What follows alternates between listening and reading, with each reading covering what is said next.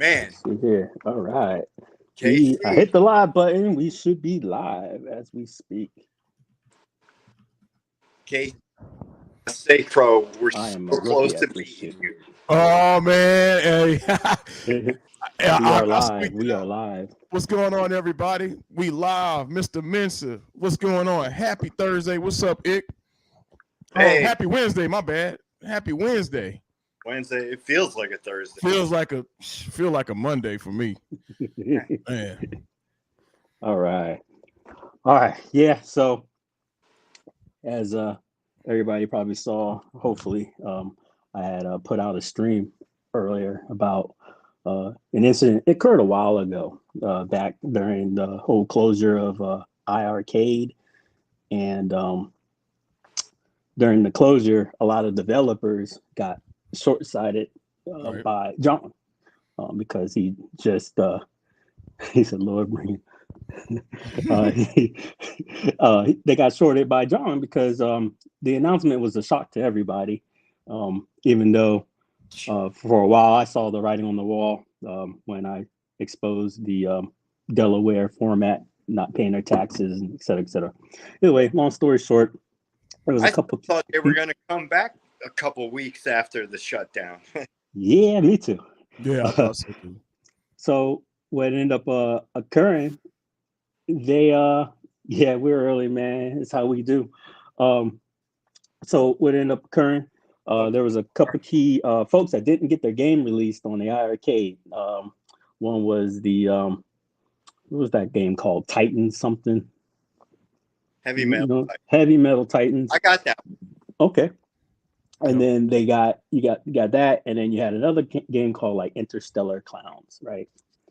And I won that on a wheel turn. oh man, congrats! I have that on my arcade. And so during that,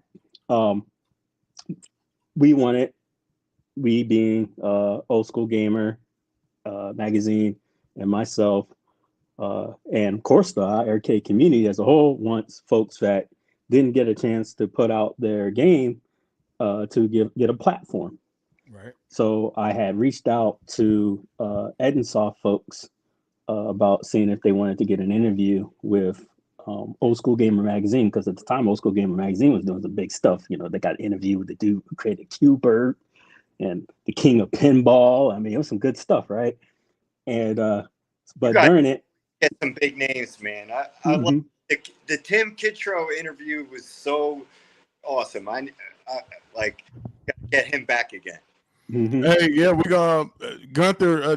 We were talking about some of our hot episodes for Old School Gamer, and Tim Kitzrow. That dude, he shuts it down, man, every time. So we thankful to have him in the building for sure.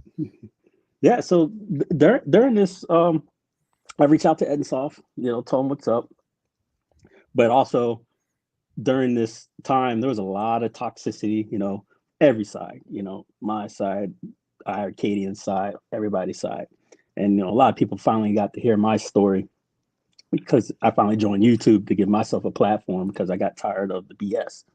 So during it, I said, hey, I see a lot of pandering going on to you guys. I'm not asking you to take sides, but these are the facts. There's a group, and I exposed them. I said, they're called themselves the Arcadians, and they are known, at the time to bring a lot of drama with them. So I let him know about Nick's and his stunt with King Creole, constantly harassing this man. This guy goes into, what we call the hole, goes to work, serving our nation, et cetera, et cetera, and comes out to live audio of just insults, constantly berating him. This is real life, like we don't need your shit. And I let him know about at the time Papa Brad's bigoted, transphobic video about another veteran called named Sheline, and expose that and say these are the facts. I'm gonna leave it be. They said, hey, thank you for the heads up. I met these guys, and so far I haven't really felt any bad vibes. And I'll be on the lookout. Cool, nothing. Hey, So I'm on the show. Should I weigh in? Yeah, if you want to. Go ahead. Feel free. This off the cuff. Ain't no plans, man. Heard the voice of Nick's saying to KC, "You can't play games worth crap." Yeah, completely. It's out of line. Like that was out of line. It was. It's not even out of line. It's wrong. Well, thank you, Nick. Appreciate you, man. Out of line and both. But I'll weigh in real quick. The transphobic one didn't bother me. I mean, call it whatever you want. Elon didn't bother me. What's the other one?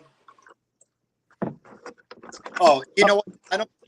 Well, it's not about if you agree with it or not. It's about these are human beings, and when a human being doesn't need to a sponge on another human being, especially one that served their nation. When he was reading the thing and he started doing the voice, that's for me where it got berated. Yeah, I mean, it was completely mocking them, how they spoke. It was a pattern. And it was wrong. Like you said, wrong is wrong. So I exposed that and I showed them the video. Hold on. Can I say one more thing? Yes, go ahead. Papa Brad throwing his sunglasses across the room doesn't offend me at all. Like, I know his southern drawl came out a little, but that could just be an old-fashioned thing. Like, my dad used to not let me wear my hat at the table, and I hated it. I have to take my hat off to eat dinner, and my hair fucked up. You don't have all the facts on that, Ichabod. When I put out my next video and you see all the collages of it coming together, you're gonna change your tune on that perspective. I promise you. But but I understand where you're coming from because you're not part. You're like you don't see it as much. Yeah. So I respect your viewpoint. Facebook, not on Discord. Right. When you see everybody else adding on, example, one guy was on a stream and he said he commented on a YouTuber named Toxin, and he goes, hey, that black guy in the corner, and then he goes on to mock the sunglass thing word for word that Brad did, which was it's a clear correlation. Guy? Who was the one who said the black guy? It's a guy who came back. His name is Rev something. Yeah, another drama guy. I've seen Toxin around. Yeah. So what I'm going to do during this is I'm going to expose that pisses me off, which was you're talking? I can't hear you, man. I think he got breaking up. I think he got a delay, Mensa. Yeah, you're breaking up, buddy. This is why I don't like to go on these. You got a delay, Ick. Go ahead. I'm gonna bow out because of my fucked up connection and shit. So don't think it's because of like anything. No, it's all. No, you're good, man. And thank you for coming by and saying hi to us. It's great seeing your face. Man, it's good to see everybody. NBA Jam, Ick. NBA Jam. The king of NBA Jams, right there, guys. So, I want to play with me and KC on the same team at some point. All right. Hey, if you didn't know, during that last tournament, that wasn't me playing. That was my son. That was his son. And his son beat me. So I wasn't too happy about it. I was a little upset. He can play. Yeah, he can play. He knows what he's doing. Yeah. All right, guys. All right, Ick. Peace, man. Thanks for having me. Peace and hell grease. You have a good one. StreamYard's always just open like that. I'll pop in again. I promise. Will do. Appreciate you, man. Peace. Guys, man. See you. All right, Ick. I got to play. Hey, we're going to make that happen, Ick. I get home, man, and I come to about 100 messages What happened? Talk to the audience, man. What happened today? What got Mr. Mensah unhinged and deciding to do it off the cuff? You know, that's what it is, off the cuff, right? It's not planned. So what made you do this? Ettinsoft, I briefly remember these guys. Yeah. Me and Gunther were supposed to interview them, I think, with Old School Gamer. What happened, man? Man, it just clicked all of a sudden. Just got in my head. And when it came back up, I'm like, yo, there's obviously some unresolved issues. Because when it got brought up and I let it, I tried to just go take the better route of just like, you know what, let me let it die. I couldn't, because, you know, I was just thinking to myself, you know what? I'm tired of motherfuckers thinking they can do some underhanded shit behind closed doors and ain't gonna get back to them. So today's gonna get back to them. And as I was trying to say earlier, I got the receipts. So I think it's time to show the world the receipts of how it all started. So let me put it up here. All right. So it starts off where the IRK community's been taken over back again by Michael D. Salvo. Oh boy. And he's you know, clean slate for everybody, right? You know, John's not around, it's time to move on, let's move forward. And then this guy up top, his name is his ID is Kev Gret, aka Rick Moranis. Lexer's a fuck boy. Miss is upset, y'all. Hey, y'all better get ready. Get ready, because he ain't in a good mood. But go ahead, man. So he's like, Messiah has constantly harassed me. I'm doing a Brad right now. Has constantly harassed me, members of the IRK community, and also tried to say Rexer did. If the IRK community is shits like you, yes. Harassment, no. You're not even on fucking Facebook, dipshit. I don't know how I could be messing with you.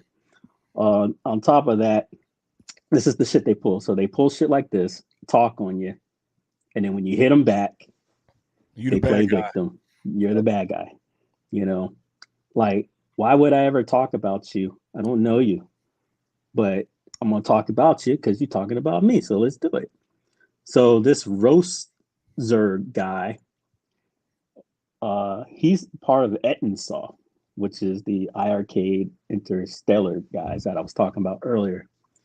And he goes, yeah, that dude messaged me when we first started within the community, telling me all sorts. Now, this is the key part.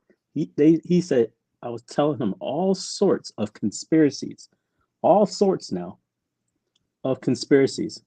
Literally, each person we met, the guy had dirt on and felt we needed to save me from them. Now, let's get the key facts here. All sorts of conspiracies, which makes it like way more than one, right? Like, to me, you know, we're talking tons, right? And then literally each person we met, does he give a name? Does he give a number? What's he implying? He's implying like a shit ton of people, right? Of dirt. He says literally each person we met, the guy had dirt on, quote unquote. What does that mean to you? Dirt on. And felt he needed to save me from them. All right, so let's get to the facts. So it pretty much starts off as, get it? All right. So I pretty much reached out to him, was like, hey, you know, like I said earlier, the Old School Gamer guys, you know, they do this and this and that, you know, it'd be great to have an interview, blah, blah, blah, blah, blah. So he's like, oh, nice. I think that would work. We could record something Tuesday if they send us the information we need. I'm like, sweet, I'll send you the info and I'll get something to happen. I'll advise you to the point to contact to reach out to you. He's like, hell yeah, man, thank you. I'm like, no problem. Was upset about the arcade thing, so we want to highlight you guys. It's not negative, right? So we want to highlight you guys and just keep it positive and get your games out there. That's the point of the show, right? Right. He's like, wow, we really appreciate the helping hand. We were really struggling to get the game out on our own before all this. If it wasn't for everyone's generosity, we'd still be struggling to get noticed. Thank you. So then this part was like, must have been earlier. I wish I put it in order. He's like, I'm so freaking pissed. He's like, so I didn't do the artwork, but looks like there's more. He says, those petty bastard. He's talking about IRK. And I said, Marcus, the heavy metal Titans. Yeah, it's bigger. I know for a fact he removes stuff. Oh, I was telling about John removing games from people's stores when they do a chargeback. I know for a fact he removes stuff. I've been told this by an authority that petty. If someone ever did a chargeback, he would remove a lot more games. He says, well, we got to find a way to get things running again. And then I asked him earlier, so are you in contact with Mr. Encoder? He's like, yes, I'm about to message him. I'm like, okay. He's like, God, fuck these guys. Who's he talking about, right? Who is he talking about here? These guys were the worst, I said.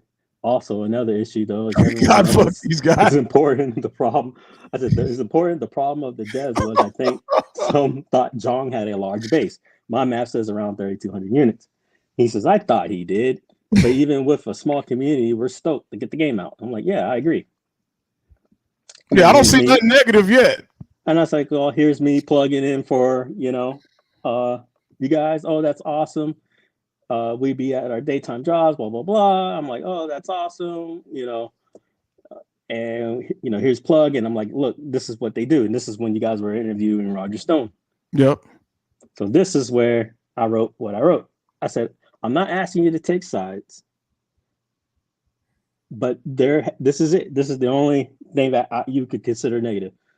I'm not asking you to take sides, etc. But there was a bad bunch of people in the IRK community. You didn't say no names. Mm-mm. IRCadians could be anybody because technically IRCadian is a person who owns an IRcade. So right, you could have been talking about anybody. You're going to see 3 names, 2 which would be considered negative. And I see some pandering to you now. I'm just giving you heads up. I'm friends with Prince, etc., which was like the biggest guy pushing IRcade. And I mean, who could talk bad on fucking Prince, right? Right. And I see a crew we used to call the IRCadians trying to appease your company. Papa Brad made a transphobic video. Where's the conspiracy, motherfucker? Yeah, that's facts. That's fact. Nix has used the heavy metal Titan guys to attack his friends. Facts. You just heard Ichabod talking on it. Yeah, he Facts. did. Yeah, and he talked on it. I didn't bring the part. We didn't even bring that up. And it gets worse. I'm just giving you heads up on their reputation. So, how many names did you read from me? Just Brad, really. Brad and Nix. Nick, yeah, Brad and Nix. But that's you. So the way I interpret this is you already had a relationship established with these cats because they were coming on the Old School Gamer show.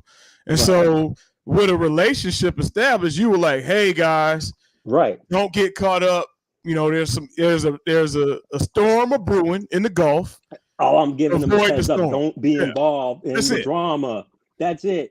I'm not asking you to take sides, but if it pops up, don't be surprised. Because that's how things went south when Nix goes up and he goes, you guys sucked, QAing the heavy metal Titans game. So we just was trying to avoid another fallout. That's what I see from the statement. Because it was already a fallout with me confronting some of the cats at Heavy Metal Titans saying, hey, was this said? Nick said you said this. So that's all I see here. So, the little shits. Where's the conspiracy? Why would you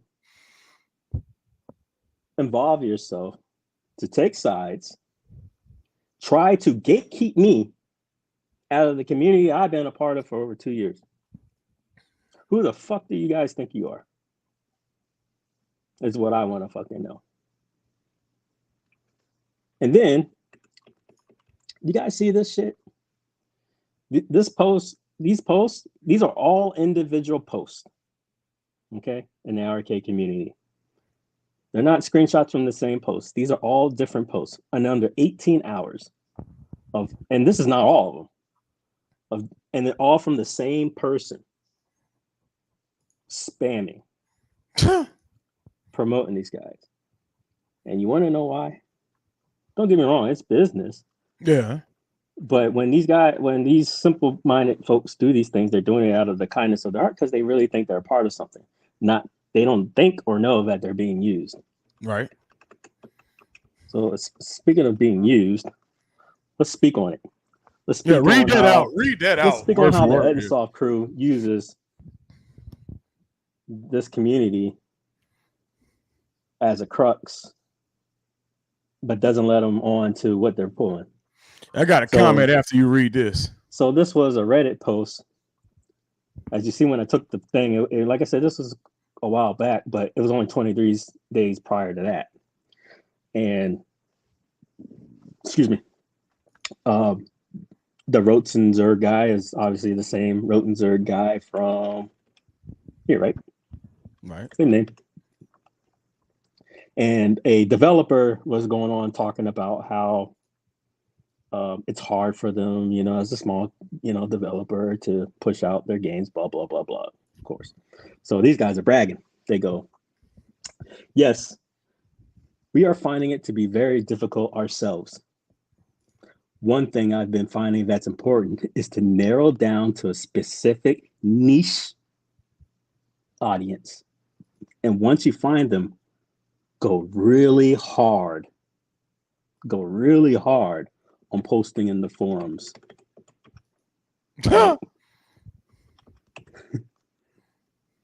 Facebook groups and the like, where those gamers congregate.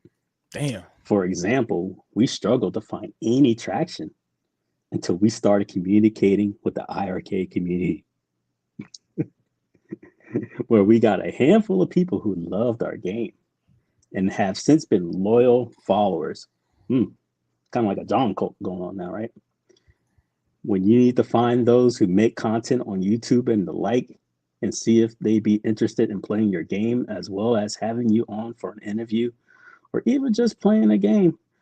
Also, something we need to work on too is to be very consistent with posting and communicating with that audience.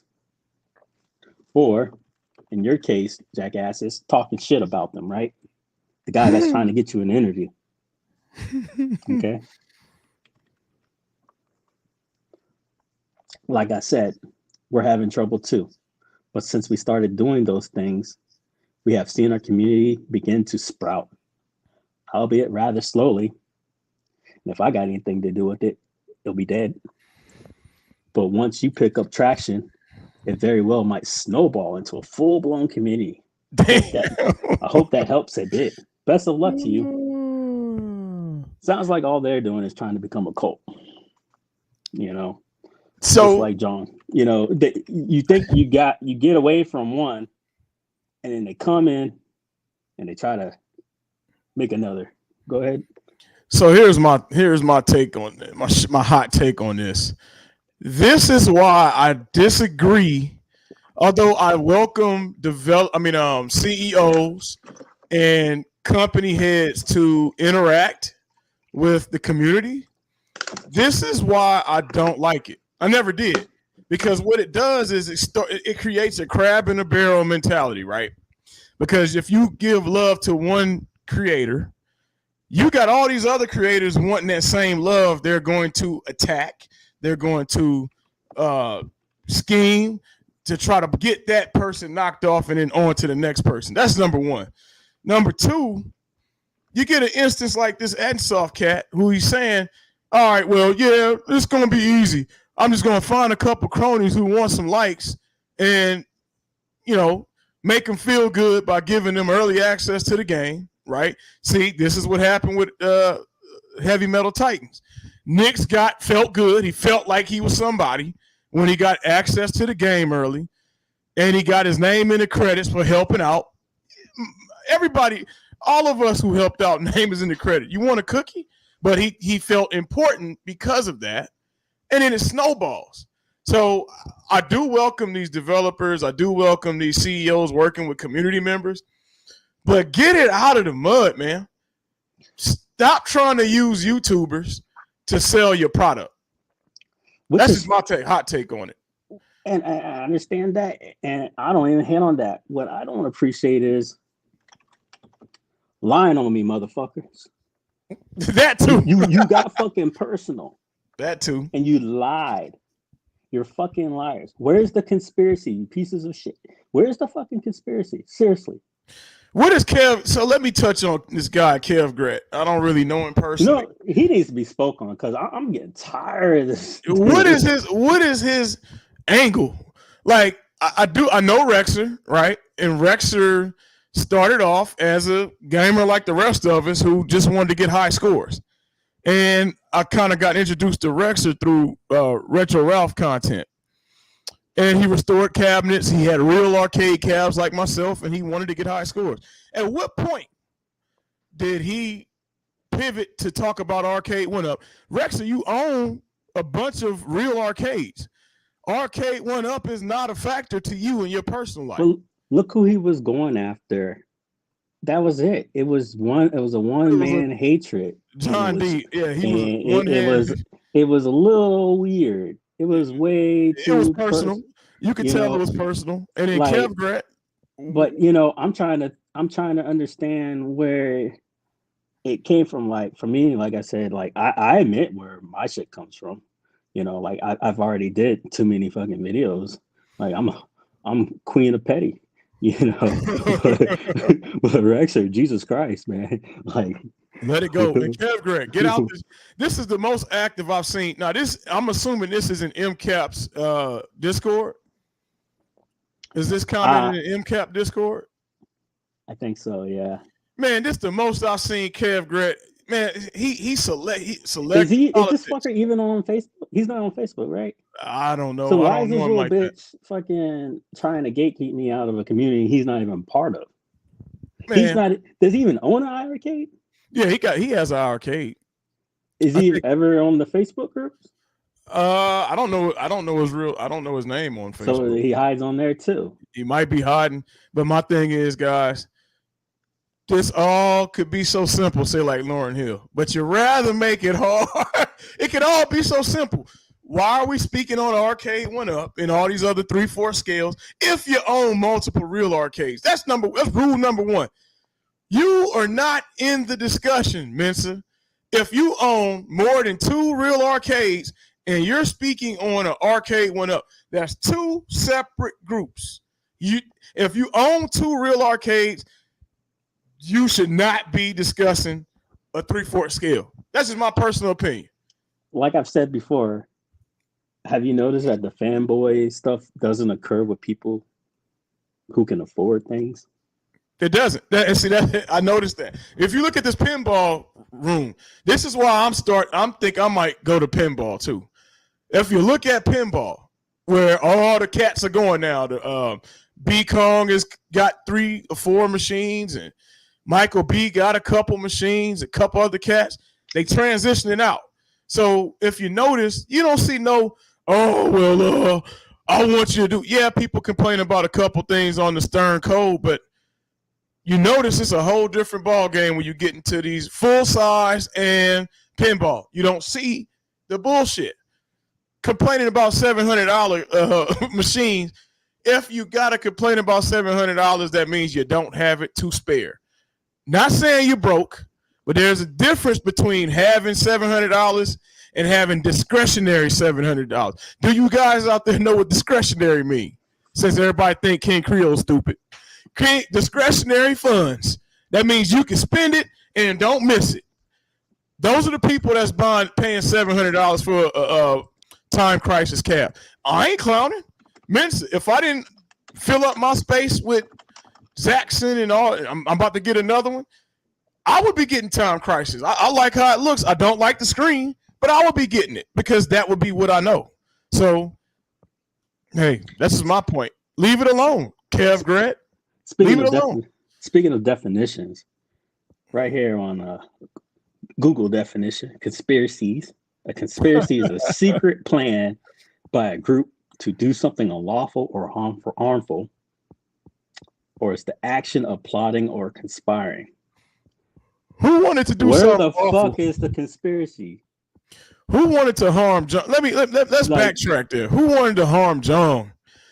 Nobody wanted to harm him. Maybe He harmed himself. You know who wanted to harm John?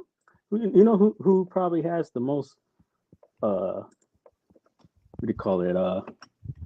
Reason to harm that dude?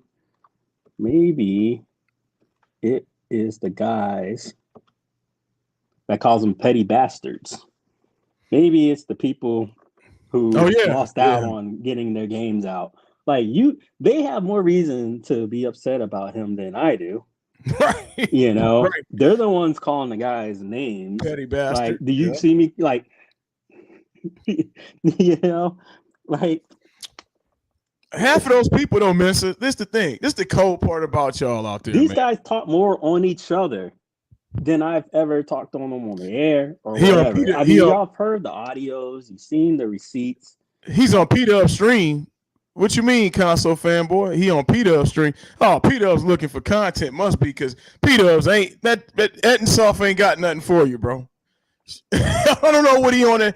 Is he in the stream? KFB, what do you mean? Is he on his show? Because it ain't nothing to talk about. I mean, that dude is just looking for something. There ain't nothing for him to talk about. But I do see these receipts. I do see unless he can show more of this, you know, that or his stupid ass game, you know, hopefully he updated it, you know. You know why John didn't put out a lot of these games? Because he just in the live. He said they all suck. Oh, KFB said he just in the live chat. Well, what I'm assuming, console fanboy, is he probably wants P-Dubs to get him on the show so he could pander his game out to P-Dubs community. P-Dubs, don't do it. I'm dog whistling. P-Dubs, don't have him on your show. He's using you. He's using you the mayor. You the home arcade mayor. Hey, he's free to come on this show. The stream is out. Oh yeah, if he come on here, they can both bring the little butts on here and say what's up. I want to see Kev Grant come on the show. I want to see Kev Grant and Rexer come on the show. That's what I want to see. KFB, make it happen. Get Rexer on here. Maybe console fanboy could get him on. Rexer's free to come on here. Rexer and KFB. But my thing about here's what Rexer gonna do, because I already seen him do it with Michael B. What Rexer does is he can't talk. He deflects. No, he can't even do that. He just screams and he yells. You guys, and then he'll overtalk, and then that's him winning. You know, over talking. No, like it needs to be a real debate where I talk, there's dialogue. You talk, there's dialogue. Someone, take a little bit, but he's not capable of doing that. My thing out there, off the cuff, my thing is to Kev Grant. He's talking about Messiahs constantly harass members of the community. Why don't we talk about the people that constantly harass me and Gunther Vincent? Why nobody see again? Because we don't look a certain way. I'm gonna speak on that tonight. We off the call. And that's the crap. We don't look a certain way. They make these comments and stuff, but guess who ends up getting hit the most? It's me. They go, "Hey, please don't go too hard on him, or are you sure you want to do this?" And da da da da. Like, how about you motherfuckers? Like, go after the people who are attacking us. But you don't. You're worried about us speaking out on them. Never said. But you're never worried about the actual action that caused it. I know the real reason. And everybody it don't take a rocket scientist to understand why we getting picked out and called out and said we harassing.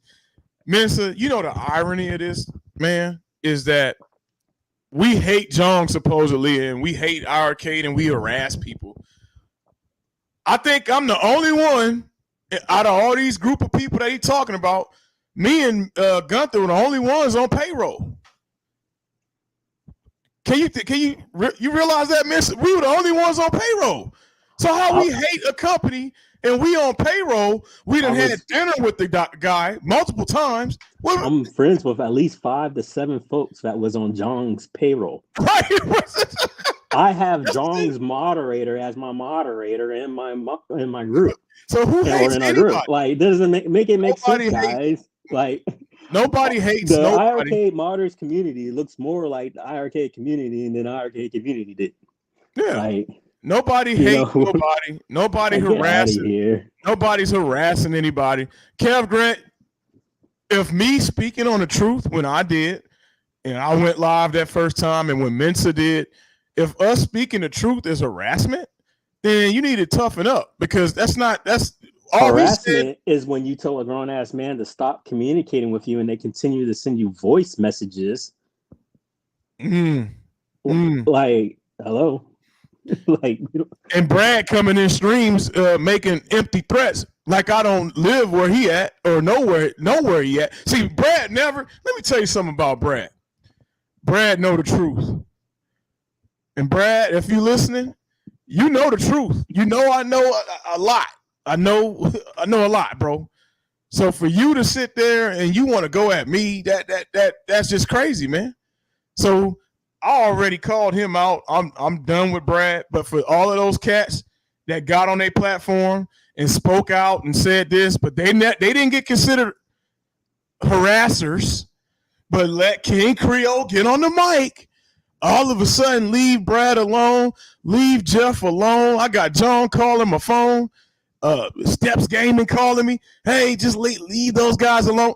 But yet, when King Creole get trashed, dirty Matt, harassed, voice messaged, employer called, doxed.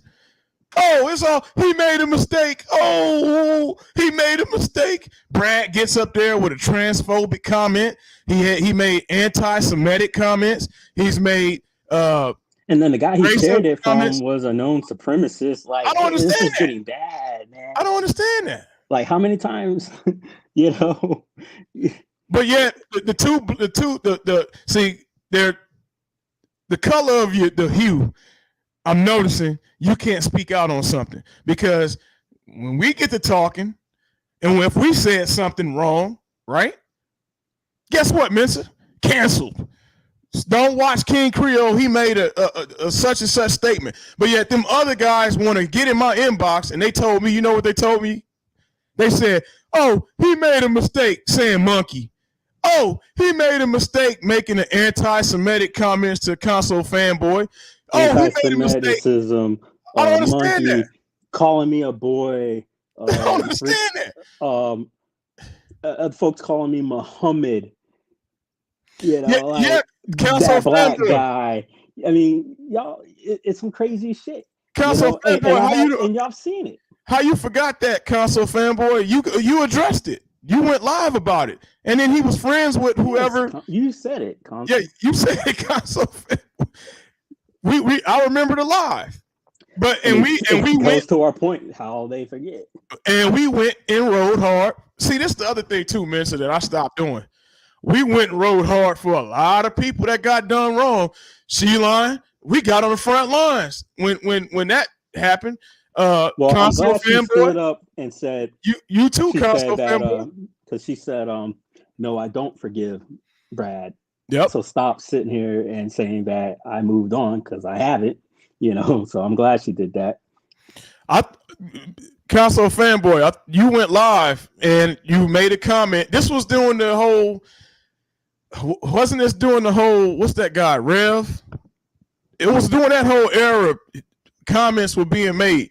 Bottom line, Brad got a pass to come back into the community, and not a soul said that he harassed anybody. But yeah, Kev Grant is up there talking about people harassed and did this and that. Something ain't Triumph or Die, Wu-Tang. Something ain't right, because we get gatekeeped, we get comments made on. But we were the only one on payroll, and we were the only ones that had dinner with John.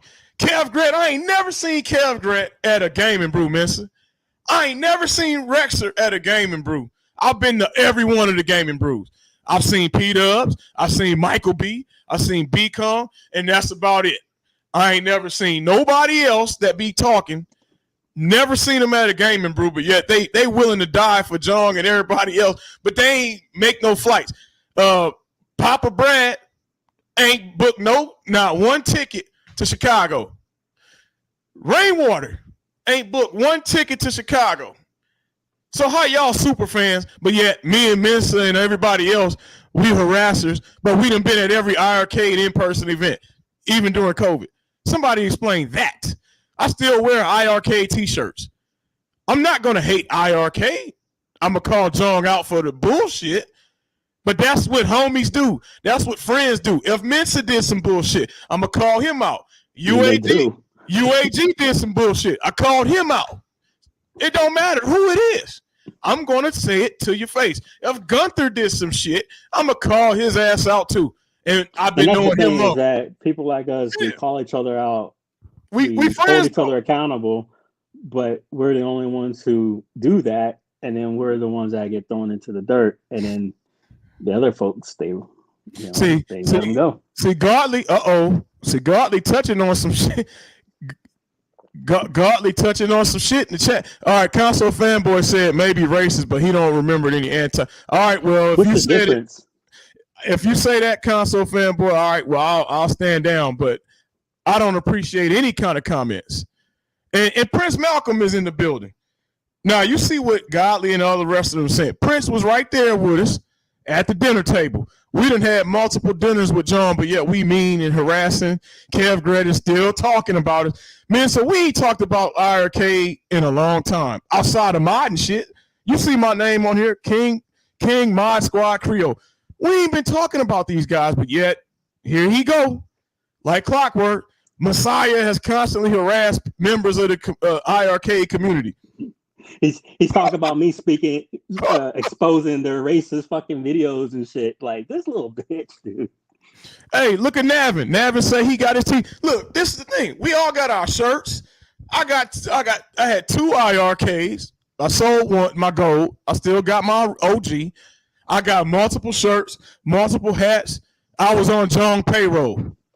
Knock it off. Anybody that got, and Mensa's friends would have to pay half the team. This is what y'all don't know. Half the team is friends with Mensa. So if he's harassing people, who in the community are we talking about, Kev Gret? Are you talking about yourself? Because see, you using that word community loosely. He harassed me. They never, if you notice that when they speak on me, they never give specifics. They don't show no receipts. Yep. They never say what. They just do some generality. You don't. Nobody ever goes, who are you talking about? You name me names. Give me names. I'll tell y'all the names. And they didn't say, give me the. Go ahead. No, I was saying, I will tell y'all who Mensa addressed. He addressed Knicks. He addressed Papa Brad, Rainwater, Steps Gaming. Those are about the only 4 people. Let me think. Oh, well, obviously, Jong and Michael. No, there's only 6 people that he's mentioned. So if you're going to speak on something, say Mensa harassed the iArcade leadership team. I'll take that over you saying community, because he didn't harass the community. The community is friends with us. I don't understand that. I don't understand that. One of the mods was John Main staff member. So She's my moderator. So help me understand. And some of our team still talk to John right now. Some going out to happy hour and shit. So while y'all think y'all know the narrative, y'all don't know the narrative. Jong ain't mad at nobody telling the truth. Jong ain't hit Mensa with a cease and desist letter. So I'm just saying. All that. I'm just saying. Hey, because you know what would happen? It's called a deposition. Hey. So look. So Triumph said he got in at the last minute and he waiting on an encoder. That's all we've been talking about. And it's been pleasant. Is that Sonny? Is Triumph Sonny? It might be. Is that you, Sonny? Hey, but this is all we've got, guys. This is all we've been talking about. And it's been pleasant, man. So I ain't gonna lie. It's like we've been back to the old days of our arcade business where we're modding, we're programming. To me, it was a breath of fresh air, honestly. It's because of this guy. Who's this? I think that's is that Michael? I don't know. So Prince Malcolm, so pull up Prince's comment. He said a home arcade space or community is no longer a lucrative way to make money off of arcade content nor one up. Most of the so-called friends are looking for a second in. Hey, Prince, see, ain't nobody gonna ever speak on my boy Prince because Prince only speak the real as well. Now, there's no content. We can't talk about arcade closing no more. See, me and Mensa get on off the cuff, and we talking pop culture, politics. We're versatile. We don't need no John D to leave the company to have a conversation. We don't need arcade to close to have a conversation. Now all of a sudden, I'm seeing these creators. Oh, open platform. Come on and speak. Who been doing that? We've been doing that. Gunther and Ryan and myself, we talking about retro magazine and content. Like, we could move from one thing to the next, whereas y'all waiting on the next drama piece. Y'all waiting on who said what. Y'all getting in the Discord. We ain't got time for that. But we will address when comments are made, and that's why I woke up when Mensa showed me what was said in the Discord about being harassed. Kev Grant making empty statements again.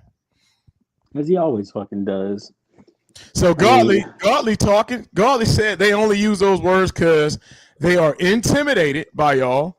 They not used to vocal minorities speaking out. So that's facts. Because normally the norm is to go along with the get along game. And that's not what we doing. We here to have fun.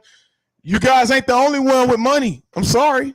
To buy stuff. You got other people. It's a diverse group of people that got money to spend. Throw away. I bought 2 ALUs for the hell of it.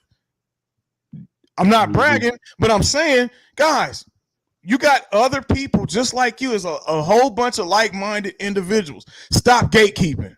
Stop it. Because we don't gatekeep. I did a show with Pete Ups. I did a show with Tech Buzz. I done been on everybody's show.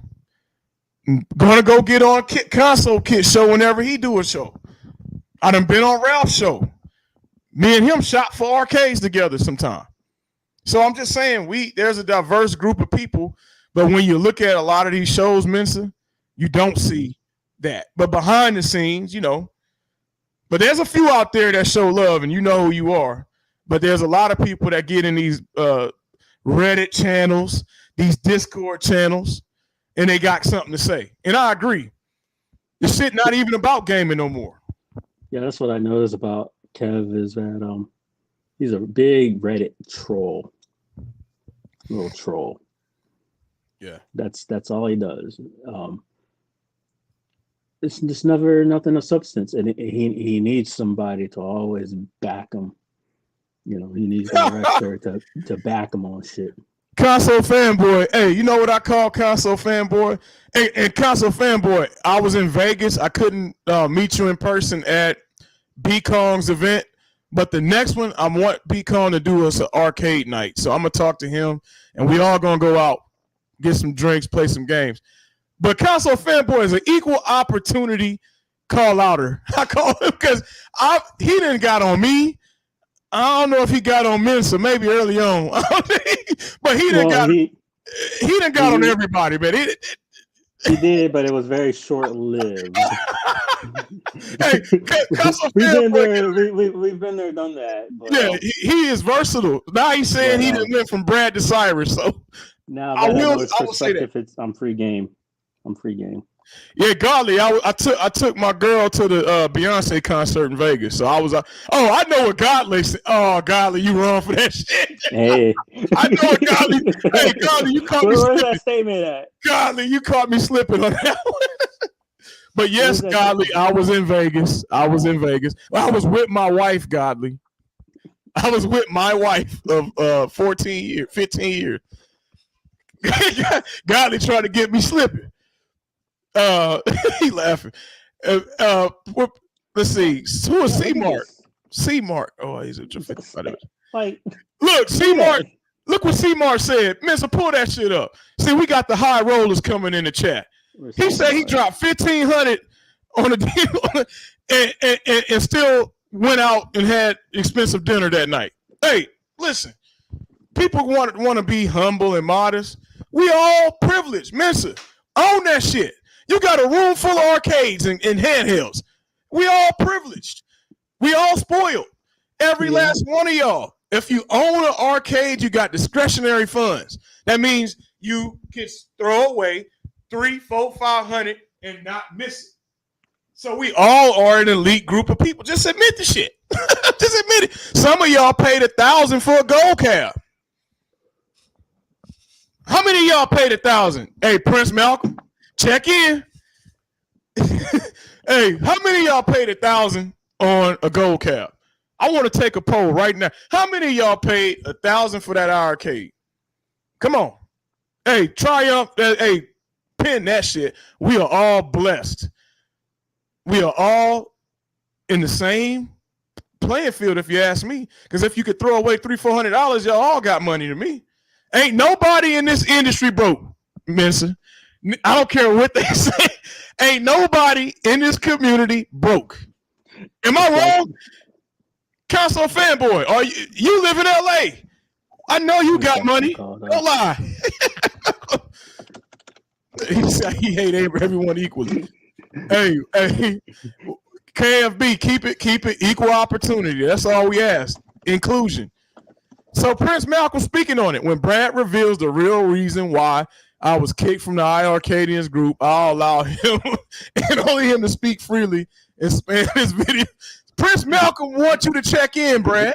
He ain't fucking around. He wants you to check in and tell him why you kicked him from the group.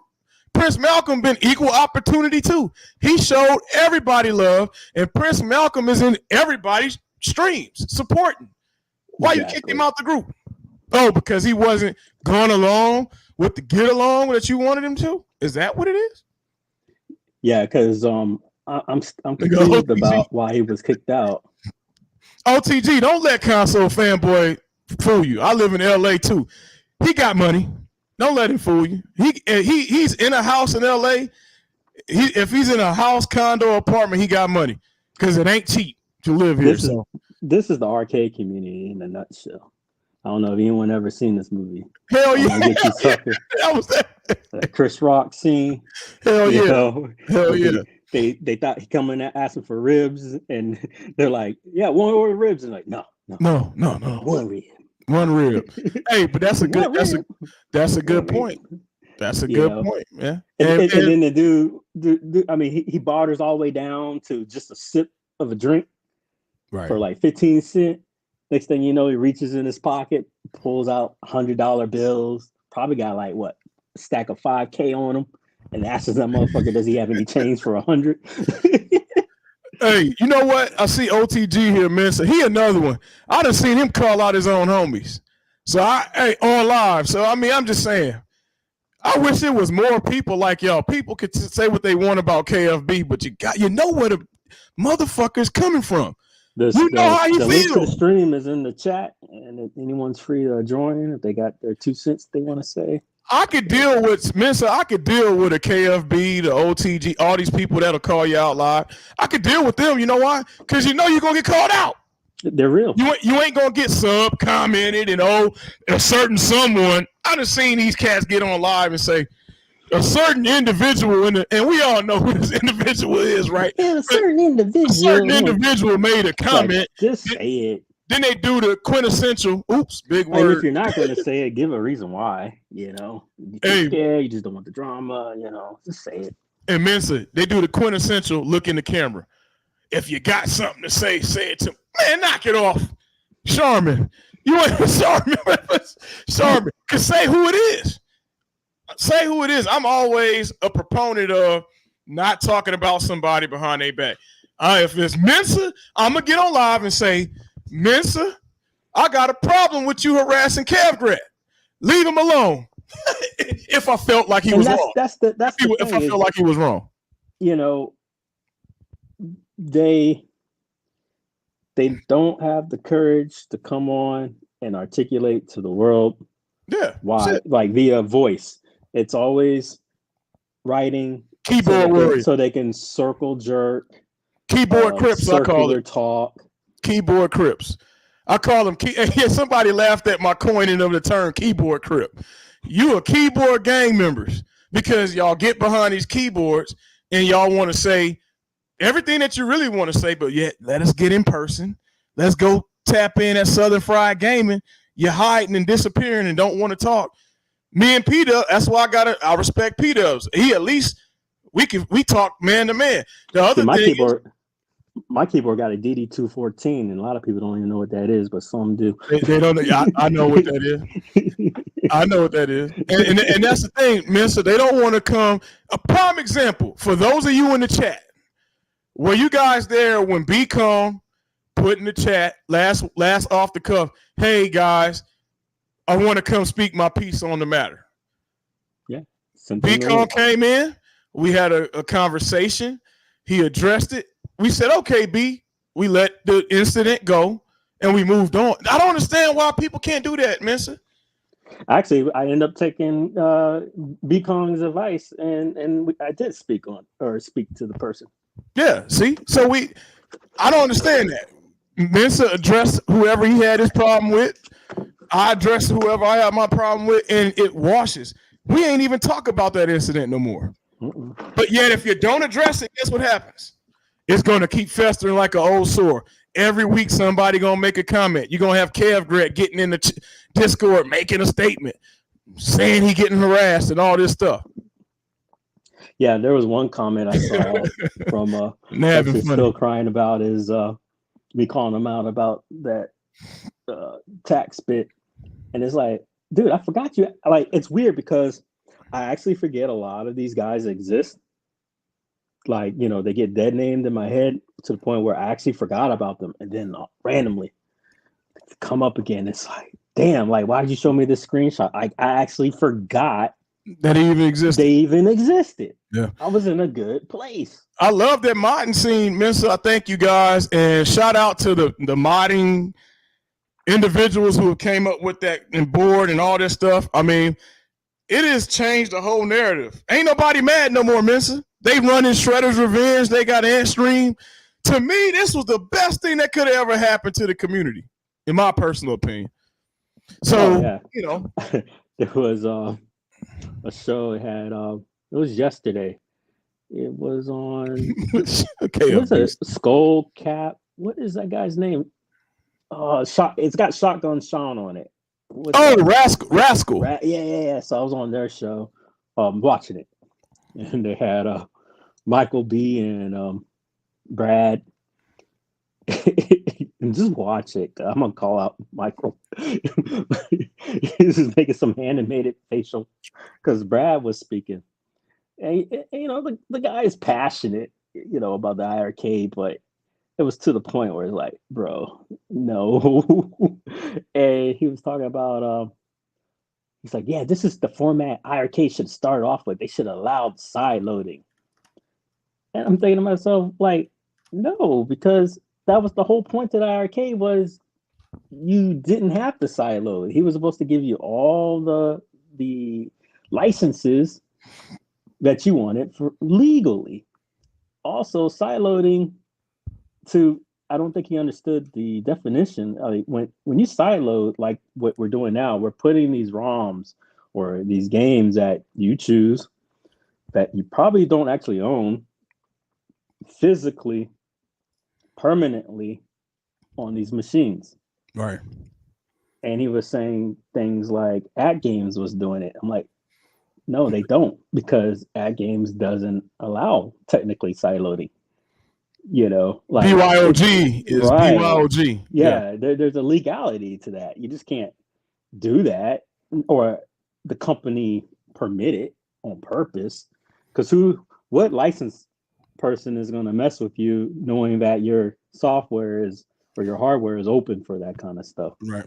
So it was an interesting statement. Oh no, wait. I ain't get my board yet. Mine is on the way. And he said Antstream won't work no more. Damn. That was the main thing I was looking forward to.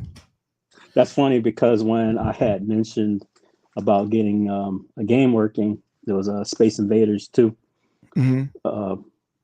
And I'm not going to call this person out on stream, but they were like, yeah, you know, Antstream. And I was just like, Thank you for your comment, but it's not the solution I was effing asking for. Before I want to pirate the game, I'm trying to sideload it.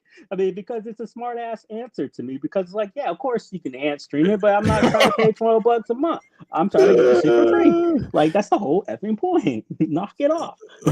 Let me address Triumph real quick, Mensa. So everybody that has an at games machine, please do not update your machine.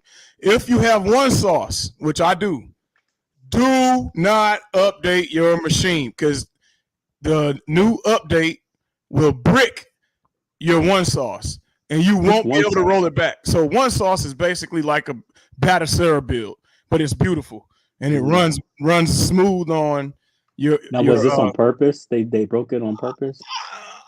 I think so. I mean, so. Because Michael Svalback is now working with them, right? Oh yeah, Michael is. So let's point the fingers. It's your fault. Michael hating on us. Michael, don't do that. But anyway, they broke OneSource, and you cannot roll back the firmware. So historically, Mensa, you were able to take and roll your machine back to day one. If you do this update and you got OneSource, you cannot roll it back. So do not update your machine, guys. Triumph, I'm sorry. That is the main reason why people got ALUs. Do not update your machine. Sorry about that. I just wanted to make that public service announcement. No, you're good, man. This was but yeah, I had to get that shit off my chest. I did Ichabod the favor. Didn't go in too hard on those motherfuckers.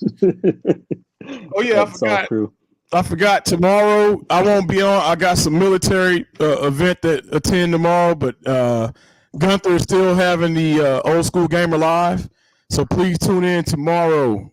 You know, same bat time, same bat channel. Old School Gamer Live. Make sure you subscribe and click the bell for your notifications so you can remember that. I think another thing, since I can't necessarily say it in the chats, because that's where I moderate. But I can say it on here. There's little fuckwads in the community and the mod group. Stop being little bitches and spamming the community with your bullshit. Asking stupid ass questions. like have some fucking common sense. It gets old, man. Like it like, so there was this one guy, what's his name, Michael Walker, and he came in and he spammed the living fuck out of the group, and it was just getting on everyone's nerves. So I what I did was we came up with a solution to reroute all the pictures he was spamming and going, if you're going to put pictures in the group, you got to put them in the picture album folder. Because people who come in the damn group are looking for mod solutions and not every fucking thing that you got working for the IRK. Because think about this. You're talking about the whole MAM library. Where will it end? You know, like, you know, you're talking like 30,000, 50,000 games. And so potentially you can post 50 fucking thousand games and you'll just never fucking stop spamming. So there has to be an end to it. And finally, he had enough and left, and I banned and deleted every one of his fucking shit, you know, because I'm like, you're never coming back. And he bragged about it in the community group, the IRK community group. He says, someone mentioned, like, there should be a list of all the games that people put out. He's like, oh, go to the modders group. I posted like over 100 pictures. Right. I'm like, so you had an agenda, you motherfucker. You had an agenda to spam the group with over 100 pictures. Ridiculous. And it was the same people, and there was the same people like dead, like what do they call it, like that whole necro shit where you the forum or the thread dies and then they will comment so they can bring it back up, and it was always the same people. And it's like, y'all, something's up with that, you know. I was catching on to what they were doing. Hey, all that spamming, guys, you know, it ain't gonna get you any more likes. If that's the case, then me and Gunther, we'll be spamming every second.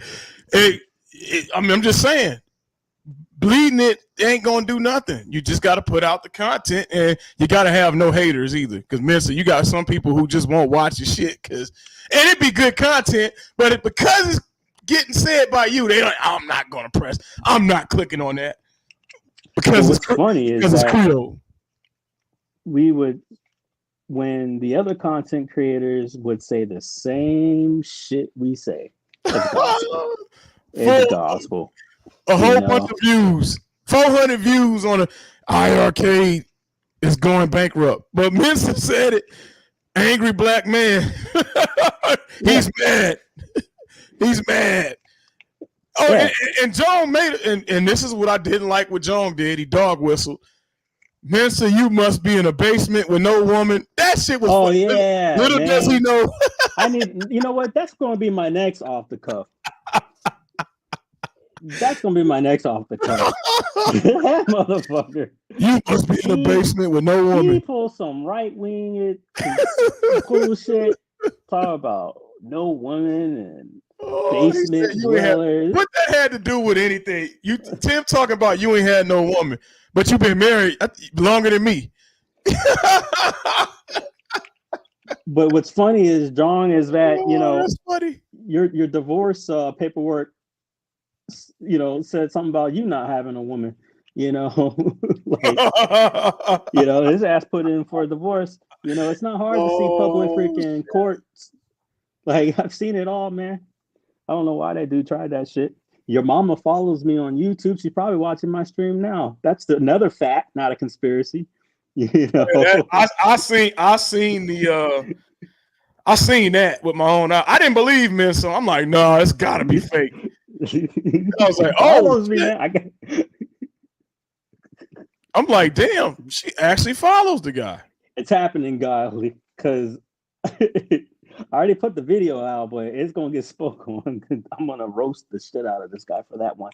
He must have been drunk, And it was wild, man, because his and then it got real creepy because he didn't just have his mom following me.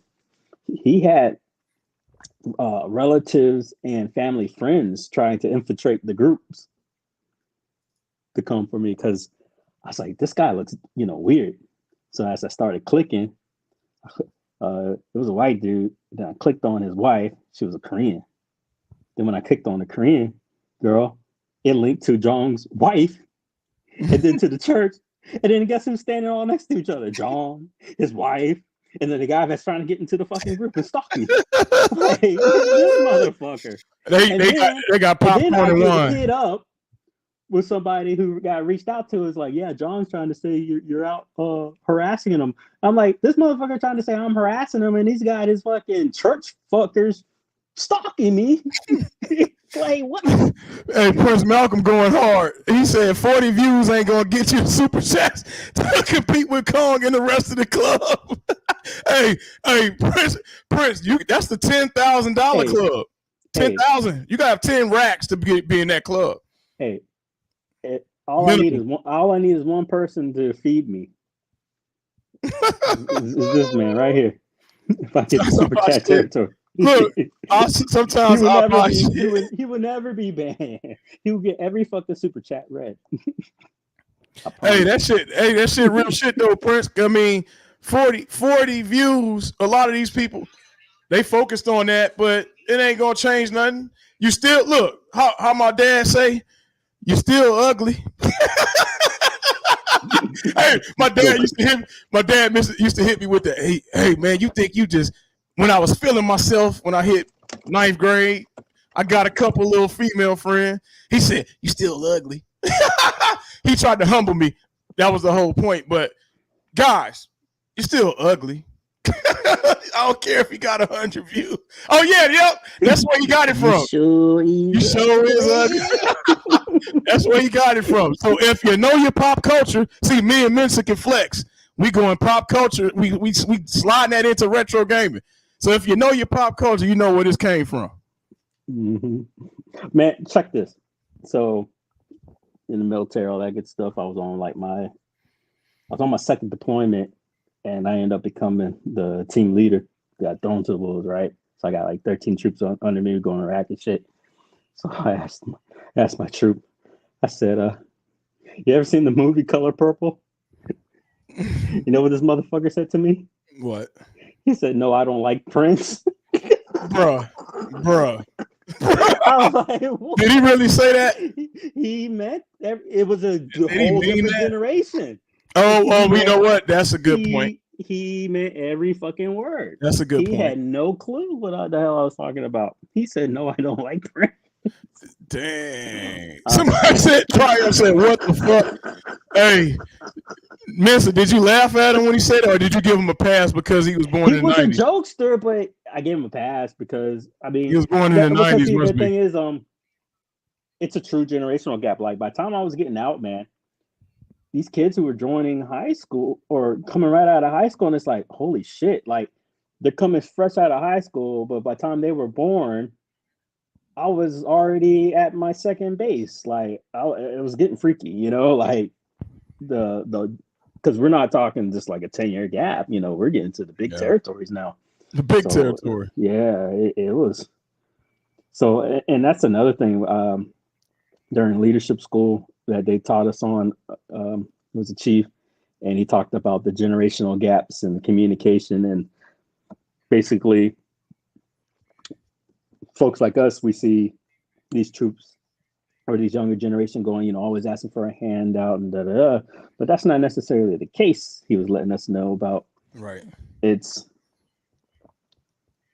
so in this world, like he was explaining how, like in my generation, I was adopted into this technology. The baby boomers, you know, they just don't know much about it. And people like me, like I'm at that perfect gap. I knew the generation prior. Yep. And I know a little bit about this one because I'm growing into it. Then you got people like our children. This is all they know. That's all they know. They grew up with a cell phone. They don't understand this rotary stuff. You know, I was just talking to TV is a touch screen. Touch screen. You know, like it's natural, it's normal. And it just because the technology or the convenience exists does not make the other group lazier. It just means they need educating on your life. Right. Well, you know, you'll hear the old sayings, you know, oh, back in my day, I blah, blah, blah. Well, we're not in your day, motherfucker. You know, we have something called cars. We have, you know what I mean? Like, so just because you didn't have that, because, you know, I had a family reunion and lady was talking about how my grandfather would pick her up and take her back home. But you know how he would pick her up and take her back home over the bridge? In a horseback and buggy. Yeah, because they didn't have cars. It was on their horse. Yeah, rolling that car like he was in a Ferrari. Yeah, rolling that horse and buggy. But I was just having that conversation with a youngster about hollering at girls. I was like, "You guys got it easy," but this is fact. I said, "You guys got it easy." I said, "You guys could get on social media this generation and just like, and then DM, and you it's a numbers game." We only could holler at the girls we would see at Six Flags, church, school, the mall. You only had limited place. So everybody. For me, I got lucky. Oh well, shit. I was on the island. Oh, you was on the island. But you only had a short. You know where I found mine? True. Blackplanet.com. Oh, that was new. See, I got on Black Planet in 2002. But Mensa, Black Planet wasn't that. But Mensa, Black Planet was still hard. Because even though you met the person, you had to put in work. I was telling the young, yeah. So you had to put in work. It wasn't now you just DM. My little cousin tells me, "Oh, we just go link up." What? What's this link up? I said, "What's this link up?" Oh shit? yeah, like that Tinder shit. Yeah, we just go link up. We already know about the person. We don't ask them questions. I'm like, dude, for me to go out on a date, I had to line it up weeks in advance. I had to talk, get on the phone with the pillow over my face like this, with music playing in the background. Going to bed. I had to do all of that just for one date. He's like, "Oh man, y'all had it rough." I was like, "No, but it taught you conversational skills that translated into your you had to put in work. You had to put in work. Godly said, "I sort of disagree with 1 million even the deal. I kind of miss just hollering at a smaller skating rink." Hey, no, that was Godly. You got a point. Everything is basic now. Whereas I got freaked out You can really impress somebody back in the day. I would come back from the clubs, and then it was Yahoo Messenger. I remember that. Yahoo Messenger. I'll get all these pings like, I saw you at the club and da. And I wasn't nice back. I said, well, why the fuck didn't you speak to me at the club? Bam, bitch. Don't play that shit on me. Like, you saw me somewhere and then don't want to speak to me. Yeah, man. But I don't disrespect the generations behind us because that's just the era that they know. Whereas Mensa, we know, hey, what's your number? 6'4", such and such. And then look, you had to repeat that number. Remember, the homie would mess you up. So you would leave them all in movies. You got a number. Say you in the parking lot. You get in the car. All right, 835-775. 835. Then the homie will say 10. Oh, no. And you might not ever see that girl again because it was hard back then. But yeah, that was my truth. I was sitting there trying to remember a number. My horror was, since my sister, she was in the whole dating scene at the time, and my scene was just trying to get on the internet and play Duke Nukem. So I'll be in the middle of multi-playing, and then, of course, who gets on the fucking phone, and you only have one line, so they'll pick up and ruin your internet connection. Ruin your whole connection. Oh, you had a few access numbers, because I had Prodigy.net. You only had, in my area, you only had 2 or 3 access numbers. And then I screwed up. We had Prodigy, but apparently I was doing long distance. Oh shit! Your mama I think I put like an $800 tab on. So you must have used a neighboring city's access number. Yeah, that's how you fuck up. But I didn't. Nah. But I remember my mom explained it over the telephone like immediately, and they took off the charge like. Boom. But Prince stupid. Hey Prince just said something key here. Pull his message up. Our era, you were scared of AIDS and all this. Like, they really, in school, Mensa, every other month with AIDS awareness, they really scared you. Between DARE, y'all remember the DARE program? We had the DARE program. You had AIDS. My DARE officer ended up becoming my commander. See? And so we were so scared back then in our era. But like you said, now all you gotta say is you like eating groceries. them young dudes out there just eating every piece of grocery they get. They're not even being selective, Prince. They're not even being selective. They just offering up services. Because Michael Magic Johnson. Magic Johnson. I remember that day because I'm a Laker fan. Because I still had that conspiracy confused for the longest time about him having it. And then, the cure, that kind of crap. So I guess the true story is that he had HIV, and he was able to get those cocktails going. Yeah, he was running them. So to the point where it's like in a remission. Yep. So it's not that he's necessarily cured or anything. He's got it's dormant. He made a statement saying that it's dormant. But in his body. What he exposed was that when you're rich, you have these things available to you that people like us would probably never have, Right. But yeah, godly right. They scared us out of drug sex back then. They throwing pussy out for free. So it's the thing too. Oh yeah, see. So godly's right. In our day, Mensa, I sound like an old man, but I'm just keeping it real, y'all. We didn't know what. Remember what Houdini said? The freaks come out at night. That was a real statement because you didn't know who was who. You had to be in the know to know who was who. So you didn't know who was no freak, who had no OnlyFans, who was secretly stripping. You knew none of that. Well, this is when you knew none of that. This is when the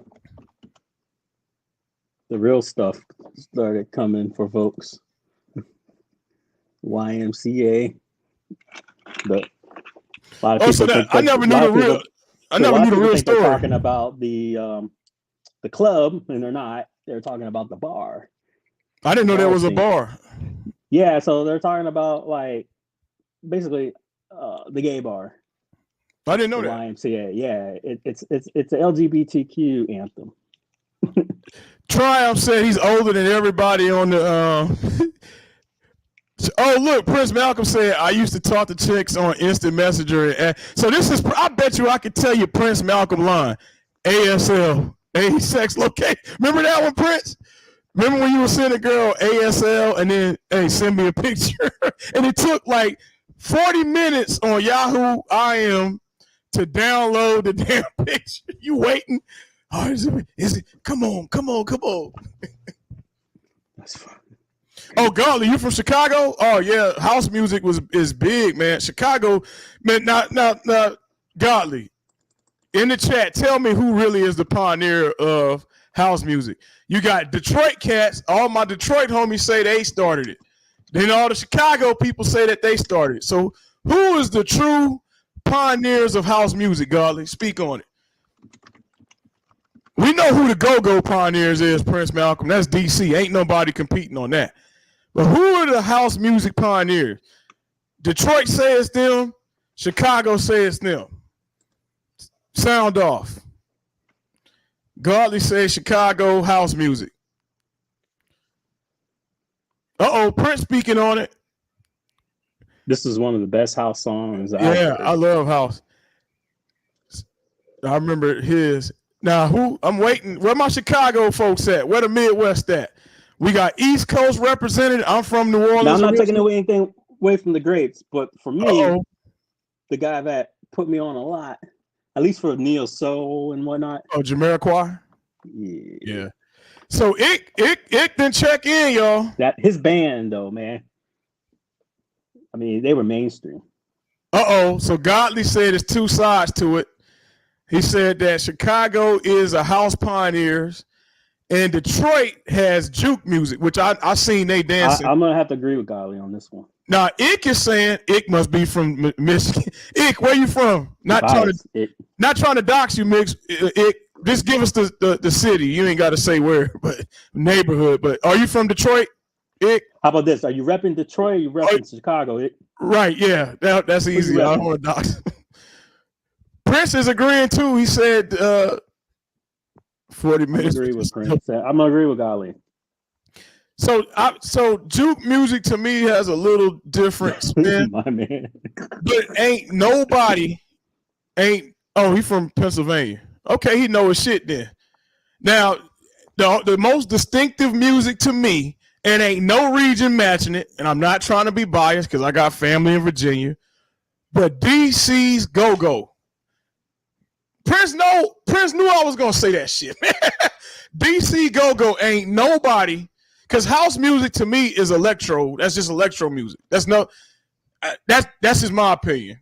House music is just electro techno music, whereas LA does the same thing. But DC go-go is by itself, hands down. He said Juan from Detroit. House music name originated from the Club Warehouse in Chicago. Yep, bingo, golly, I agree. EDM, that's all it is. But DC go-go is by itself.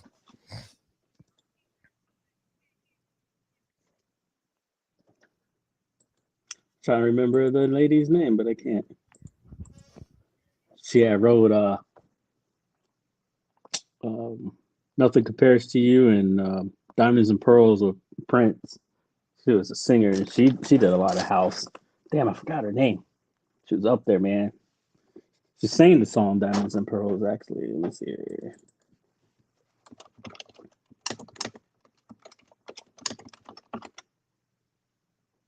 Rosie Gaines. She did house.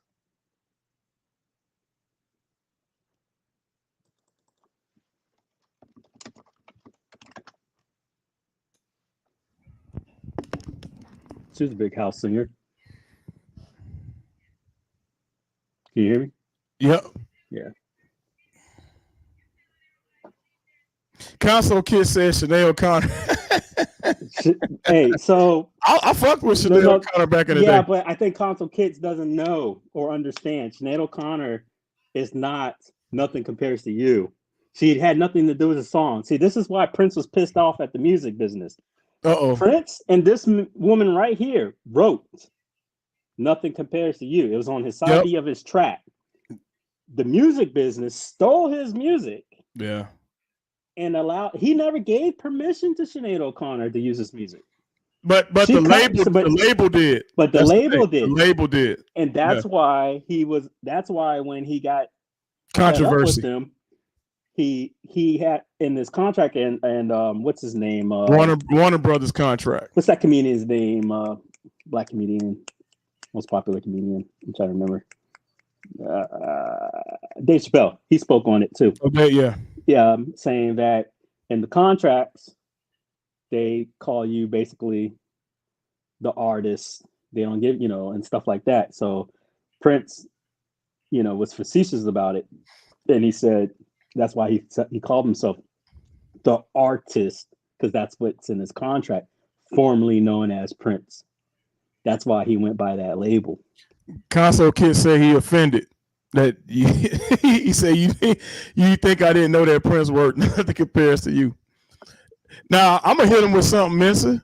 Maybe Mensa know this. Well, Mensa technically what Mensa and Prince, would you consider DC, Virginia the South or East Coast? The fact you missed it. What? Excuse me. What is it, Prince? East Coast or the South? What's Virginia, DC? What do y'all consider that? Because I done heard two different statements on that. But I mean, but East Coast is literally the East Coast, so it could be both. Yeah, I've heard both. But was freestyle big in the DMV area? Yeah, major. Now, for my man, freestyle was heavy where I'm from, and I guess Miami Sound Machine with Gloria Estefan could be considered freestyle, but you had Connie Funky Beat. Absolutely funk music. Yeah. Oh yeah, Jamiroquai. Guy's true soul, man. Yeah. Godly bringing up the legend Frankie Knuckles. Yeah, Frankie Knuckles is a freaking. He started house. He started it over in Chicago. Frankie Knuckles is a beast. So then you go down to Florida, right? And in Florida you had heavy bass. So you like Uncle Luke came later, but they had heavy bass music in Florida. Texas got screw music where it slowed down beats and slowed down lyrics. California got gangster rap. Everybody tried to chop and screw, like. Oh yeah, chop and screw was huge. But like if done right, man, every music is just golden with that. I love different genres. And see, my mom and dad. Jamiroquai chop and screw stuff. Ooh. Oh yeah, that's some relaxing music. So what y'all know about yacht music? My parents used to play the yacht music. That's Doobie Brothers. That's Hall & Oates. Yacht rock is called. A lot of people don't know what that is, but yacht rock. You say yacht? Yacht, like a boat. Yacht rock. Type that in and watch what pulls up. So yeah. So yacht rock, man. That's probably one of my favorite. I mean, it makes you feel good. It makes you feel good. Yeah, it makes you feel good. Any Hall & Oates, man. I mean, Michael McDonald. Oh, hey, remember his song with James Ingram? Y'all be there. What's the singer's name off of Hall & Oates? What are the full names? Oh, Daryl and John. Daryl Hall. Yep, and John Oates. Yep. Like this was one of my favorite collaborations right here. Oh yeah. Like man, they tore that show up. Did you seen Hall & Oates Tiny Desk? Or no, they didn't do a Tiny Desk, but they did a with the eyes. Was it the OJs? That was amazing. Triumph said I thought you was older than us, Triumph. He said I was today years old when I learned what yacht rock is. You didn't know what yacht rock was? Yacht rock, they call it easy listening to. Yacht rock is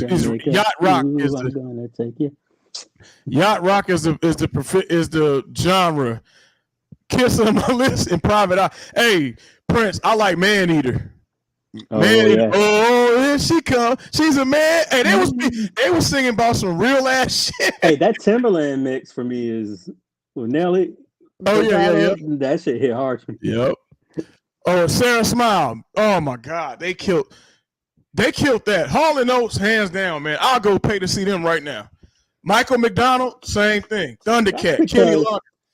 That's because for Bruno, he be touching on.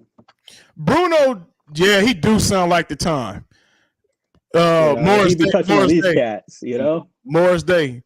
What was the song he had? Morris Day, Jungle Love. Oh we. Think I wanna love you. Jungle Love. What's that new one they came up with? What's that?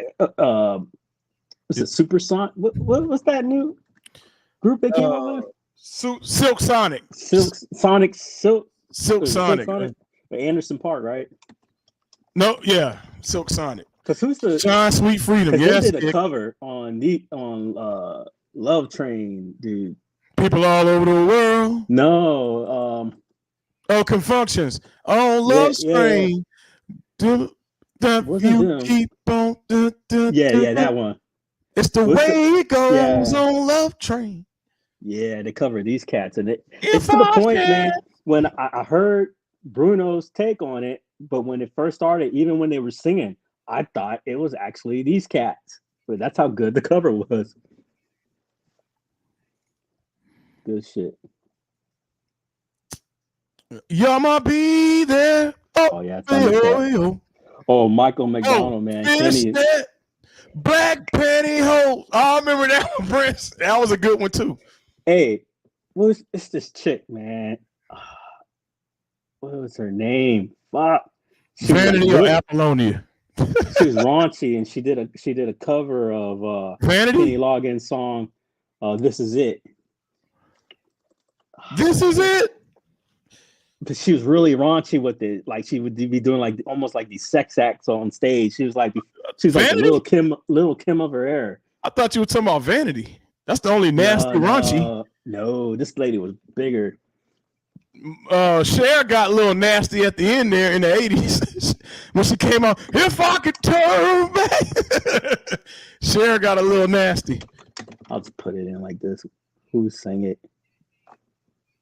Nope. Covered it. Nope. Oh. See, that's gonna hurt me. I can't fucking find it. Oh well. But yeah, Kenny Loggins, man. Because what else he sing? Did he do? He did some of those movie soundtracks, right? He did, yeah, some movie soundtrack. Let's see. Yacht Rock. I don't think I'm familiar with the Drew Hill. Yeah, version. Drew Hill killed that version. So let's see, Yacht Rock.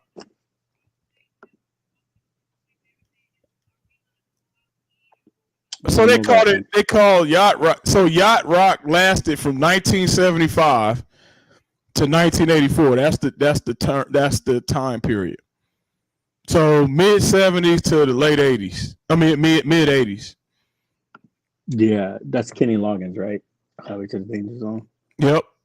No, Kenny. Is that Kenny Loggins? Danger Zone? No. Huh? Sure. I don't think so. Oh yeah, that is him. Yeah. My bad. I'm tripping. Yeah, because he had the Danger Zone. So that was the airplane movie. Then what's that one with the race cars? That was another one. That's because he did Top Gun.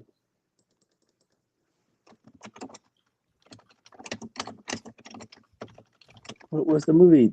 Is it Days of Thunder? Was that what? Might be. You remember that movie?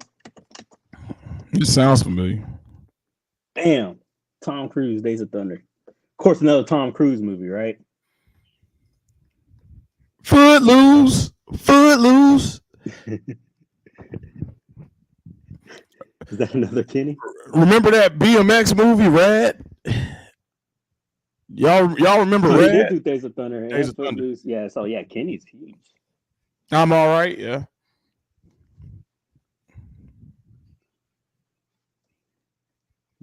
you got? Days, Thunder. King's Dominion. Yeah, King's Dominion used to slap back in the day. That and Cedar Point. If y'all from Ohio or been to Ohio, Cedar Point, man. Oh my God, that's another good theme park that don't get no love. King's Dominion too. Yeah, I don't think I was a fan of King's Dominion as much. You didn't like King's Dominion? Probably because I was biased on roller coasters. I don't fuck with them. Oh, I only do. I don't do upside down ones. I never. Well, I ain't bringing Mensa to the Six Flag Magic Mountain. Like I love Busch Gardens because I can walk the park and have fun. Cameo. Like, cause see, I would do Big Bad Wolf and any ride. Like if it doesn't flip upside down, I'll go for it. Cameo. Oh yeah, dude. Console kid. Hey, Rad made me get a mongoose. That's what made me get into BMX. I wasn't competing or nothing, but just in my neighborhood. I just had to have it after seeing that movie. They made that shit look so cool. Cameo, just like candy. I can feel it in you. Even when you talk, it takes over me. Hey, then he had that song. Strawberries and all those great things. Strawberry, raspberry, all those great things. Diamonds and gumdrops is what you mean to me. Hey, what about but that bass right off the get go, man? Hey, so at the family reunion, you do the bus stop to that and roll the dice. Speaking of which, he passed away, right? Who? The creator of the line dances. Or the bus stop or the electric slide? Electric slide guy. Console kid said he wanted to go ass slide. Yeah, Rad. Prince Malcolm said, "Oh shit, Rad." Hey, Rad was the shit. Yeah, DJ Casper. He's passed. And he the same guy? He didn't do the bus stop or the electric. No, I didn't slide. say the bus stop. The electric slide. Oh no, electric slide was a woman. You gotta feel. No, that's the singer, the creator of the choreography. Dance? Oh, well, maybe it was him. It was DJ Casper. Maybe it was him. They said electric slide was about a vibrator. Nah. You ever see that? I know y'all in the chat. I saw what you're talking about, and it made sense, but they got the interview with the people, and they're like, no. Like, there's no way. But yeah, Rad was a good biking movie. Skateboarding was Thrasher. Remember Thrasher? Skateboarding, and then they had the magazine Santa Cruz boards to the decks. That was talk about marketing, man. What was the other skateboarding movie? Oh shoot! Oh, I know. You ready for this one? I'm gonna bring you back. Oh man, that boy went way back into time. Oh, that's right. Lori Loughlin, Aunt Becky was in that movie. Ichabod said Aunt Becky. Hey, remember Big Shots? That's Mensa. Remember that movie Big Shots with Eddie Winslow? I know y'all seen Big Shots, man. No, this would be me. All right, bro. Appreciate you, man. Leonard. Damn, I forgot about this shit. This is how I should have responded to Brad. Dang, I forgot about that. Nah, me is a Brewster's Millions. Remember that one? I want to be Brewster. But and they gave Brewster a day to spend $1 million? Shit. I would have been. They gave him 1 day to spend his money. Shit. It's getting spent. Look at them. Did they take it off? Hey, Console Kid said Aunt Becky was worried about how she can get through college. I'm super happy she figured it out. Yeah, the USC. She got a full scholarship. She got a full scholarship to SC. Console Kids, what we getting in a couple weeks at Captain's Auction? I know you're getting something. P-Dubs like to hide. Look, listen, let me tell you about P-Dubs. I'll ask Dubs, hey man, are you going to the auction? He'll act like, oh, like it's super G14 classified. I ain't about to bet on your game, man. Come on, that's just a code. That's just bro code. If I know you like something, or if I know you go, if you say Is it, it I'm that, not or he going to just auction. doesn't want to see you there? No, it's online. Oh, It's he don't online. want to see your ass online. What you get? What you looking for, console kids? Well, I know you going to the auction. You getting a pinball? What you getting? What's the auction called? Oh yeah, pull it up. Captain's Auction. Captain's Auction is like 20, about less than 20 miles away from me. So I went up there last auction. Captain's Warehouse Auction. Auction Warehouse. There you go. That's where we all go. Secrets out, Dubs. I'm sorry. I ain't worried. Yeah, view catalog. So that's what. So I got 2 things for sale. So y'all go buy my Donkey Kong machine, and I got an Xbox kiosk I'm selling. I sold. So I got 2 full-size machines for sale. There we go. Oh wait, Kits, they got 2 crazy tech. I know that's you. So I'll be looking out for you. I'm gonna go down there in person, Kits. You want me to take a look at it in person? Make sure it's good to go. I know that's your grill, bro.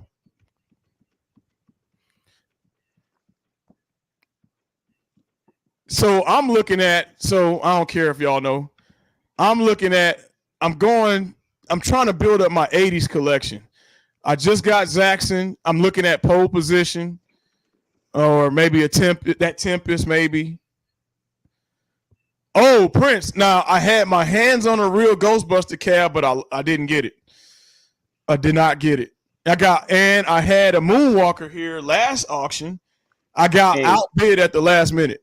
Check out the middle one. That's going to be like the new IRK machine, apparently. What, the duck cat? Oh, man. Like the whole claw machine. Because, I mean, to me, it was a purposeful leak. The claw machine? The Casper dude, and then Zohar saw the little box in the back. You know how these guys do it on purpose. Yeah. And clearly it was like treasure or something like that. And it said 14 on the side. So to me, that's like the age group. It's going to be a toy. Yeah. And I think it's going to be kind of like a mini size claw machine or something like that, is my opinion. It's pretty blatant.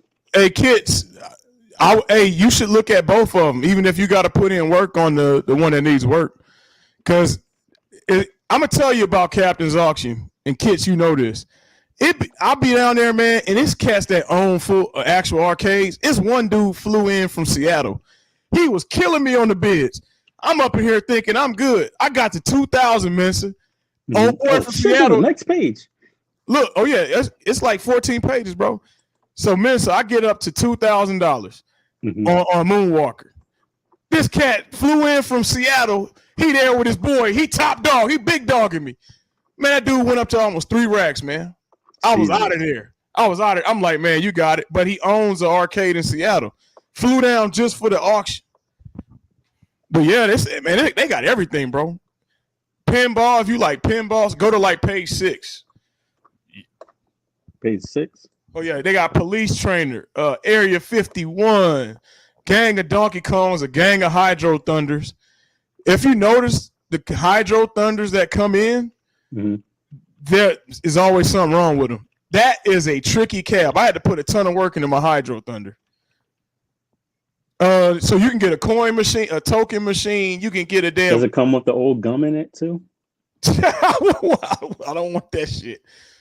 Hey, but you can get the candy gum shit. I mean, you name it that was in the arcade, you can get that shit at the damn auction. I got that Cruising USA, guys, for $350. Clean. So you just got to be able to have endurance. And don't do like Ralph. Ralph did an auto bid. Hey, tell me why Ralph did an auto bid on Fast and the Furious machines. He ended up winning like 5, bro. The dude hits me up. He's like, fuck. He said, you want a Fast and the Furious? I was like, nah. So he had to sell that. But I mean, be careful. Don't put it on auto because you might win all of them. I used to do the bids on eBay. and I would play around, and I would purposely bid up just to rack up the bids for people who are doing auto bids. What the hell is that? I just put a thumb up and like some little icon. What the hell is that? You see that on my screen? AI. You see that? Damn, what was that? That's what the fuck behind me. Wait a minute. So look, man. So we done got Prince Malcolm. We done got Prince Malcolm now. Look at him. He talking about he going to the arcade auction in Frederick County. Hey, Prince, don't do that. Hey, your wife gonna be mad at me. Don't. Bro, what is Mensa doing? This? Mensa, quit clowning, man. Has it always done this shit? No, now you got balloons and you got it. I'm on free. What the hell? Put up here.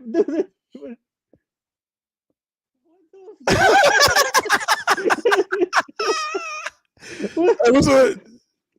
Is this something? Oh. What is this dude doing, man? He got balloons flying around. That is weird. I'm freaked. Hey, I need to come out there to Iowa, kids, because y'all be having a gang of arcades up there, man, full size. It's some good deals.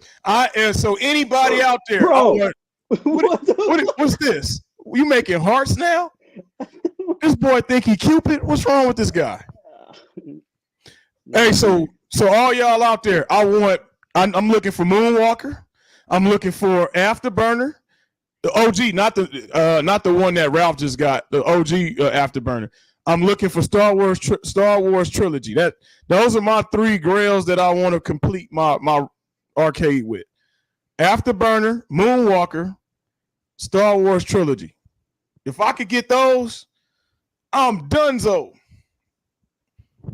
Oh, and a Terminator pinball. I'll take that too if y'all find that. OG. Oh yeah, hey, feel free, pull up. We here. It's off the cuff. How do I put in the shit chat? The link should be at the top. Since we all looking at the damn auction list, we might as well just go discuss it. So yeah, I can never get an Afterburner though. I'm hoping Ralph, if you're listening, Ralph, holla at your boy if you're trying to get rid of that old Afterburner, okay? I'm putting an APB out to Ralph. Sell me that Afterburner, not the new one you just got. Or I'll take Smash TV, the smaller, the cabaret style Smash, the smaller Smash, or Robotron. That's one I'll take. Or G.I. Joe. What? They need an ET cabinet. An ET cabinet, boy. We can make that shit. I still have my 2600 ET.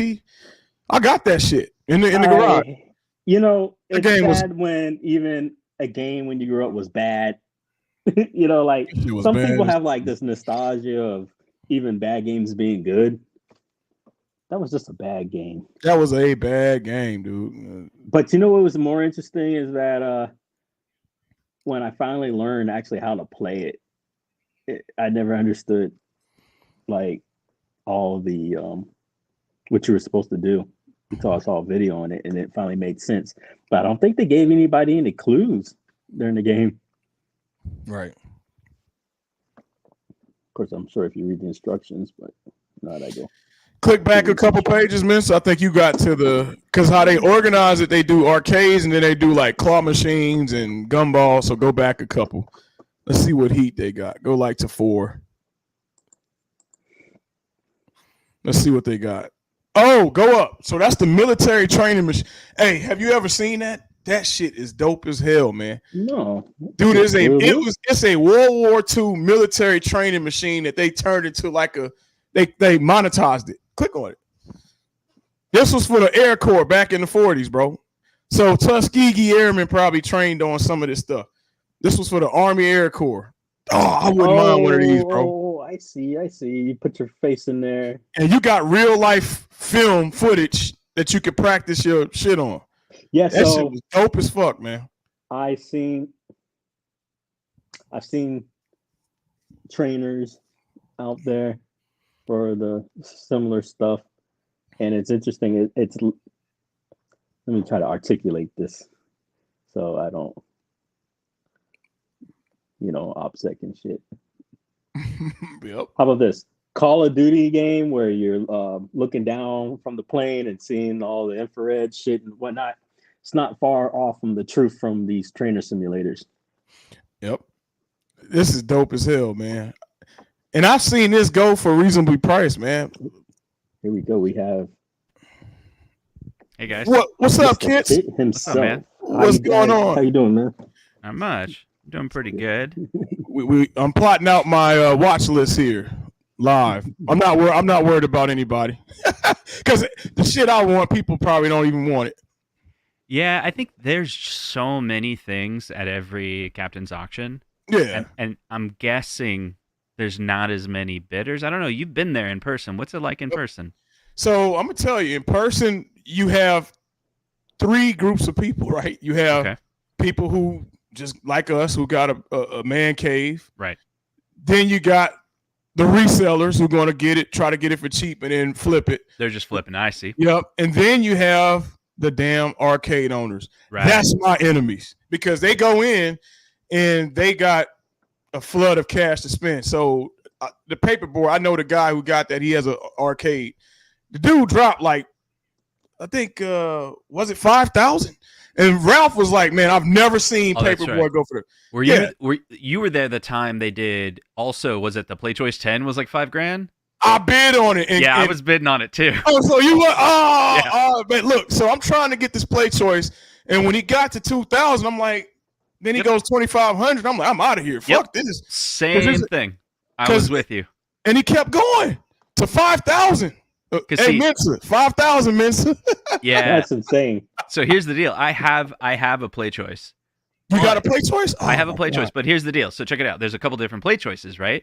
So this particular one, it was my first full-size arcade that I got in. I ordered it in 2020, and I got it in 2021. So I asked a local arcade guy. I was like, "Can you help me find a Play Choice?" He's like, "I know someone who has one, but it's beat up." And he's like, "Is there anything else you need?" I'm like, "I want an MVS."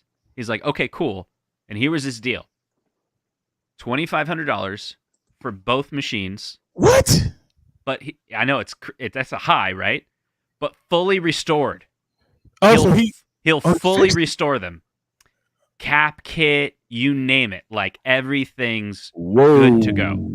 And that's so damn. I said, "Okay, let me go to your place. I'm gonna watch you do it. I want to see what you do it." And he was doing a clean job on the whole thing. Wow. Okay, so I get the Play Choice, and in my head, I was looking for Play Choices in my area, and all options were I had to travel, and I don't have a truck, so there's cost there. Yeah. Oh yeah. It was about $1,500 if I wanted to get a Play Choice in bad condition, plus the cost to move it. And then at the time, an MVS was going for about $800 to $1,000 in my area. That's typical. So you start doing the math. You're like $2,500, and he's going to restore it all for you and deliver it. Okay, not too bad, but it doesn't have a gun. It's a Play Choice 10 without a gun. Yeah. That's no. And the one they were selling at the auction had a gun. So I figured if it was about $2,000 or $2,500, I could flip mine for about $2,000 without a gun. It's worth $2,000 now. Yeah. So I was gonna upgrade, right? Couldn't upgrade. But if I want to get a gun, the guns in good condition are $300 to $500, and then the stupid holster that you put it in is like $100. Oh, there we go. Just look at that one, Justin. So that one, it looks like an old Donkey Kong machine that they turned into a Play Choice. That's what mine looks like, except for on the side. Just imagine all the paint's good, and then the decal on the side's perfect because the guy, it's all brand new. So what we guessing? I might throw this on my list. What we guessing this is gonna go for? Don't have a gun though, but look at the game. So you got to look at that. Zoom in on what the games have. All right, let's see. We got each one of those games is at minimum worth $79.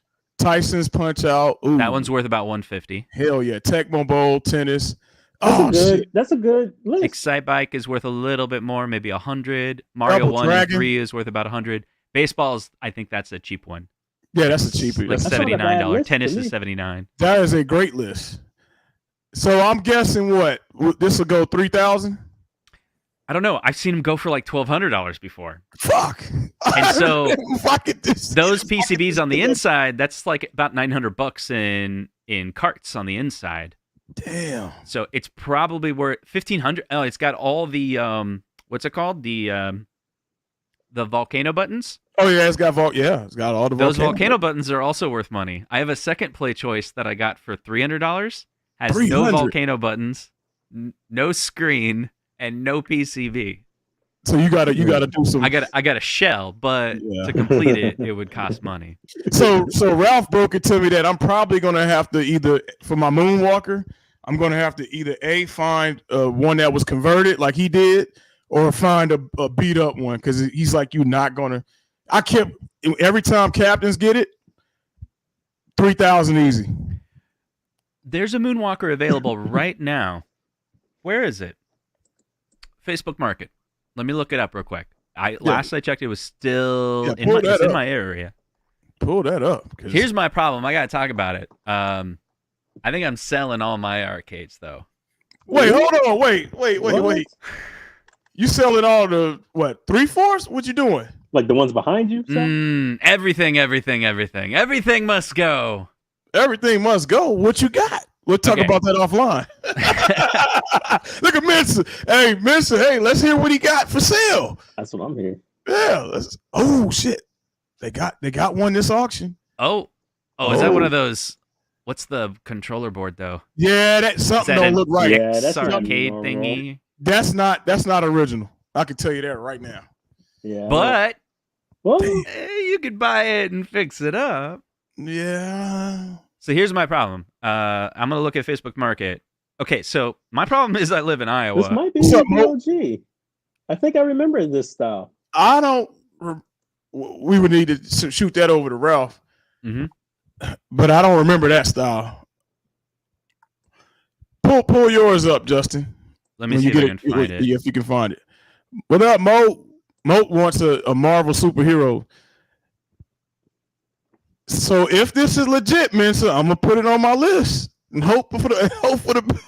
I want to say I remember this exact layout for when I first played it. This was the layout, but you gotta watch out because it be rebuilt machines. I understand. Yeah. I'm a purist. I gotta have the original shit. Right. I don't even have LCDs in my machine. Something is off about the way that it looks rebuilt. That bezel is flush. Bingo. That's the first thing I looked at. The bezel is off. That bezel is not right, and something about the deck. Oh shit! What is that? Is that picture got zoomed up? Okay. I didn't realize they can do that. I just love that damn game, man. Shit. Yeah, they have one at the local arcade. Yeah, it's in pretty good shape. Hey, y'all. Hey, did y'all see Ralph's Afterburner, the one from Terminator? Shit, man. No, I didn't see that. Yeah, he got that Afterburner, the one that was on Terminator 2. Oh, right. At the Sherman Hills Mall, right? Sherman Oaks Mall. Sherman Oaks, yeah. It's in the Valley. Console fanboy, no. Yeah. The Valley, he's Valley. Like, it's right around the corner from his place. Yep. I think that is his mall. Sherman Oaks Galleria. Hey. Yeah. What's this one? Oh, I remember that game, Badlands. All right. I can't find the Moonwalker, but if I come across it again, because I have I have Facebook Market, and then there's a forum I go to. I can't ever remember its name, and then Pinside Market. Yeah. And what's another one? Pull up that Crazy Taxi, Mensa, in here. That's the one. That's the one Justin is looking at. So I don't know. So I want to check it out. Let me see. Yeah, I'm gonna go down in two of person them. too. There's two of them. So here's my problem with arcades. So it's my problem with everything. So let me explain it this way. Michael B, the Game Genie, he lives in where does he live again? Newfoundland, right? Yep. Okay, he lives in Newfoundland. So we all know like he's got to pay extra to get things shipped to him. He get taxed. Well, I live in Iowa and I have that problem as well. It's not as bad as him, but I'm 5 hours from Chicago. I'm Damn. a few hours from Omaha, but I'm far enough that I want something shipped to me. I got to pay for it. You gonna pay? You gonna pay? That's right. And then in the Des Moines area, there's just not a market for arcades. If I go to a Facebook Market and just look in the Des Moines area, there's maybe like 2 machines for sale, and they're crappy. Damn. It's like a golden tee that's been converted into a 60-in-1. So there's no market here. So Meanwhile, if I want to buy anything, I got to bring it in. So there's an auction in Texas. There's an auction in Kansas City. There's an auction in Chicago. There's an auction in California, Captain's auction. And in every case, it's like $500 to ship it. So I've bought a pinball machine from Captain's. Let's see. This, what's it called? Like a Chulix. Oh, yeah, those are nice. I like those. Yeah, and then 2 Repro arcades. So I got a Robotron. Recently they've been selling the reproduction. I've been noticing those. Those are not bad. What monitor they is it? LCDs? It's Dell. It's a Dell LCD. Okay. It's probably like a 2007. I got to tear it apart and take a look. So This I got just a goes to show you how good Dells were made. Yeah, exactly. The old So ones. I got a Robotron reproduction, and I got a class of 1981. Ooh. And what both of the class of 1981 is a reproduction. So the reason I got kind of like, what do you call it? Like FOMO, or I fell into the hype of it when I was in the auction bidding. But here was my mental process. In the auctions here in Des Moines, there are auctions here in Des Moines twice a year. And you can get good stuff there, but that's it. You only got 2 chances. You got 2 chances. So some people buy in the spring and resell in the winter. Like you can do that. You can play with it for the summer and then offload it. Yeah. Yeah. And reproductions are selling at our auction here. That's crazy. But for the same price as the authentic ones. That's not good. Hold on a second. Unless you own one. Mm. See what I'm saying? That's true. So imagine you know that at your local auction you can sell a reproduction class of 1981 for $1,300. Yeah. And you can get one from Captain's for $500. Oh, I see what you're saying. So yeah, that market. Damn, But- that is. But you got to pay for the shipping, So which is like $500. you break even. But if you buy 2, the shipping is not double. On Captain's, if I buy 1 arcade from Captain's, it's $500 to ship. If I buy 2 arcades from Captain's, it's $600 total to ship. Yeah. It only costs $100 more for that second item. So I did that all together. I'm like, I'm buying 2 reproductions. I could make money or break even. I get to play with it. Right. So that's what I did. Well, that's smart. That's smart. Or you can be like me and B and just go drive down the street and pick our shit See, up. I wish. I can do that for my local auction, but it's only twice a year. We go pick up. But I'm telling you, these damn Can't afford arcade. where you live, man. What? What you mean, miss? Hey, look. Cost of living is insane where you at. But I tell you, man, you got some access. Like he's saying, you're going to pay extra. And I feel sorry. Michael B. ass, damn, he got to get every fucking thing. Hey, and for him to get that Godzilla, I know that was hurting. Yeah, I feel bad thinking about that because like, he's paying like double what everyone else is paying. He's not quite double. What is it like? What did he pay? He's kind of running out of room. 13,000. 13,000. Yep, 13. I saw a video of like a cab. It was not that long ago, so I'm not speaking ill. It wasn't that long ago, and he had a cabinet in a place that was kind of unconventional. Oh, you going to if you got? Cause see, this is my thing with pinball. I mean, he could cook some bacon.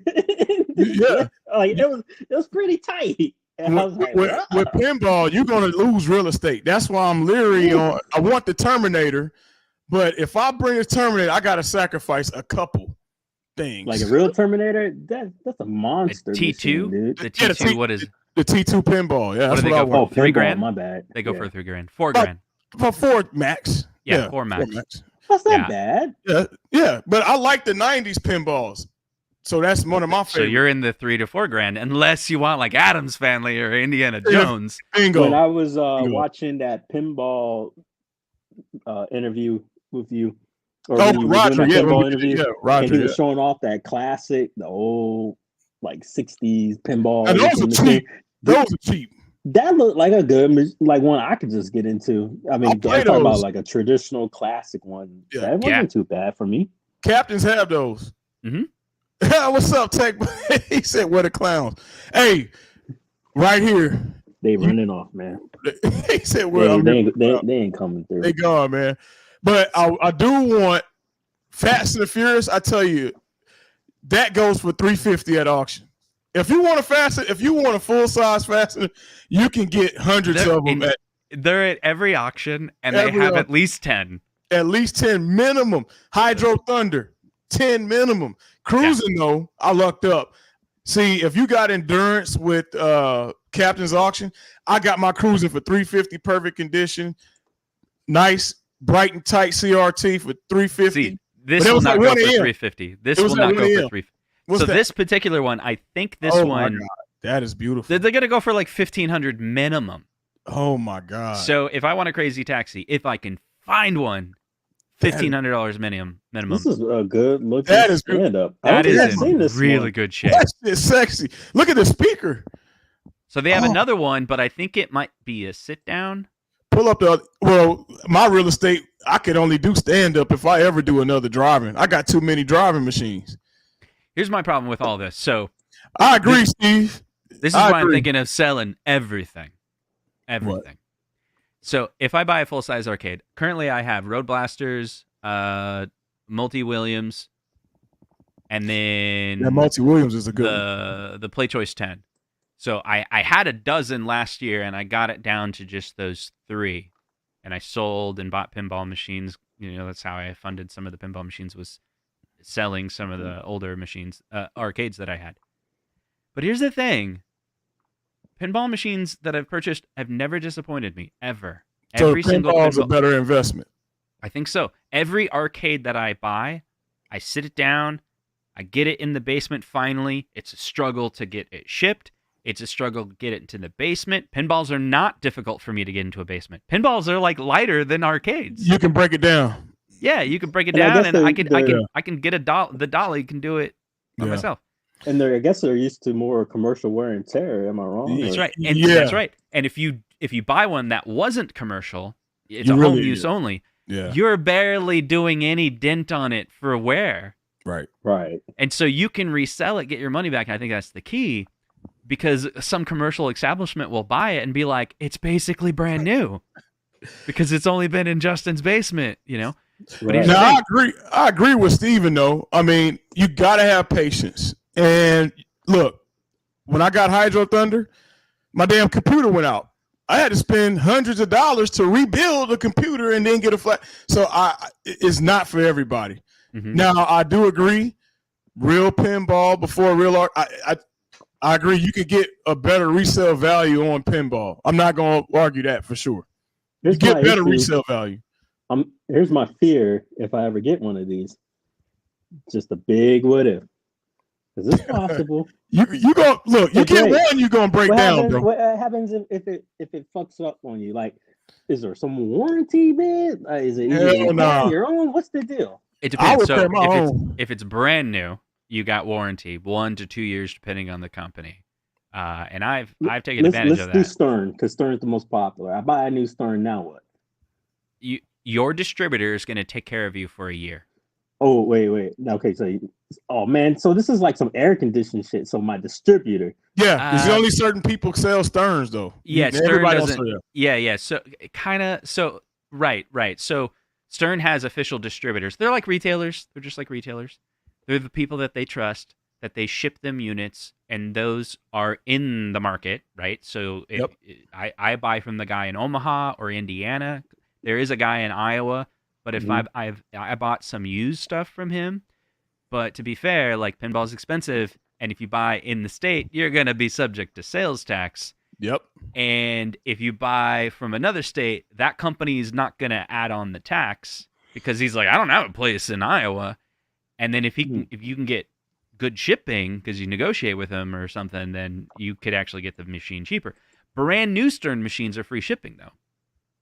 So I can buy you from the spent 12,000. yeah. But here's the thing, like, okay, so I bought the Foo Fighters. How is that one? I've been hearing about that one. So first of all, when I got it, it came broken. Oh, dead shit. on arrival.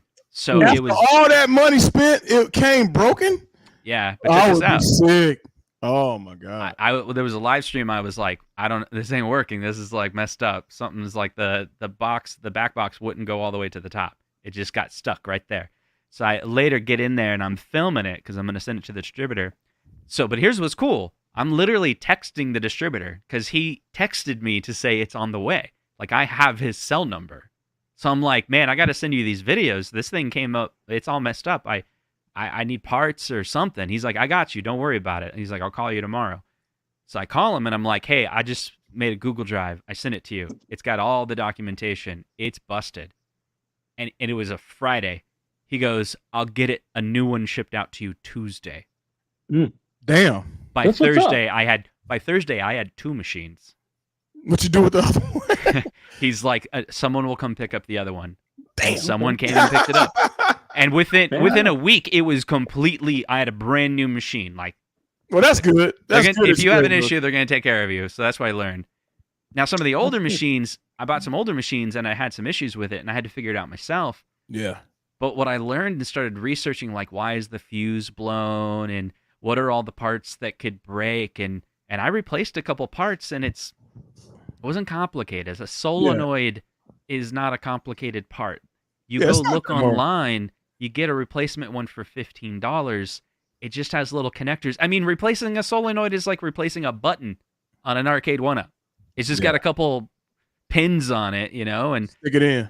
Yeah.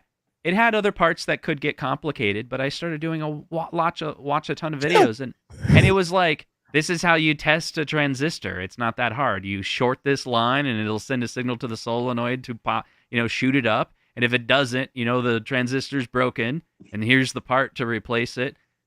Maybe you got to solder, but yeah. So it's 2023. I'm new to the pinball scene, and I go, you know what? It ain't about what looks good. It's about the cheapest. What's the cheapest, newest Stern pinball? What's the price range? Cheapest, newest? That don't go. That don't. Up. No. I'm gonna say no. Maybe kids know something I don't know. Hey, there's a fact. There's because you got okay. I got one. Out, right? I got one. Cheapest, newest. Yeah. $4,000. Okay. The Star Wars home pin. Technically, that is brand new. Okay. And it's the cheapest. But it's garbage, though. He didn't say it had to be. I said the cheapest. He said the cheapest. All right, 4,000. Hey, Tech Buzz telling you, don't go cheap. I would say, realistically, okay, you want another deal? Like I'm buying a used hot tub. Used hot tub. Okay. That's for bachelors. Here's another deal for you. Oh, man. Now, first of all, don't buy anything unless you love the game. Right. I agree. Go play it 100 times at a local arcade. Yeah. And then see if you're like, I never get sick of this game. It's probably because it might be a good one to buy. So one that's on my list that I don't get sick of playing, it's not for everybody. It's James Bond. I'm not in love with the IP, but I love the game. It's like I don't get sick of playing it. I don't own it. But for some reason, it doesn't sell very well. And so there's a lot of dealers that are selling it like a little cheaper. Not new in box, but like someone played it 200 times. And you can get it for in the upper 5,000. Damn. Oh, no, Prince Malcolm, the Ghostbusters pinball, I heard that one is nice as hell. I haven't played it, but. It's old. It's 10 years old. It's an older one, yeah. It's super expensive because it's so good. It's a collector's item. Prince, did you go to the at Galloping Ghost? Did you go to the pinball? Because we went in there and got lost in the pinball. Because I was playing that Spy Hunter, the Elvira. I was on everything. Ooh, they got an Elvira pinball. Hell yeah! I gotta look at booties. yeah. They got. I think he has like 2 or 3 of them in there. But yeah, I agree. You got to shoot the pinballs into the chest. What's going Into on? the What's the theme of the Elvira? It How's that work? was horror. I If like remember correctly. Scared How's that Stiff. work? That one's good.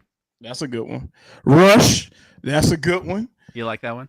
Oh yeah. Oh man. I'm that- assuming they have a Kiss one. That's got to be Fucking expensive. yeah. You know they It's got. another one of those older ones, so it's really expensive. Yeah. Damn.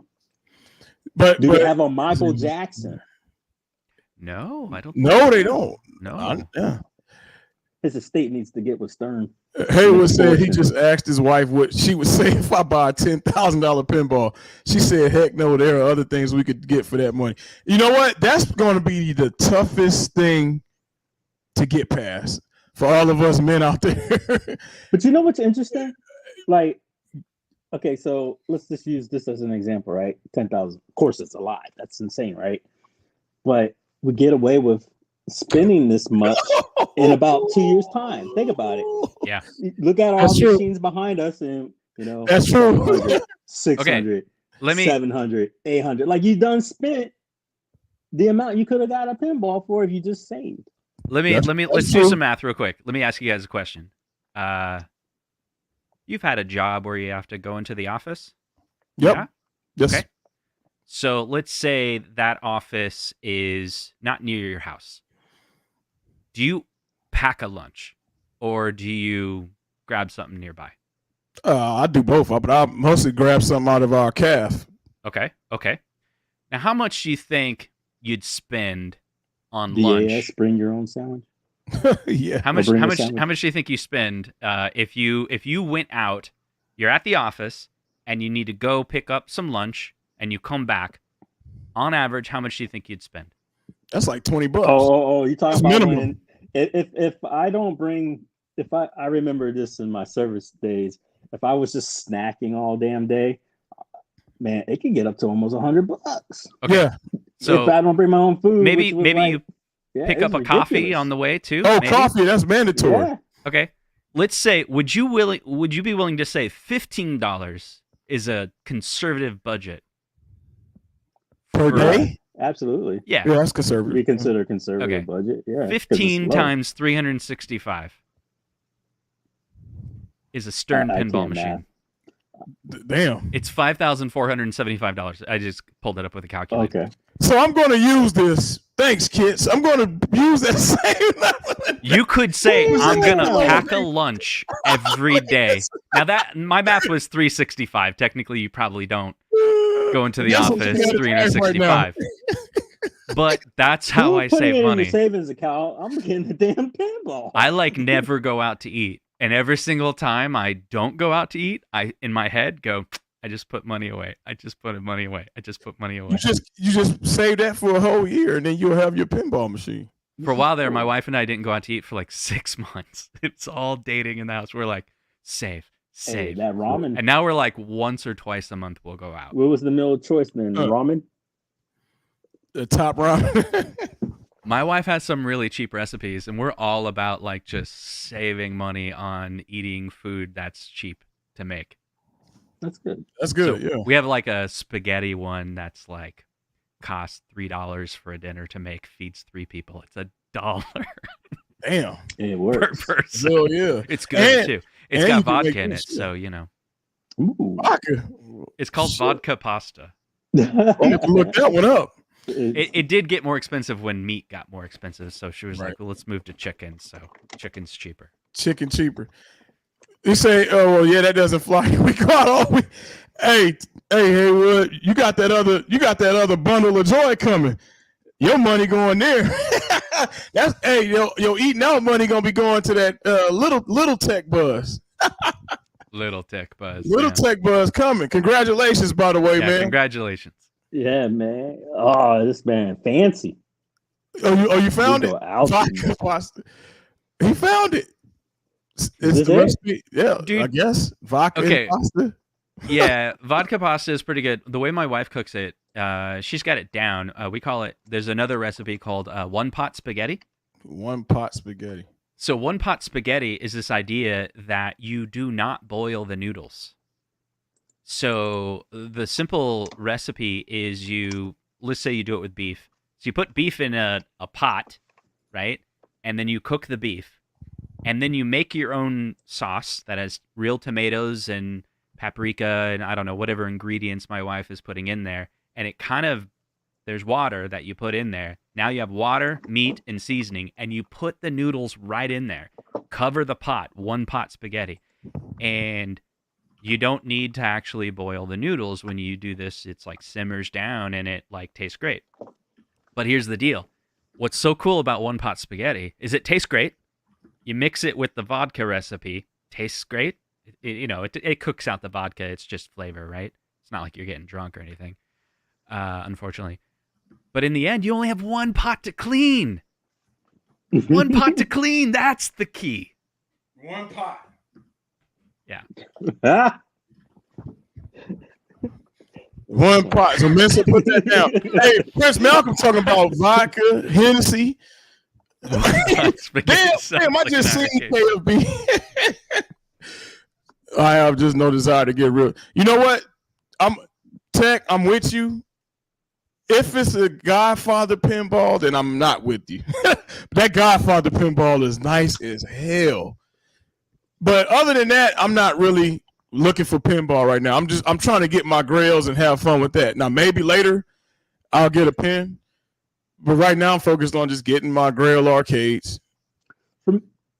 I think for me, what ended up happening, I brought this up before, this whole the arcade community toy, 1UP and all that, is COVID. I still put it on COVID.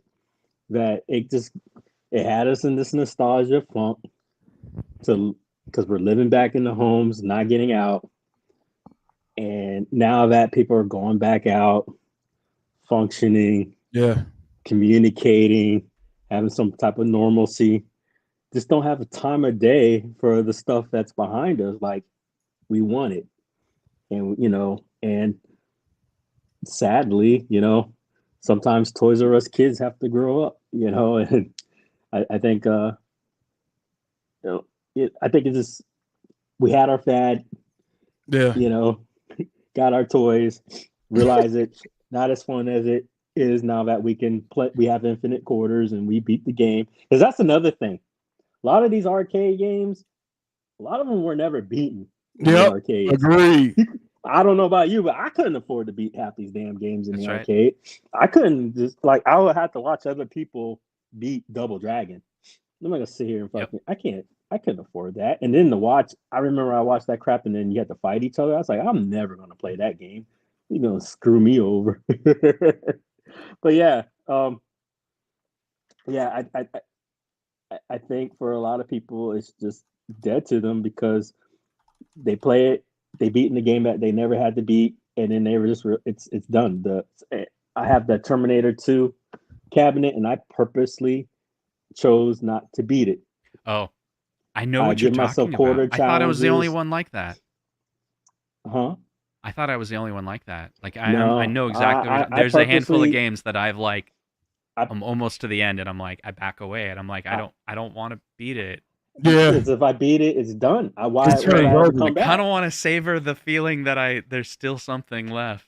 Yeah. In the game, it's fine to not. But that's what people did. So to your point, Mensa, that's what people forgot about this stuff.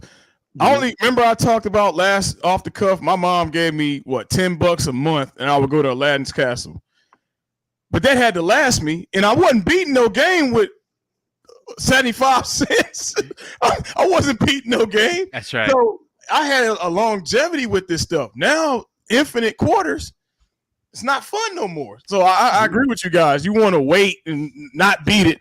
I think that's true. I think there's different games, though, right? So Simpsons 100% falls into that. Never beat it as a kid. Even when I had access, it's so weird. You have access to a MAME machine, right? Yeah. I never wanted to beat The Simpsons on a couch. Like, I'm not saying I avoided it. I just never did it. I had the ROM. I had the machine plugged into my my television multiple times, and I could have beat it, but I never did. But when the arcade 1UP version came out, I bought it for $200, $199, And then I finally beat it.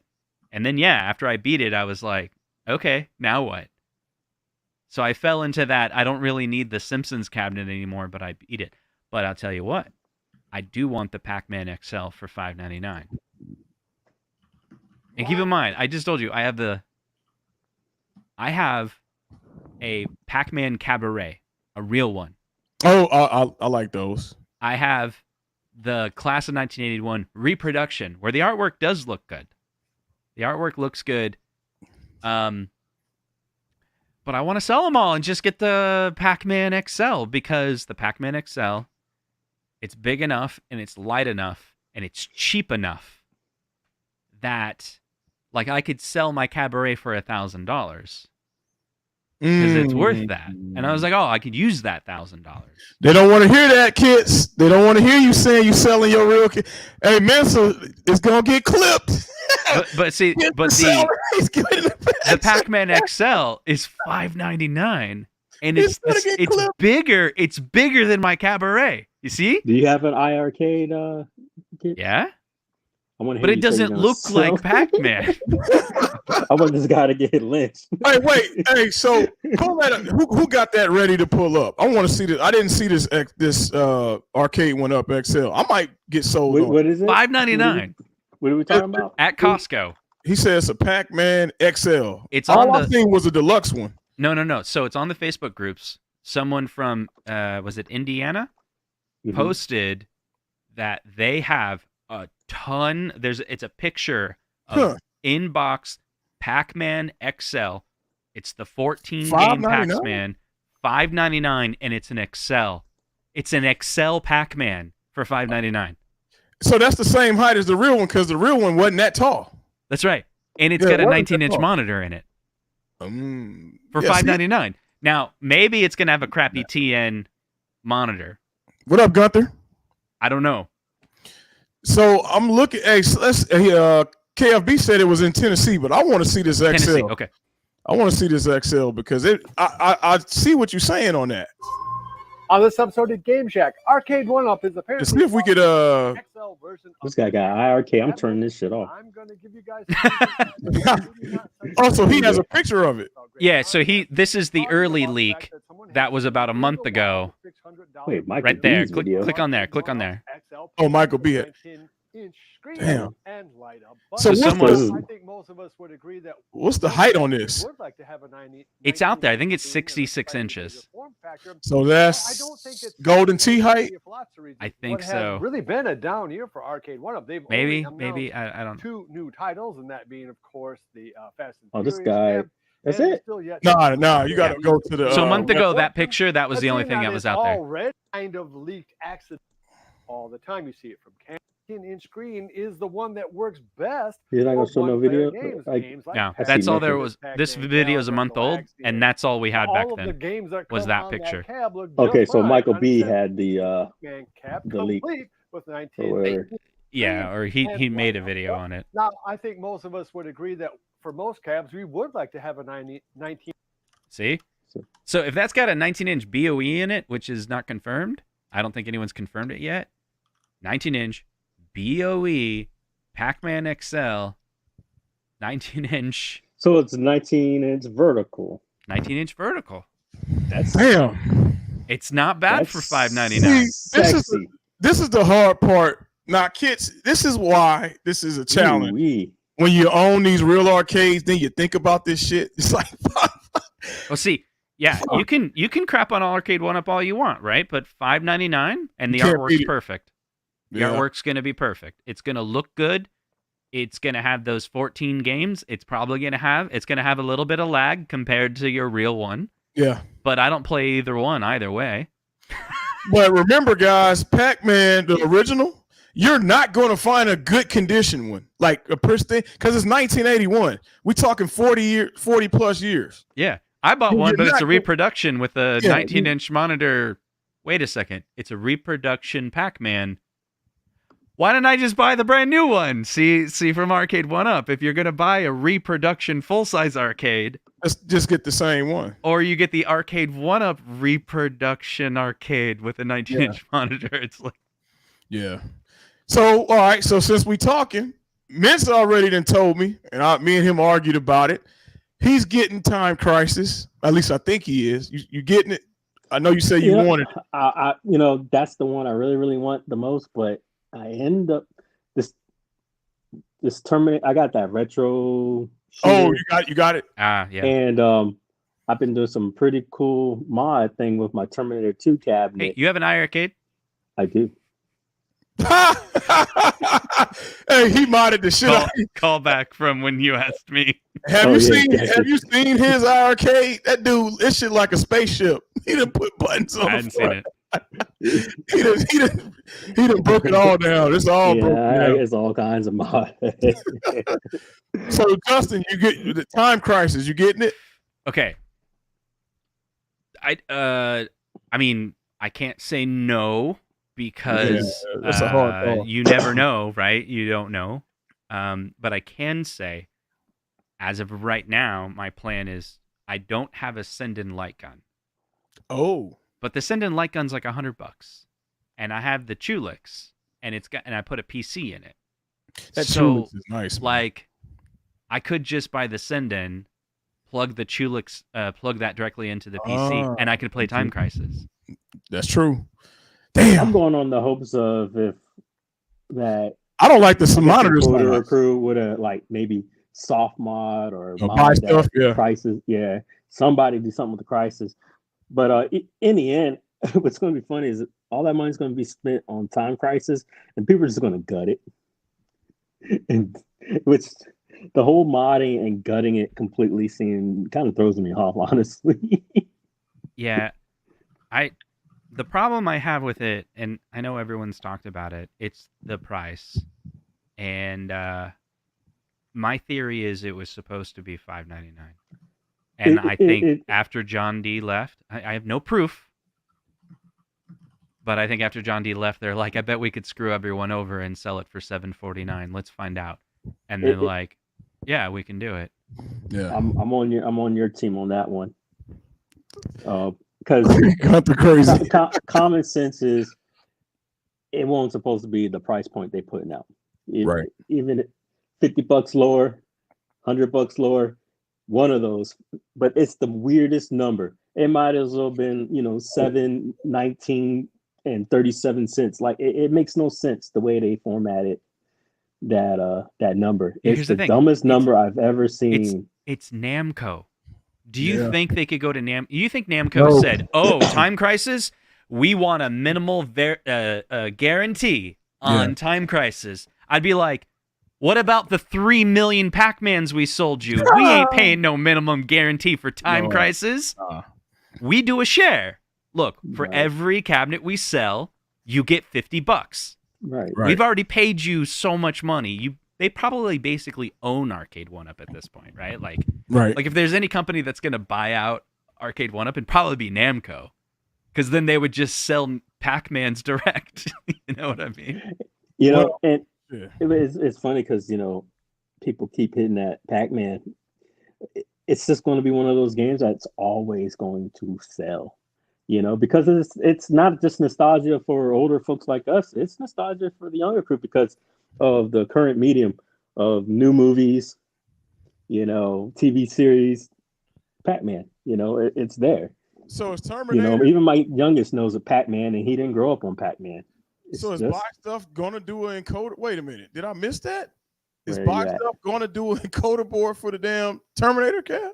Yes. What? How about this? I don't speak for them, but from what I saw them put out, because I asked them actually today. See, now and they said that they wink about They said they're working on it, right?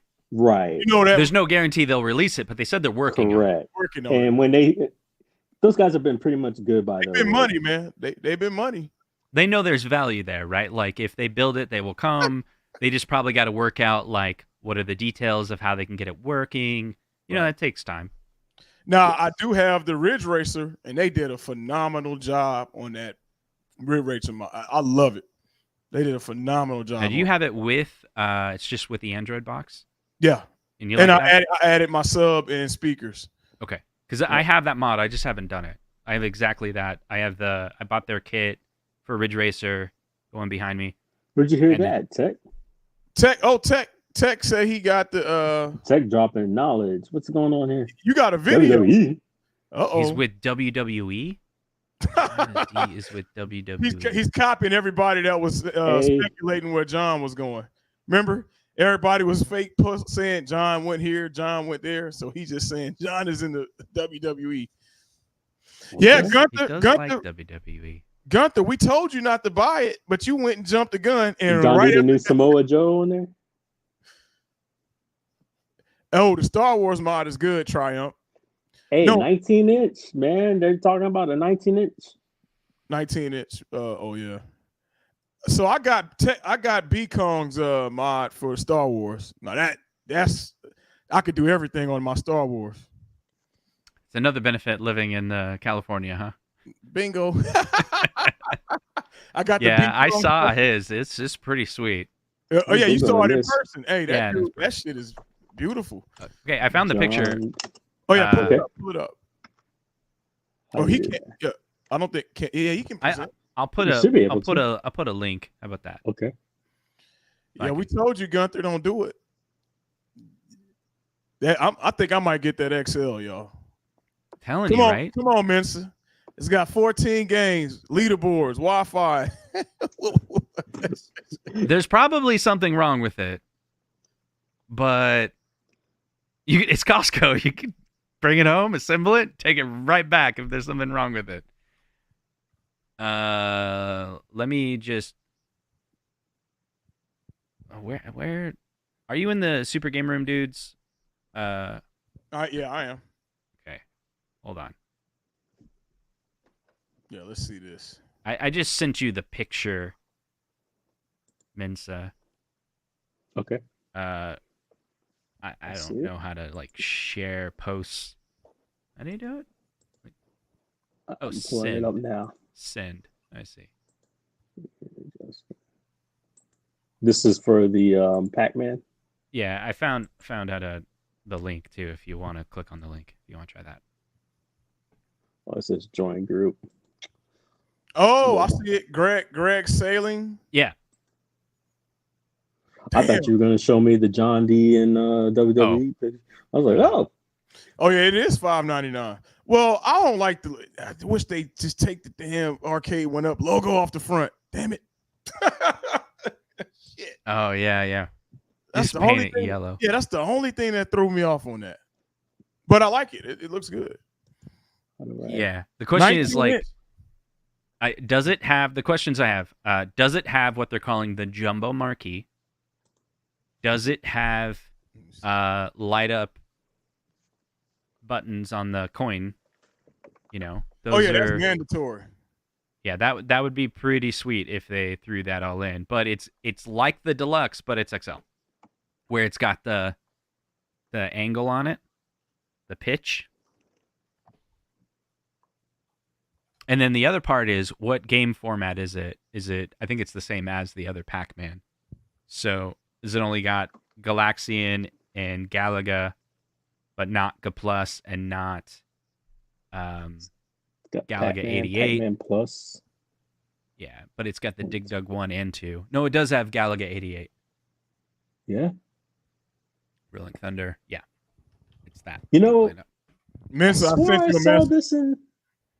Did they not? Did this one just come out? Because there was one in Best Buy not that long ago. That one. That's the one Gunther. That's why Gunther is upset, because he bought the deluxe machine a few months ago. This is unannounced. This is is like it's different. we This only is know about different? it because people are talking about it and sending pictures. So a month ago, someone leaked, I guess, Right. that it's coming. And that was at some Costco, like maybe someone in the back. I don't know the full detail, but the picture was Right. weird. It's all cropped. This is just someone in the group that was literally at Costco and was like, what the hell? They have all these Costcos. They have Pac-Mans here. So tonight I went to Costco, and because I saw this and I was like, what? And I was out and about. Yeah. I go to Costco, it's closed. I was like, dang it. Oh yeah. Like I literally arrived at 8:30 and that's when it closed. But I'm going to go there tomorrow and see if it's in my area. Mensa, I sent you the video for the buy stuff too, if you want to play that when we're done looking at this. All right. I'll tell you DM. Now this is an easy sell, man. Damn, Gunther, you're right. It is cheaper to operate, and especially for a 1981 cabinet, you're gonna have some maintenance if you buy a full size Pac-Man. I'm not. If anybody tell you you're not, they're lying. And it's not gonna be in perfect condition. It's gonna be chipped up. It's gonna be cracked up. Monitor not gonna be bright and tight. If it's a CRT, we talking 40 plus years, y'all. So yeah, this is an easy sell for me. I think I'm gonna get that XL if it when it drops. Maybe, when it's dropping? Maybe they screwed it up. Maybe that we'll have to find out. Someone's got to do a review, and I just want to know: is that screen crappy or is the screen good? Is it a BOE? Yep. And if it's a TN, did they do good on the TN? Because if the TN looks good when you're in front of it, I'm okay. But if it looks crappy at an angle, no, thank you. All right, let's see. Oh, wait. I'm getting T2 now. Blow that up. Okay.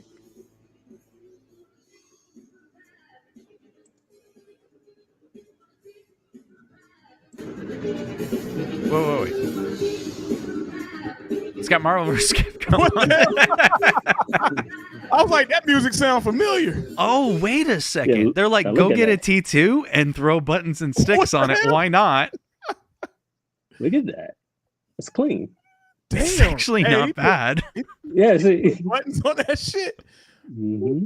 It's got hapsticks on it. What the fuck? Yep. Just put them on the side. Why not? Use existing screws? So he's got the box. That's the foot pedal. Oh, shit. So you playing fighting games on there? Hey, that thing's tall, right? Yeah, it's tall. He's got a riser on it, right? Yeah. I wonder, is your arms too high, or maybe it's okay? No, it's perfect. It's almost perfect, man. Yeah, Mentor has it. You have this mod? Yeah. Or you just have the machine? Mod. I have the machine, and I have the retro shooter stuff, and I was able to, use my remote. Oh, dude, he's got what the heck? He's got two pedals. I'm going. So what's interesting? They're playing Time Crisis 2. They're like, this? You go, where's the sensors? Oh, that's right. Where? Because this box has sensors, right? This is the one you have. Yeah. Oh, I see them. Where at? Oh, top left and right. Yep. So if you notice, these are like their own.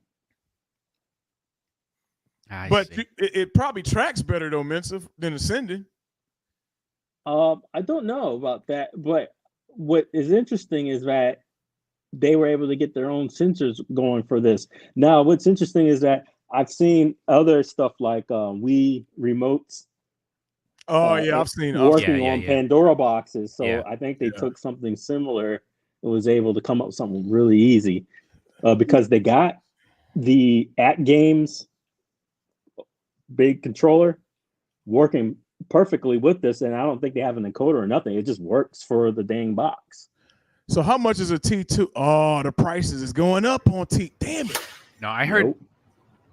Wouldn't the rumors that they're going to drop it?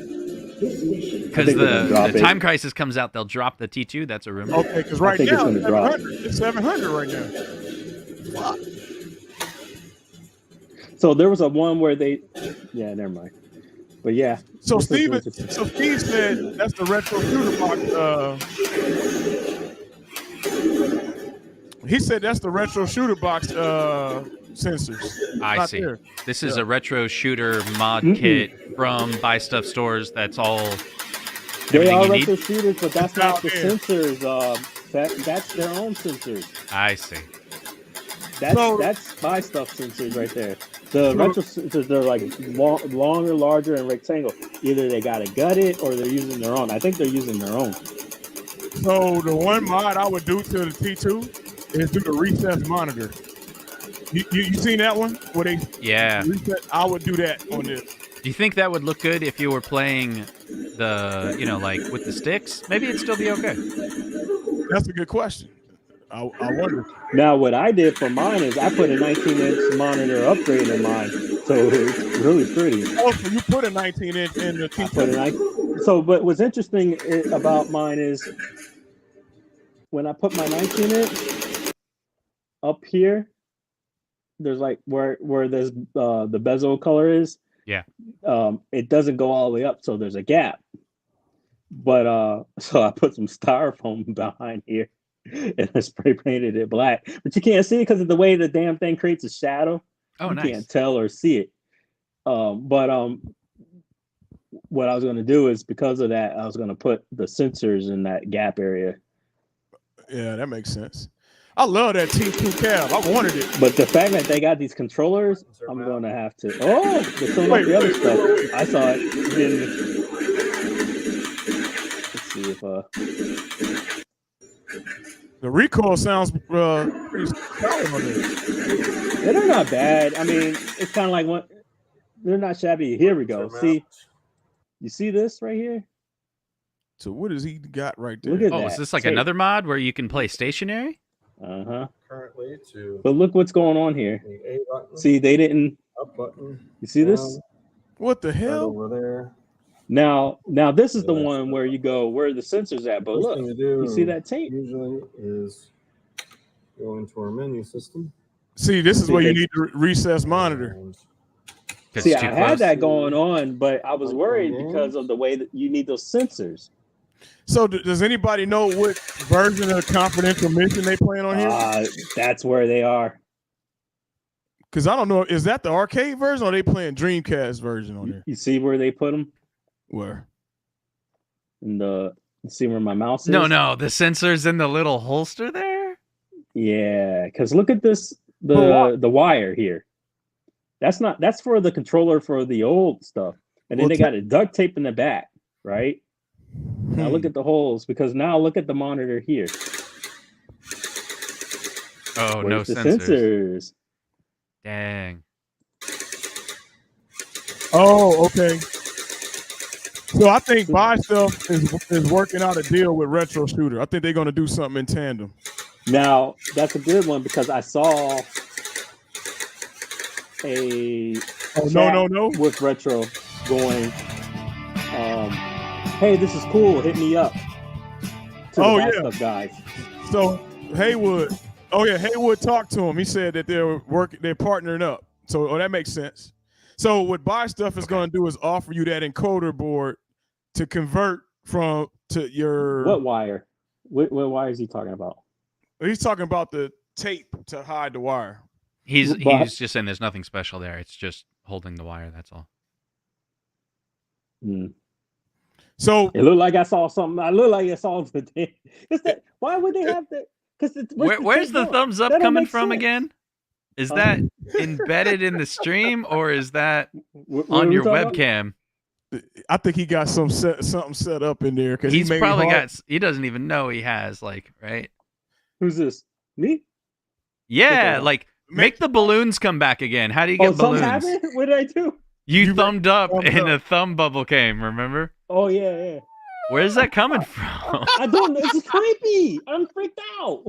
It doesn't make sense. Is it built into StreamYards? I think so. You make it hearts. I can't do that. It's not working for me. Let's see. Yeah, Dude, I think it's your webcam. You think so? I think your webcam has features in it. Because I did this and see, he got balloons. Dude, a balloon just went behind you. Yeah, it's freaky. What webcam do you have? I'm using my iPad. Maybe it's an Apple shit. Is it an iPad feature? It's probably. I'm literally on my iPad Pro, just being cheap and using it. And well, you look great. The iPad Pro has a great camera in it. I think this is an Apple thing. I think it's an Apple thing. It's pretty sweet. So I had an idea, and I wanted to float it by you and tell me on the technology side if this could work. So let's say you have a send-in, and let's say you configure the send-in. Do not show me white borders. Okay, don't do white borders. But on your monitor, you just this sounds weird. Put a white border on your monitor. Yeah, like white reflective tape. Oh, would it work? And if so, why it, because I don't know if that'll work. First of all, I don't know if it works. It's just an idea I had. If that's the case, then why doesn't Arcade 1-Up just put the white border on the bezel and just go full screen? You see what I mean? That would make sense. Don't think Does it have to be emitting light that's white, or can it be reflective tape that's white? I want to say the first part, kind of like how the old duck hunt CRT technology worked. Yeah. I think it's all about the lighting. Or the but light couldn't a camera, because it's just a 1080p camera, it's just a 60 frames per second. Yeah. Does it really need to detect light or just a white color? Right? I thought it just needed to detect the white color. I think we could test that out. That'd be fun, because then you go to Arcade 1 and be like, what the heck are you doing? Just put the border on the freaking bezel. Because you like kind of build it into the bezel look. You know what? Sinden responds all the time when I email them. I'm just going to email and ask. Yeah, be like, is that a thing? Could you do that? Have you tried that? Gunther said it's a software issue that he talked to Sinden at. There you go. It's been asked. Yeah. Look like it's a software. I wonder if it's doing more than just white. I wonder what if it's admitting like. It's the camera is definitely reading it for sure. For sure. I don't know why. He said it's a frame rate thing. I personally, that's my issue with the Sinden in the Batacera build. But a white sticker has got a great frame rate. Yeah. I'm sorry, what were you saying? No, I was just saying the border kills me. In my Batacera build, I love playing my shooting games, but damn, it takes up so much real estate. That's my only complaint with Sinden. Okay. I want to see my shit full screen. Hear me out. What if we made a square LCD, frame that goes around the screen? Stick it on it. Hey, we put LED strip lights. An LED strip light at 60 frames per second. Can you cut that off in Batacera? When you go into a Batacera light gun build, you can control if you got borders or not, right? Let me. Here's another way to test it. Just cover up the Sinden border with white tape and see if it still works. That's another way to test it. Get a bezel, like you said. Right. Well, Vince, now you got me wanting to get this Terminator. And Tech Buzz then said that he talked to him and it's final. He spoke to him. So shit, I want that damn mod. Okay, but then do you get Time Crisis still? Wire. Well, you don't need Time Crisis if that's the case.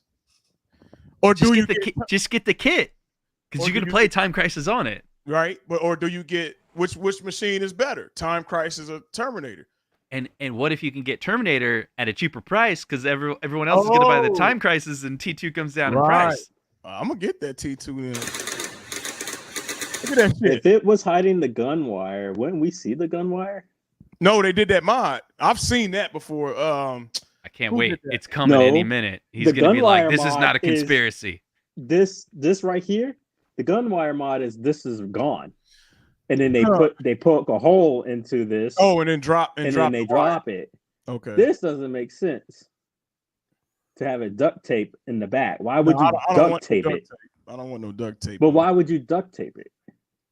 That's because that's the damn sensor right there. You see that little bright? All right, zoom in. Zoom in on it. Zoom in, son. Because remember I don't think that's the sensor, but we'll see. Because why would he put the sensor under? It really doesn't want to zoom in that video, does it? Doesn't. No. But look how shiny that is. Huh. It looks like this. It looks like the little circular sensor that was there. Well, I don't know if, because I think it might be what Justin said. It might be the better deal just to get the mod, because the mod's gonna be what, Haywood, 129 maybe. No, really? I'm guessing. Let me see. I think 129. I mean, that's good. I think it's 100 and something. Let's see. Yeah, 129. I think is what they're mulling over. That's the minimum, right? Like, it's probably more if you want the full kit, right? You want a replacement control deck. You want buttons in the sticks. Yeah, you're talking about minimal.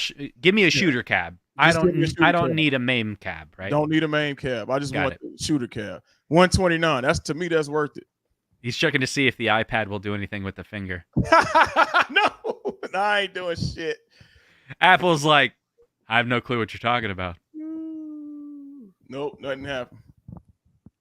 So Prince Malcolm said, "Wait a minute. Does anybody know if Time Crisis Cab have an SD card slot?"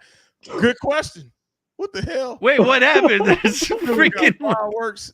fireworks. What the Bro, you got to figure out how is this shit happening, man. This is awesome. Okay, I gotta look this up. Is Look it at- an look that iPad shit up. It's Pro? following me. This dude shooting fireworks like it's the 4th of July.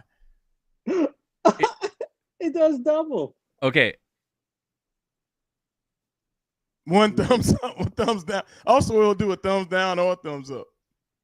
Bro. You saw that? It was like raining.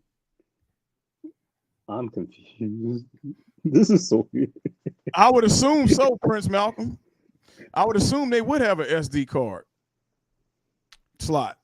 yeah, I think they've been doing SD and USB Yeah. for a while now.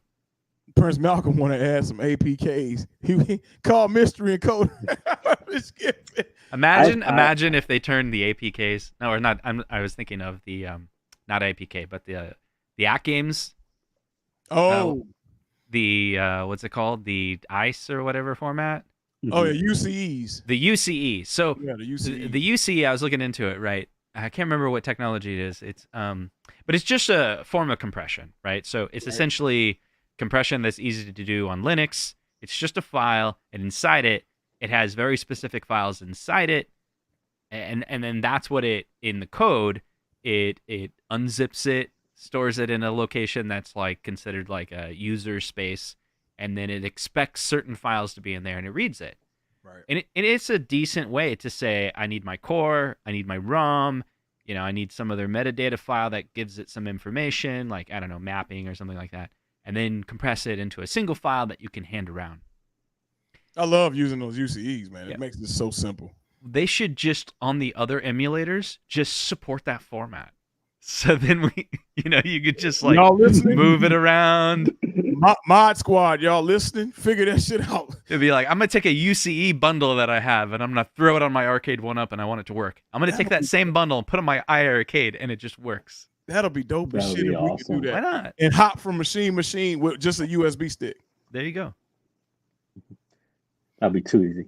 Well, well, you motherfuckers got me about to get an XL Pac-Man and a damn Terminator. Thanks a lot. Hey, Thanks for a Thanks a cabinet with that silly ass riser, the Terminator 2 cabinet actually did it pretty well, in my opinion. Like, Oh yeah, that riser threw me off, but it doesn't look bad. it's not bad. It really isn't. And then for the height it sits at, because for originally I did the recess mod. I did my own. You did your own And- research? Yeah, I did it, and it was nice. But now because I got that 19-inch in it, I put it back up. I definitely want to do 19-inch for that. Yeah, do the 19-inch and definitely look at that. I want to say, but just keep looking at the buy stuff, guys. I'm gonna wait. Yeah, I'm gonna wait for them to. because something out. they're definitely coming out with stuff. It looks good. And I think they're working with those retro guys because I swear I saw a chat between them, not a chat, but in the forums where they reached out and was like, "Hey, hit me up," that kind of crap. So excited to see that. I'm waiting to see if somebody send me a full. I seen Wagner do a video. I'm getting that 4K ALP. That's gonna solve all my pinball problems, Justin. I'll tell you, I watched part 1 and part 2. You seen it? Yeah, I mean it's a I'm good sold. video. I'm sold. First of Wagner, all, is he an At Games guy now? Yeah, I think he's doing the official video, at least intro. for a video. while now. I think Yeah. he's been kind of their official guy. But have you seen that, Mensa? The pinball, that 4K pinball. See that could be That's a game changer. It depends on the Yeah. price. Look at him. Mensa look like he bought the. Well, I have 4K. an issue with At Games because Oh shit! Here we go. What's your issue with that game? It's not we iArcade. complain about so- IR. Oh, well. Yeah, at least iArcade's UI is responsive. You said, wait a minute, At Paul. Games Okay. UI is shit. Okay, well, hold on. Wait. But you haven't seen Wagner's video. Yeah, you got to Wagner's look at the URL. video, Wait a minute. There's Hold on. It blew me away because Dom, you probably saw this, right? There I've was seen it, the yeah. animation at the bottom. You probably saw that a couple months ago. You're like, okay, there's like these balls at the bottom. Then Wagner's video shows that when you rotate through the games, those are pinballs that are rotating, that are moving. It's kind of cool, actually. Hey, So you know what hold kills on. me? How the fuck is Michael going to hook him up with a better UI, and he was working on iArcade one forever and didn't do shit? I don't think he That worked on motherfucker. that. I don't think Michael's there to work He on ain't never it. worked on it. He lied. All right, Mensa, I sent you something, Mensa. Now, hey, now as you got me buying Terminator, I'm about to have you spending $1,000 on a pinball. You're Is it welcome. going to be $1,000? Is that going to be the price? I don't see it being less than. I see it being $796.57.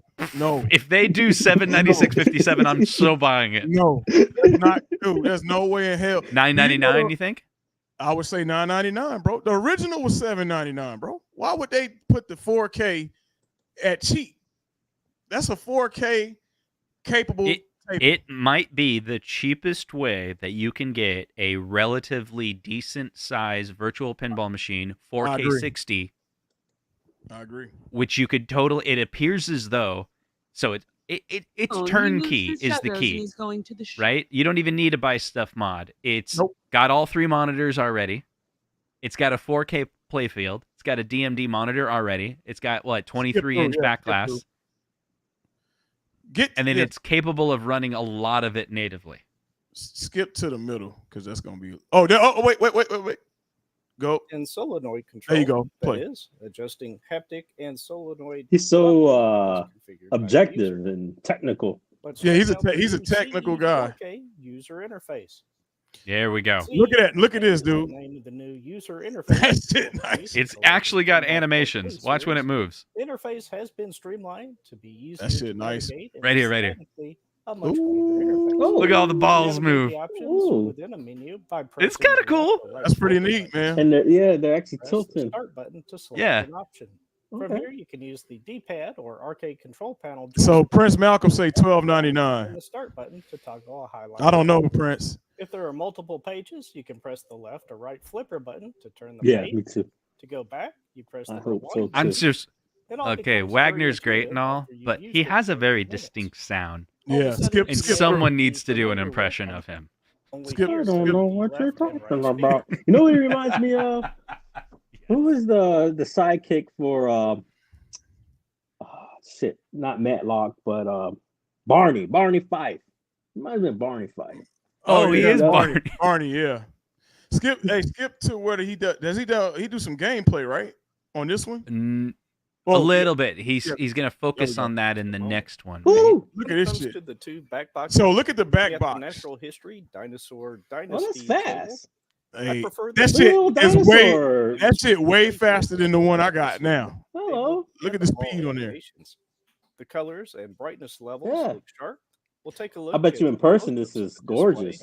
He does a good side by side. That's like, here is the same game running on the original one. Up there. Back box displays. There's a lot going on. It's a lot. Yes, skip through. See if you find one that does the side by side comparison. That one's good.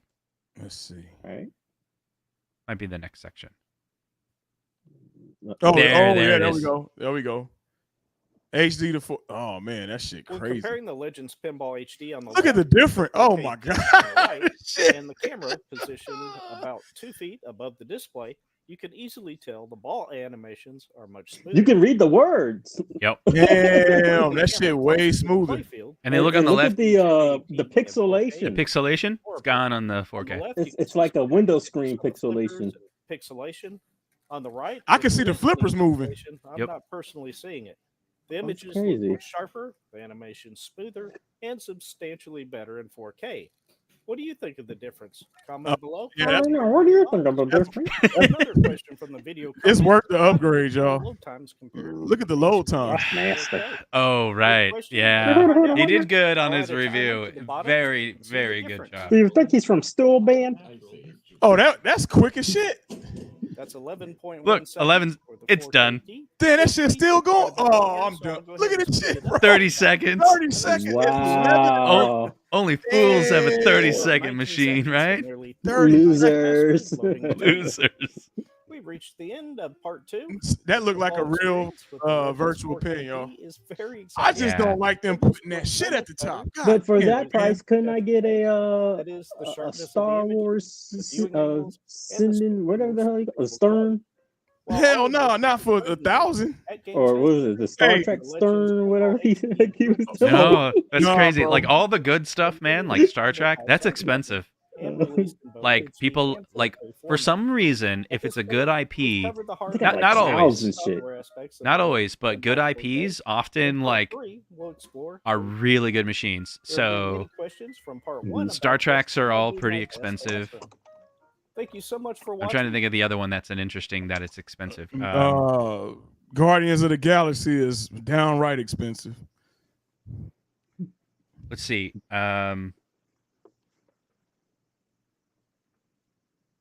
There's some interesting ones that I played that are really fun. Avatar was really fun. Oh, yeah, man, I played that that's one. gotta. I played that one. Barney Fife. Mayberry.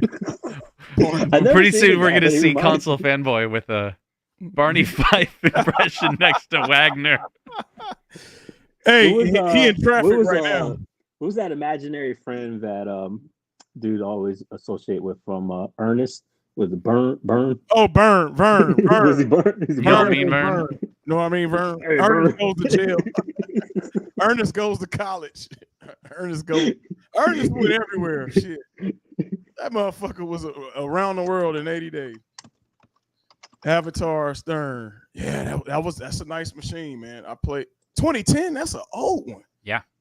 Damn. Yeah. I didn't know it was that old. Yeah, it's fun. It's a good one. Sold out. Of Yeah. course. Hey, But I'll tell you, when Hey, this B is and like I an iArcade website right now. What's going on?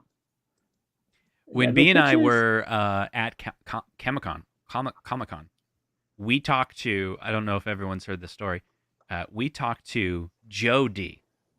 Not John D. Joe but D. Joe D. He's the head of licensing at Stern. And we're just chatting with him. And he's like, yeah, we got some stuff coming out pretty soon. We're like, oh, yeah, what you got coming out? He's like, we're thinking of re-releasing all of our older stuff again. I was like, look at B, like, should he be telling us this? No.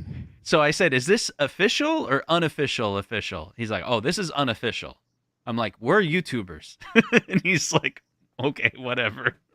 Anyway, he said they're going to release the old machines from the 2010, 2012, 2014 era soon. So that's going to drive prices down. Yeah, so he said they're looking at, he named a couple. He didn't say they're going to do it, but he said like. He goes, he was very much like John D. You know, John D is always like, you know, if it were my decision, I would do things like. Yeah, and he said like Metallica, AC/DC, music pins that are all the ones that are expensive as hell to get now. Super expensive, and they're gonna aim for like the standard price. Oh. He's excited about that. Fireworks. Yeah. Here's their plan. They said it's basically the same playfield, so it's the same game, but all those games had a 4x1 DMD. So now but they're not going to use that. They're going to use the 16x9 like the modern. So the only thing they're remaking is basically the back box, the game animation. You know, they're working on that, the game part. You know, the video game part. That's it. Same game otherwise. That's pretty neat. Yeah. And then it's connected online and leaderboards. And I'm sitting here like, great. So basically Arcade 1-Up. You're just rehashing everything and bringing the deluxe version, and then you're bringing it online. Wait, Stern pinballs have leaderboards? Yeah. I have 3 Stern machines. They're all connected to a global leaderboard. They're all Wi-Fi. And there's a page you go to inside stern.com. And I can be friends with other people. Like I go look and I see what Michael B's at. Oh, you can look. Yeah, that's you can look at everyone else, you know, unless you're private, right? So I'll go look at Ralph. I look at Rexer, you know. I'll be like, I'm schooling him on Foo, you know. I'm looking at B Kong, and B Kong's got me beat on Fu, but I got Michael B beat on Godzilla. You know, Oh, that's fun. That's pretty neat. Yeah, you guys can do that. Because it would be really boring if you were just trying to chase yourself. Yeah, and you can go look. There's achievements, you know, like if you defeat a city, it'll tell you when you did it, and you can go look, and you've unlocked that part of the game. And Right. yeah, it's pretty sweet. So hear me out. Could you cheat? Just start hitting the balls. Sure. Yeah, totally. I don't think anyone does. Yes. Leave it to this guy. You could, now I guess. Now I need a pinball. He's like, I got $1 billion. I don't know what's wrong with you guys, but I hit $1 billion. I suck. This dude Missy gonna go get a pinball just to do that I shit. would. Messiah's gaming on the top. I would troll the fuck out of the leaderboards. Okay. Gunther been running that Deadpool. One last sales pitch on. I don't need to spend no more. Y'all already got me in it. You don't need to buy a pinball machine to be a part of the community. You can go to an arcade. It's fine. Because when you go to the arcade, a lot of them are also connected. And the way that you connect is with a QR code. So you take your phone, you have a QR code in your wallet, and then when you walk up to it, you scan it, you're logged in. And then you can go play. And the new Venom will keep track of the way Venom works. It's the only machine that does this. You log in with the QR code. You can go to any arcade, and it'll remember your progress. Damn, from machine to machine. That's and pretty neat. It's more like I don't know. Imagine Mega Man, but like as you get more experience and you unlock more things, you have a game save. Venom has a game save. So you go to the other machine, it's like you've already beat that guy, so you have that extra power, you know, or that experience level. It's like some Neo Geo shit. Yeah, I was about to say it's some Neo Geo MVS. Yeah. Yes, I'm that guy. 8,000 to cheat. You know, you could go spend a quarter and cheat. You know, you just break the But glass. why do that when I can have it in my home? And He's like this. Okay. Got the Guinness World Record at my house. You know. I will tell you one more thing. Again, you don't have to buy a pinball machine to be part of the community. I'm not even part of the community. I don't know anybody, right? But there's this website But you're called leaderboards. What are you talking about? Okay, there's this website called Pinside. Go to it. Pinside.com. Pinside? Like inside, but with a P in the front. Console fanboy, we know you was on the 405 freeway, bro. For the last 2 hours, right? Because it takes that long to get home. Yeah, we know you was on the 405, KFB. Pinside? And then I go there. Come on, join. Where you at? You just got home out of traffic. So let me blow you away. Pinside is everything you wish arcade community was. Pinside. We need, and there's some support out there for this on arcades, but nowhere near what Pinside has. So scroll to the top and let me walk you through this website. Show you how massive it is. Okay, first you're going to go to Top 100. And we don't have to spend a lot of time there, but you can just see, here are the top 100 pinball machines. Godzilla, wow. According to users, you got Godzilla, Medieval Madness. Go to your arcades and start playing those games and ask yourself, why are they so great? And then scroll all the way to the bottom with ones that are like in 75th place and play that one and notice, yeah, it's kind of like not as good as the top 10. So boom, you have a cheat sheet on what's the best games out there. Okay, now scroll to the top. Let me show you one more thing. Okay. All the way to the top. Okay. Let's go to Pin Map. Yeah, machines, top 100, community, Pin Map. Click on that. Okay, put in, I don't know, find a location on the right. Put in Los Angeles. Yeah, put in Los Angeles. Hello. Hey, I didn't ask you anything. You put last. Las Vegas. Lost. There we go. Oh shit! Damn, we got that one. Car wash. What the hell? Okay, so that's that. Let me show you an even cooler one. So that's cool already. Scroll up. I went to Revenge of. It's awesome, by the way. Hit Pin Map again. B took me there. It was fantastic. They have all like LEs. Scroll down a little bit. Hit open the Pinside map. Ooh. Did it take a? I think I saw this on the Kong video. And yeah. Okay. Damn. So there, basically, you'll get a Google map and you can zoom into your location and see what's in your area. Click on that; it'll show you what games are there that you can go play. Is there any in North Korea? Look at this guy. What? Console. Sorry, no, that's not a one.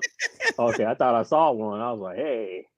Okay, let me show you a little bit more. I'm going to try to walk you through. Like you can explore that. We don't have to spend forever on that. Scroll back to the top. Oh, okay. What the hell? Look, okay, those are all those dots are arcades, right? All right, so let me go back to this. Okay, scroll to the top. All right. Okay, now hit market. Oh shit. Okay. Yeah, scroll down. You're going to see a whole bunch of ads for people that have pinball machines for sale. Damn. In your area. You can do searches, and you can be like, in my area, and then if you have a pinball machine that you want to sell, you can list it on here. And the market is pretty big. Like, this is the go-to place. We need this for arcades. We need this for arcades, right? Yeah, okay. That would be dope as shit. You can go, and then if you go search for these listings, some of them are retailers, the distributors. Pretty much all the distributors are on here. But you can also see just your random Joe, whoever, that just has them listed. And sometimes they'll be like, I want to trade. I don't want to sell. I just want to trade. And they'll list the other machines that they'll trade their machine for. Kiss. Oh, there's a Kiss LE. And then you don't have to click on it, but notice at the top there's a forum. Okay. You click on forum, it's chat rooms, it's straight up threads and forums, right? So, like, there is some of this in arcade, but Pinside is like insane. Like, you want to go talk to people about pinball, it's there. You want to buy mod kits for your pinball machines, that's in the shop section. So you want to buy a topper that some random person made, you can find that. So even in the home arcade space, we got to know that JC from Tulsa Arcade sells this. Buy Stuff Store has this. Pinside, it's the entry point to like everything in the community. It's fantastic. Yeah, that's pretty dope. They need to add an arcade side. Yeah, we need an arcade side or whatever, right? KFB got a message for Justin. He's ready. We're gonna show him my tits. What are you trying to clip, man?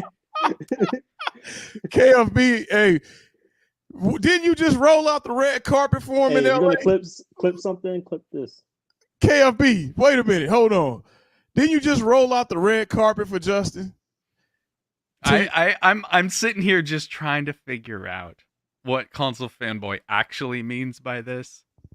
I see all the angles. This is too funny. I know what you're doing, Justin. I'm too. Be smarter. You're all fools. Wait. I want to read that. Master manipulator.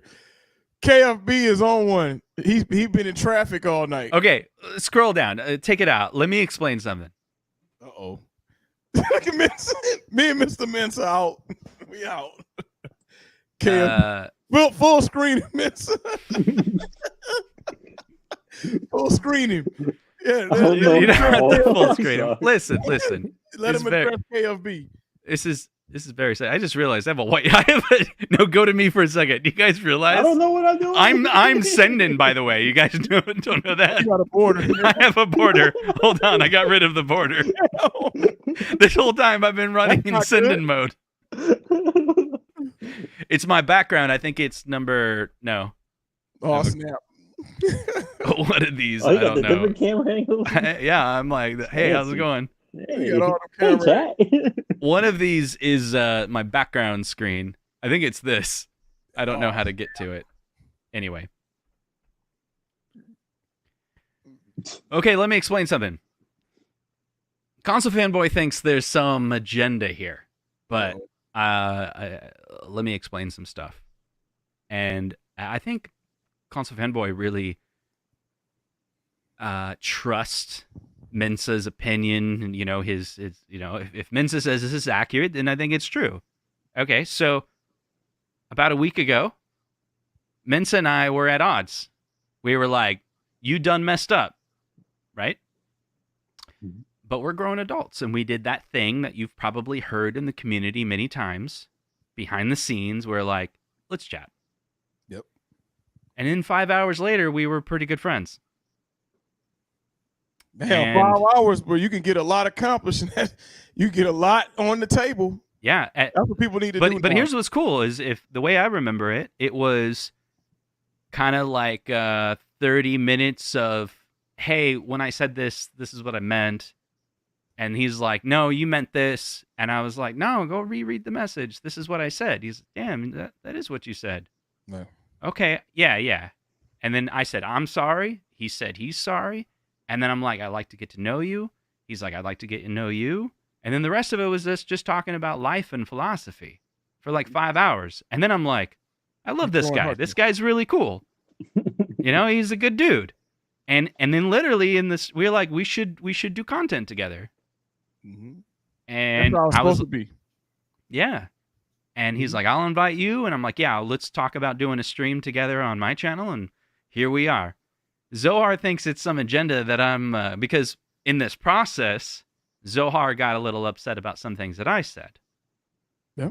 And then Mensa's like, I'm good. We're past that. We're past that. And so I think what Zohar thinks is I'm on this show to try to win over Zohar. But I'm on this show because Mensa's a cool dude. Yep. It is what it is. And then Mensa's all like, you got to hang out with Dom. Get to know him. I'm like, sounds good. Let's do this. Mm-hmm. And we talked all about there appears to be a clique in the community. I'm like, how do we fix it? And he goes, let's just fix it by everyone streaming together and loving each other and just being, you know. We more like-minded than different. We were just talking about that. Yeah, exactly. You know, a lot of us could be really, really cool. I was telling Justin, I was like, you know, met Rexer in a better time. Like, dude, like me and him would see eye to eye on almost everything. You know, like I see where he's coming from. It's just, you know, I haven't got a chance to speak to him one-on-one yet. You know what I mean? Yeah. But, and I think that would be positive. I want to thank you, Mensa. Let me explain how much value you added to my life. When we had that conversation, I was also struggling with something at work, okay? Unrelated to anything in YouTube, home arcade, anything like that. I'm in a new position where I have some oversight over multiple projects, and I saw a problem, and the problem was communication. There's a team of people that are working in a bubble. Yeah. There's another team of people at work that are working in a bubble. But ultimately, they're all working on the same project. And I sat there and went, this is what Mensa was talking about. It's the freaking clicks. The clicks are happening at work. So I go talk to this one guy from this other team. And they're like, do you know what that team is doing? They're rebuilding this entire thing. They didn't talk to us about it. And they're designing it this way. I was like, okay, all right. And I talked to them. And they're like, you know what that team is doing? They're designing everything over there. I was like. Their own perspectives. Yeah. And I was like, what is your goal? And they're like, we want the app to be like this. We want it to be built like this. I was like, okay, go to the other team. What do you want? We want the app to be built like this. I'm like, you guys freaking want the same thing. So I did this craziest thing. I set up a meeting with all of them. And I sat down and I said, hey guys, you probably think that this is a meeting where we're going to form some committee, some democratic approach where we're all going to vote on the best way to do it. Nope. That's not our goal in this meeting. Our goal is to talk. This meeting will be successful if we're talking. That's the success of this meeting. Yeah. All right. I need everyone to explain. They said, okay. And I just sat back and I'm like, I've said my part. And then I literally just roundtabled it like it was a podcast. A meeting with architects. You know, there's about a dozen of them. And it's an hour-long meeting. And I said, go. And the first person in Zoom, I just said, tell us your thoughts on this project. And they start explaining themselves. And they're saying, well, we really need this. They were calm. They were like, they weren't combative. Not arguing. Nothing. Yeah. I said, cool. I said the next person's name. Next thing you know, an hour later, we were at person 12. And at the very end, I said, see, we all want the same thing. And everyone left the room like so excited.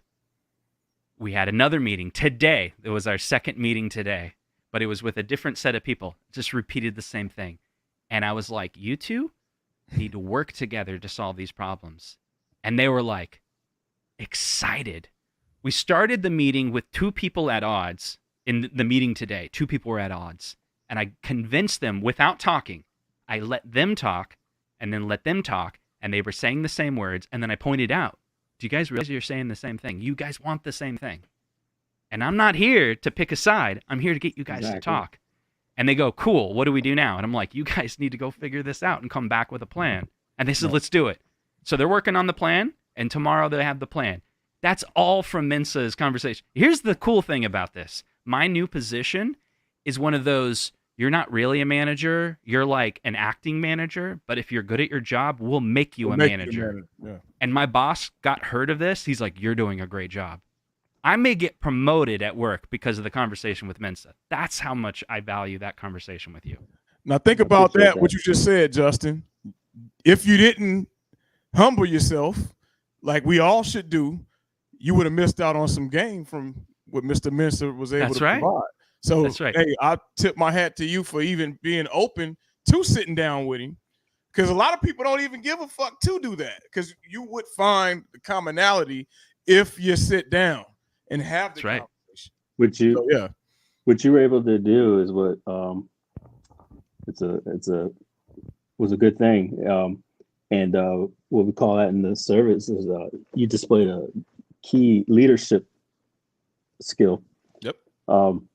There's a thing that they teach you when you get into the higher ranks. It's a psychology, and it's actually promoted by the military side, and they call it 4 lenses. Yep. And I'm learning. Hold on, let me put my student hat on. Student hat on. So it's a psychology thing. Mm-hmm. So you're in a group, right? You got like 7 different people. Let's just use some people like we got here. We got Console Fanboy. We got Gunther. We got myself, and Tech Buzz, right? Mm-hmm. We all have our bright personalities where we're independent. We like to be heard, et cetera, et cetera. But we all come from different walks of life, et cetera, et cetera. Right. But how do we come together as a team? Because, like you said, you got a goal. But who's the leader? Like, say it's you, Justin. You're the leader. How do you get us to work together? Or how do you work on our strengths or our weaknesses? Well, it's all about getting to understand the personality. And when you do that, you minimize conflict.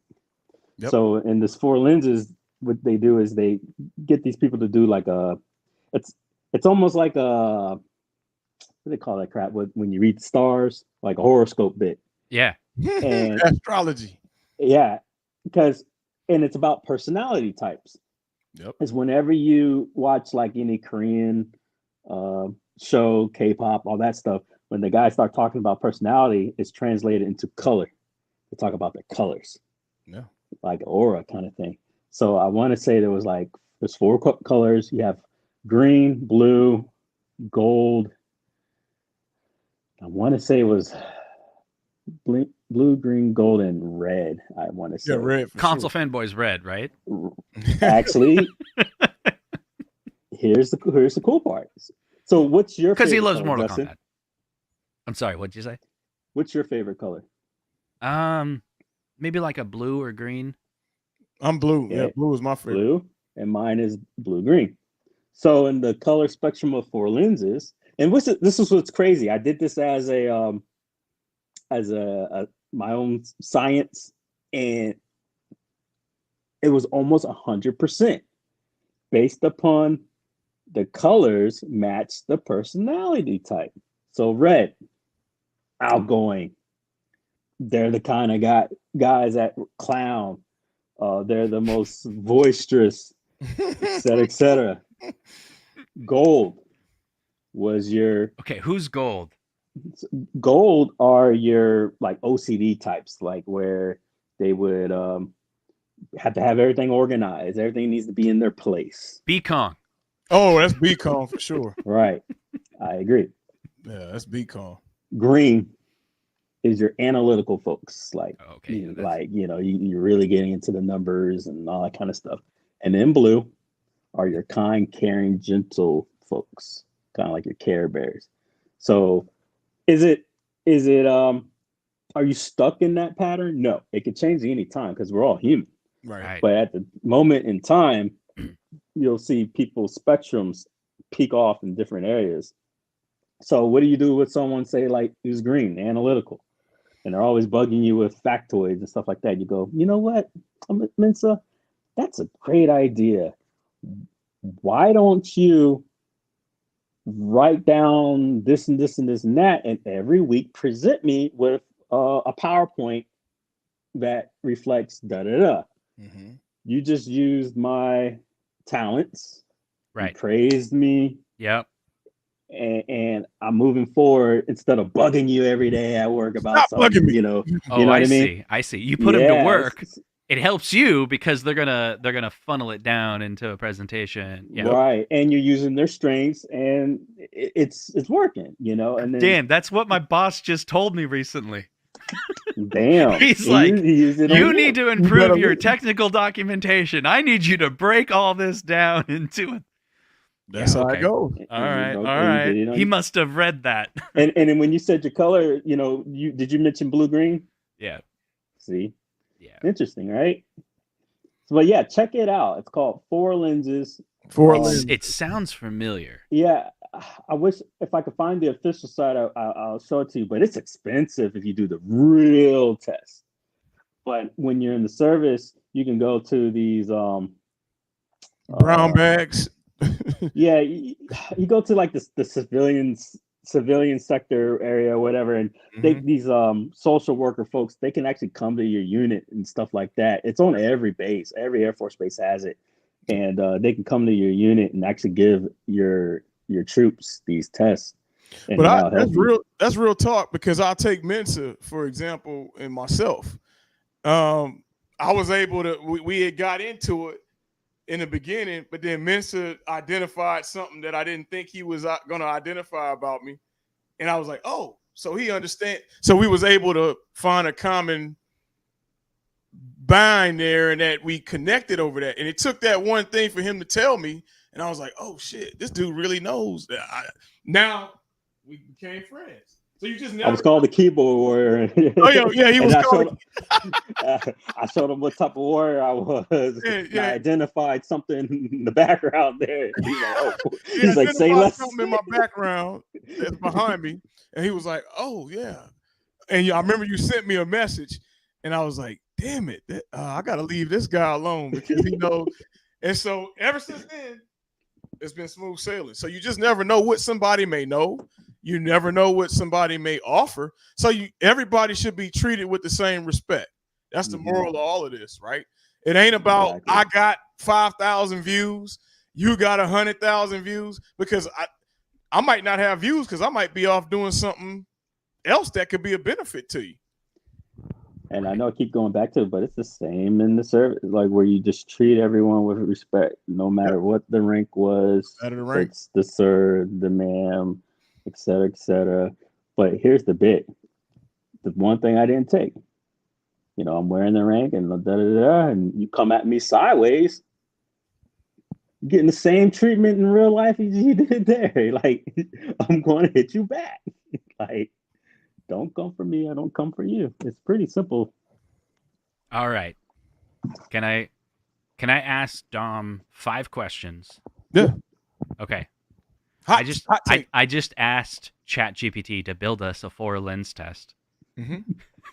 That's why I love AI, by the way. It's creepy. Okay. Good stuff. And I asked it, if I give the answers, will you provide an assessment? It's ready to go. All right. Okay. So 5 questions. I prefer to make decisions based on, you're going to tell me A, B, C, or D. Okay. Okay. And then I'll provide that information. So question 1, I prefer to make decisions based on A, my instinct and gut feelings, B, logical analysis and factual information, group consensus and emotional intelligence, or creative insights and potential outcomes. Which one was the group one? C, group consensus, and emotional intelligence. C. Okay. In a group discussion, I'm more likely to take the lead and share my opinion, offer logical reasonings and ideas, or listen actively and consider everyone else's perspective, or bring enthusiasm and unconventional viewpoints. Bring enthusiasm. Okay. Last one for Dom. Okay. you know.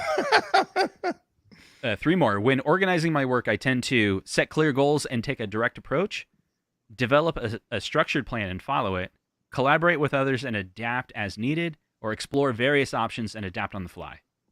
Collaborate with others. Okay. In conflicts, I usually focus on finding a solution and addressing the issue, analyzing the root cause and proposing fixes, consider feelings and meditating, mediating solutions. I almost said meditating, mediating solutions, suggesting alternative viewpoints and angles. When there's conflicts. That's kind of me. Yeah, I'm more a B. Damn. So, do you find solutions? Do you analyze the root cause? Do you consider feelings? Suggest alternative viewpoints. Root cause, because I like to say, all right, why did the motherfucker say It's that always shit? a why. That's me. Why? And Mensa tell me, hey, Dom, just let it go. I'm like, no, why would he say this? All right, last question. When learning new skills, I prefer hands-on experience and trial and error, or following a structured guide or manual, or collaborating with others and sharing insights, or exploring possibilities and adapting techniques. I'm so A. Collaborating. I'm a collaborator. I'm a team person. Okay. So I've given the answers to ChatGPT. Thank you for providing the answers based on the response. Here's a brief interpretation of your 4 lenses assessment. Primary lens is green. Secondary lens is yellow. Now, the green lens, your strongest thinking style seems to be green. This suggests that you are empathetic, collaborative, and focus on building relationships. You likely prioritize harmony within groups and aim to understand various perspectives before making decisions. You value open communication and seek consensus. The yellow lens, which is your secondary thinking style, appears to be yellow. This indicates that you possess a creative and innovative mindset. You enjoy exploring new possibilities and unconventional approaches to problems. You might bring fresh ideas to discuss and enjoy thinking outside of the box. It's important to note that these assessments, blah, blah, blah, it's the ChatGPT thing. Don't take it seriously is what it's saying. Yeah. That's spot on. So even though that was the short end, the real test, I don't want to exaggerate, it's like 100 questions. Damn. It takes a while to complete it. That was fun to do it. But it's fun, short right? Version. Yeah. But it helps in everyday application because you're going to see these personalities strive wherever you work. And then you go, well, how do I get a red to get along with a yellow? Because they're like polar opposites, right? And you're just like, oh, and there's ways. See, you're helping me again because now I'm thinking of individuals that I work with. You work with that have conflicts with each other. Mm-hmm. So you want to also, to Mensa's point and how the military looks at it too, is you got to have one of each really. But the thing is, they're all key. And they all key. This is the diversity thing, right? It's like it's good to have important. a mixture. Yeah, but if you got a whole bunch of people that think alike and that says the same you'll never thing, move forward. You're never going to move forward. Wait. So if you have a group of people, let's just say, for example, this group of people, even though a product is pretty terrible, they all love it to death, and they will defend it to the end. Problem. That's a problem? It's a big problem. Well, what if you have a big group of people that are like that sing the praises of the owner so much, but then you have one person that's like, he's really analytical, and he researches everything before he says something, and he goes, you know what? That leader is kind of a criminal. We've seen that because what you're going to do. I see what you're saying. So to what you're saying, Justin, real life that happened with Mensa. But if I'm a part of this big group, I'm going to say Mensa's wrong because he's not us. So to me, that's kind of a prejudice. If you're not me, I cannot say you're wrong because you're not me. I can say Mensa's wrong based on what he said factual wise. No, Mensa, that didn't happen based on XYZ. I can say that. But because he's not a part of my group, what you see tends to happen is people say he's wrong. He's not one of us, so he cannot speak on it. Am I right or wrong? I think what you're saying is fundamentally true. It's the concept of you're going to defend what you know and not know what you don't know. You simply don't know what you don't know. True. And that's the key of. There's a lot of people who just can't acknowledge that they just don't know. It's hard. How do you know what you don't know? It's kind of easy to understand that you don't, that you have, that it's not hard to say you're ignorant. That's true. Like, if you ask me a question, I don't know it, I'm going to have to bow out and go, I'm ignorant to this. Educate me. Be honest about it. Let me help you with one thing. People don't do that. There's another piece to this. See if you guys can resonate with this.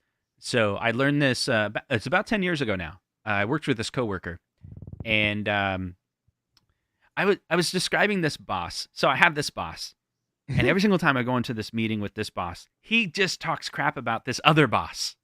Yeah. And I'm like, man, they're just always talking crap about each other. It's like literally the one guy just hates the other boss. And I'm like, I don't really understand it. The other boss, he's got these ideas and they're fair. We should try them out. But man, this guy just. So my friend says this to me. My coworker says this to me. He goes, you know what that is? Mm-hmm. He goes, there's sometimes that you will create a prejudice towards someone. And here's the test. Mm-hmm. Here's the test. He says this to me. I swear he made this up, and I was just like, you're a freaking genius. Imagine in your head someone that you dislike. And they come up to you, and they say, did you know the sky's blue? Now, if your immediate reaction is to be like, that is the dumbest thing I've ever heard. The sky is not blue. What are you, freaking idiot? That's not how the sky works. The sky is not a blue color. Light gets scattered because it hits the atmosphere. Come on. The sky is blue, but we all know it's not technically blue. Scientifically, the white light that comes from the sun gets scattered by the earth. And it's our perception. It's our perception of blue. Perception. Yeah. But if it was someone that you liked and they said the sky is blue, you wouldn't say anything about it. Nope. There's a documentary out called like, Do You See What I See? And what they did was they talked about language and color.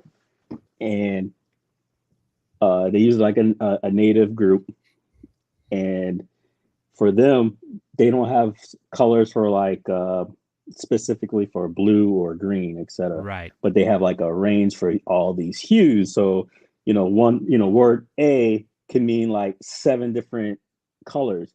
So what they did was they had a color wheel, right? And it went from like the lightest of blues to like the darkest of, this is creepy, the darkest of greens, right? As he talks about color. Yeah, colors. And so they had an interpreter and they're like, point to the blue. And they're like, boom, boom, boom, boom. Like everything was great. But the thing about it was these hues were so close to each other, like with the naked eye, you couldn't tell. And then they were like, hey, point to the green. Use their language to point to green, and the person's just staring at the wheel, blatantly green on the thing. But guess what? It didn't click. Even though there is a word for the green, but they couldn't see it. Literally.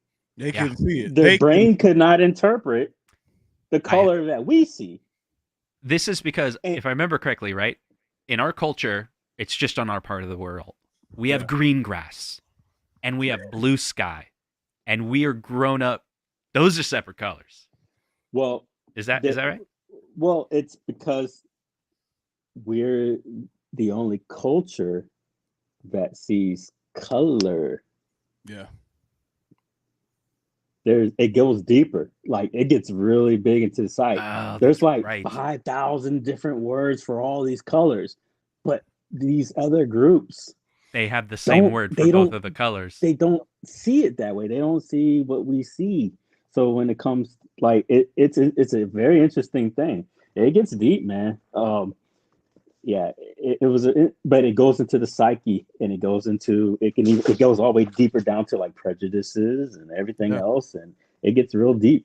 But yeah, it's a documentary. It's almost like a National Geographic one. I think I've seen this because I remember them talking about, because this culture never had a word that was a distinction between green and blue. There was never a scenario where they needed to tell someone how those colors are different. And then when they're shown the difference, they don't. Actually, they even did better. They didn't go point to the green one. They said point to the one that's different. So they already established the control, which was they could tell all these other hues that were different from, like, it was really close to blue. And then they had the one blue that was off, and they were like, boom, boom, boom, boom, boom. And they're not colorblind. It's just the slight. They're not colorblind. It's their brain just doesn't interpret those and different colors. And then when they showed the green, which is clearly different, like, they should be able to easily go, this is different. No. Couldn't do it. Couldn't process it. And because there's no definition for, like, it was weird, man. Do you ever watch Vsauce? No. Oh, you would love Vsauce. Because I was like, the stuff you're talking about, Vsauce. I'll mention one video. Vsauce is an entire channel with millions of subscribers, and he's like, hey, Vsauce here. He does this thing. This is Vsauce. Watch this. Hey guys, Vsauce here. He's out of nowhere. Yeah, he pumps out of nowhere. He's got shorts. He's great, but it's all science facts. But one of the videos that he has is, do we all see colors the same? It's just great because he's like, how would you know? Yeah, I remember. Who's right and who's wrong? That's why I think I found that video. Yeah. And it's like, how do you know that you can seriously see the yellow that I'm seeing? Or are you just interpreting it yellow because you finally identify that as yellow? Right. We're just saying the same word. Yeah. But I actually see yellow the way you see red. Right. That's what the teacher told me. It's yellow. Yeah, it's possible. That's what we all going to say. Well, I learned it in elementary. I can't see what your eyes see. So how would I know? Exactly. But if you correlate that, what you're saying, Mensa, to people see things differently. And that's why it's important to talk and have dialogue. There you go. Yes. Full circle back. Exactly. It's just like the rapper KRS-One, that he was saying on a rap song called "You Must Learn." You must the learn. Teacher, and he was saying, how, if as cultures we don't get together to learn about the other person, then how do you know what they bring? Because you'll hear these people like, well, what have you you guys done? And I even had my youngest son going, because he was carrying around a book, Black History book. He's like, I didn't know, created the elevator and this and that, because they don't teach them at school. They don't teach them about these things where they could be prideful and go, no, we contributed to, because I forgot what old boy's name, but the revolution will not be televised. Oh, Gil Scott Heron. Yeah, Gil Scott Harris. His story, because it was his story. But yeah, that's why it's important, and that's why you say inclusion. I listen to everybody. I grew up in the Deep South, so I done had all perspectives, right? So that's why. But my cousin just visited. My cousin just came to visit my grandma the other day because she turned 91. Oh man, what a blessing! 91. And she was visiting her aunt, and she was the first Black to be integrated into the Yorktown school systems. So the first one, so she made history. So it was actually pretty cool because for last year, my son used her as the use his own relative. Yeah, use his own relative. Wow, that was amazing. Do you guys this is important, man. Do you guys like musicals? Hell yeah, dude. Yeah, I love Broadway's. You were talking about Hamilton, man. I'll bounce to that all day. Hell, we were talking about that. Didn't we get straight doing that? We showed. Oh man, I know everything about Hamilton because of that Broadway, man. I can go all day. What about South Pacific? Oh, that was my senior play. Yeah, I've seen your play. Yeah, South Pacific. Didn't the same guy do that? South Pacific? No, that's an older one. Yeah, but the same guy. Look it up because Hey, no, I'm not saying he created it, but I think he worked on it. So it reminds me of that. I didn't ever watch the movie or the musical, but a couple of years ago, my wife's like, "Hey, we're gonna go see the musical South Pacific," but she was super awesome about it. She's like, "Okay, this is what we're gonna do. We're gonna watch all this content about South Pacific." So she bought the album. In the car, we're listening to it constantly, and all of a sudden, like over the weeks and weeks building up to it, I'm starting to like love these songs, right? And then we finally go see the musical, and it was just like amazing. But it has this song called "You've Got to Be Caught, Carefully Taught," and so I'm gonna do an I Arcadian thing where I'm just gonna read the Wikipedia. So it says South Pacific receives scrutiny for its commentary regarding relationships between different races and ethnic groups. In particular, the song "You Got to Be Carefully Taught" was subject to widespread criticism, judged by some of its too controversial or downright inappropriate for a musical stage. This is 1949. But the song's lyric is talking about interrace relationships on South Pacific. Mm-hmm. And one of the main lines it says in it is like I'm trying to find the lyrics. Okay, I got it. You've got to be taught to hate and fear. You've got to be taught from year to year. It's got to be drummed into your dear little ear. You have to be carefully taught. You got to be taught to be afraid of people whose eyes are oddly made and people whose skin is differently shade. You got to be carefully taught. You've got to be taught before it's too late, before you are 6 or 7 or 8, to hate all the people your relatives hate. You've got to be carefully taught. Ooh, that's controversy in 1949, huh? Shit. That's some deep shit. That was real deep. Of course they wouldn't like that. Hell no. But you see, that test, I've seen that test with Mensa pulled up here. I've seen that, and that's crazy. But that kid was carefully taught, but not by somebody in his home. Might have been in classrooms. Yeah. And he felt like his race wasn't good enough or the other race was better. So, man, it's crazy how deep the psyche of this stuff goes. It is. Mince and I had a long conversation afterwards. I did all this research, Brown versus Board education, and as I had conversations with my brother about it. Actually, it was really good. And I was sharing with Minsa when we were having that conversation about how, like, I think I have a warped view. It's almost comical. I think it's almost comical. Yeah. Like, it doesn't even make any sense. So, me growing up, I was the youngest of 5, and my older brother was 4 years older than me. And so I was like young, and like I had 3 sisters that were even older than him. So it was kind of like, as I was growing up, I was almost like a lonely child, right? It was like, right. That's pretty much how it happens. Yeah. And so I feel like I was raised by TV. Yes. Yeah. I was. Me too. Yeah. And so I was raised by TV. That's fair. I formed a race. I was racist against German people because of Indiana Jones. Indiana Jones taught me that Nazis and Germans are bad. Right. So I grew up, I remember being like maybe 10 and hearing something about Nazis and Germans, and I'm telling my mom, well, aren't German people bad? She's like, no, you got to love everybody. Right. And in the back of my mind, I was like still prejudiced towards German people. Like, because like my mom's trying to tell me, you got to be kind to everyone. You know, she's a good mother. And I grew up in Texas. There was diverse people there.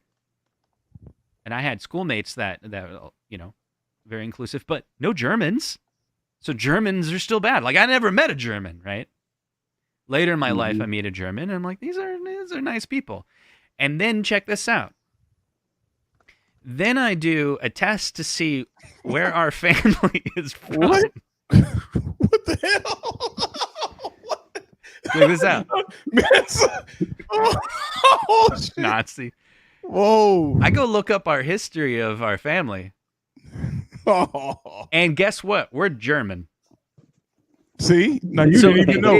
I didn't even know. So when it was revealed, I was like, I'm the bad guy in this story. Right. But look what happens. You get just think of. I'm gonna put this in a perspective for you. You were taught to hate yourself. I was taught to hate myself. Yeah. You know. I was also taught to feel super cheap and unvaluable. Right, and imagine that at a larger scale for like everyone around you. That's what they're feeling on the day to day. Right. And then that's pretty much the experience. Oh, you know what? There's a movie. What is the guy's name? You know, I hate getting brain farts. The guy who played in Grease, when we get older, it's much worse, isn't it? Yeah, you know, but luckily I took enough psychology to realize that I don't have to be afraid of it. I just go with embrace it. Because it comes back. But the dude who played in Grease, what's his name? Oh shit. KFB. Hey, I'm not reading that comment. Boo. I'm not reading that what's comment. The Grease guy's name? KFB. You remember? Well, who? Everybody brain fart too. The guy who played in Grease. Oh, John Travolta. John Travolta. There's a John. I have a comment while you're looking that up for Console Fanboy. I'm reading a chat. He says, guys, Justin is a bona fide genius, and you're all being duped. This is all premeditated, very structured and planned. You don't see what I see. It's almost comical that I see what he's doing. So check this out. Let's say I am a genius for a second. Oh, man. Can I have the W? Now, let's say that I'm not a genius, and this is all real. Can I have the W? Like, do you know what I mean? Like, get on here. Go KLB. this way or go that way. Like, because if he thinks that I'm investing, I'm like, this is a long game for me to be friends with you guys. We've been 3 hours. Like the guy who, if that's the case, then killed the maybe it's real. I remember that movie. I remember this movie with Harry Belafonte. Yeah. So, have you ever seen this? I haven't seen this. I'm looking at it. Is this Two-Face? Because the posters, you know. Right. So there's a trailer out, right? And it's a crazy movie. Yeah. But check out the trailer, right? So what it does is it flips the script, and they're like, imagine a world, you know, that kind of crap, right? And it was called White Man's Burden, and so you literally flip the social script. Black people are socially in charge, and vice versa. So all the stereotypes that, you know, we're saying is happening is flip flop. So it's called The White Man's Burden. So you'll see like the dinner scenes and other stuff that are very controversial because they got the black people that's sitting at the table saying shit you never hear them say. And he's just the poor white guy. But it's a complete societal flip. And the movie's supposed to make a statement. Yeah, but it's the craziest thing seeing it from a different viewpoint. Check it out; it's a crazy ass movie because eventually he breaks, like because he's poor and da da da. But he's living in the world where he's the minority. But it was going to show the correlation on what African Americans was experienced in '95 during that era. So it's a huge statement. Yeah, but in a world of right and wrong, justice is seldom black or white. I think Console Fanboy should join the call. We should. Oh, man. He thinks that if he comes on, then I win. But there's no game. Do you understand? It's like you're playing your own game in your head. There's no co-op. There's no leaderboards. It's not connected to anything. KFB, come on. So I spoke with Console about everything because I told him, I said, I told Justin what I thought.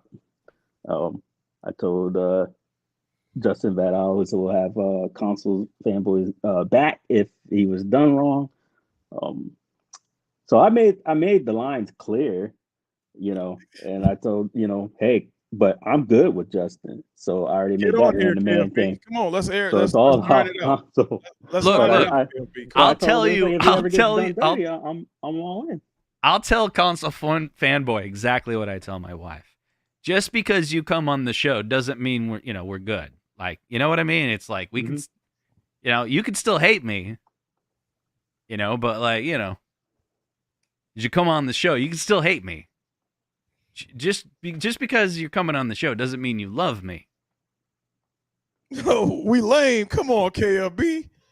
Come on, man. How is that possible? We just chopping it up with the community. You know what? You know what? You know what? Let's just ignore Console Fanboy. He's in the chat playing his game. What he really wants to do, because I also believe that people do what they want to do. This is not even a super chat. It's not even worth reading. No, he just wants to get us to talk about him. No, Console Fanboy is very skilled. He's the one that constantly digs at these little chats to get us to talk about him while he's eating chicken, because he finds that super entertaining that he can interrupt 3 people having a conversation publicly, and all of a sudden he becomes the topic. That is skilled. Very. And I'm just even more mad that he eating chicken and didn't tell me. What kind of chicken is it? Is it grilled? I'm moving to the private chat. Is it grilled? Bring us some fried chicken, man. He said, did you cook it yourself, KFB? He went to KFC. He went to KFC. He didn't go to KFB. He went don't to even KFC. respect the Popeyes. He loves the KFC more than Popeyes. He doesn't know yet. So next time, Justin, when you come, call King Creole. We're gonna give you the red carpet experience too, like Prentice and Prince and everybody else that come. Y'all let me know next time, and then we'll hit the arcades. I'm not far from B Kong, actually. Okay. My house. You're not. It'd be really fun. What the hell is on, Kyle? Oh, it's going down. Because I did this with Console Fanboy. You know what we did, and I don't think he wants to do it again because whatever. But we all went to Disneyland. Oh, and it was hot, I'm sure. It was good. It was good. It was good. It was good. Yeah. Good weather. It was good weather, and I can get us tickets in. So. Say less. Look, Mensa looking at plane tickets right now. He's like, oh, wait a minute. Yeah. Maybe I should come to LA. We were still waiting on Mensa, and we still waiting on Gunther to pull up in LA. So like if I do come through, how quick can I get tickets? Shit, you gotta look at probably the springtime. I'm just come by myself. Springtime. Because yes, look at the spring. Because I told B that we all need to do like a LA our version of Game and Brew. There you go. LA. Our E3. Oh, come on, KL. I need a hotel. I'm staying at your house. What's going on though? Hey, whatever you trying to pull off, man. That's right. If you're good friends with Console Fanboy that week, you could stay at his place. Yeah, we put some more combat. He's put some more combat. You can bump He got a him bachelor in. pad. I seen it. Yeah, he got a bachelor pad. He's got MK30th coming, right? Yeah. The boy Gunther said he about to go spend some money in Vegas. He refused to be used Mortal by Kombat geniuses. 1. Oh, so he gave you said if he continues with this, then he's gonna go on the rest of his life never realizing how miserable he really is. KFB. Well, all right. So I got 2 things I'm buying here. So maybe I won't be so hard up in the captain's auction since I'm about to go get this Terminator. Well, you probably want to. You might wait, right, for yeah, I'm waiting for the price drop, right, if it does come. And Time Crisis hasn't hit. Nope. And Ridge Racer did go down on price. Oh yeah, that bin went down. Yeah, Gunther, we talked about Ettinsoft at the beginning. We leaving that loud alone. That guy is bad news. Bad news bears. Yeah, he's a bad news bears, and his game not about to sell. Hey, and I said, what's his game? Your game sucks. His game is that Killer Clown Attack. Actually, it's not that good. Yeah. What is it, Killer Clowns or whatever? Yeah. It ain't gonna sell if you keep acting like that, bro. Yeah, I mean, it was so weird, like I'm sitting here trying to get him interviews, and I said what I said, but it was neutral. It was almost neutral, like here's the facts. I just don't want you, like, imagine if I did something controversial, right? And then somebody put you on, he wouldn't fuck with me. What would he gonna do? He wouldn't fuck with them anyways. It's just weird. The second, 50 chances these people get, they don't say shit on nothing. And then, who's going to come out and defend me and go, yeah, Mensa came out with that fucking, that transphobic video, but I still stream with him anyways. And he's a good guy. And this other guy that said that even though he streamed the transphobic video, he's just sharing conspiracies. Look, when I did my live, how's that work? When I did my live, Mensa, when you did that, I get voice messages out the galore from a guy in Canada who will remain nameless. Said you're aligning yourself with the wrong side, and blah blah blah blah blah. Why are you? I'm like, first of all, why are you coming at me with all these damn voice messages? I ain't got time to listen at these damn voice messages. But then he tells me you need to forgive and forget. What? Yeah, it's crazy. What? Like, it's the weirdest thing. Like, forget. Like, okay, well then apply it to us, motherfuckers. Like, what are you talking about? Forgive and forget, but you don't. It's like, make it universal.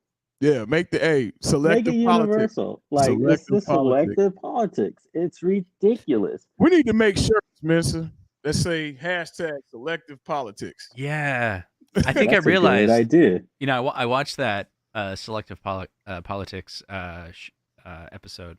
Yeah, that's real shit, though. Yeah, and I think I realized earlier when I was talking about imagine the two people, one you like, one you dislike, and they say the sky is blue.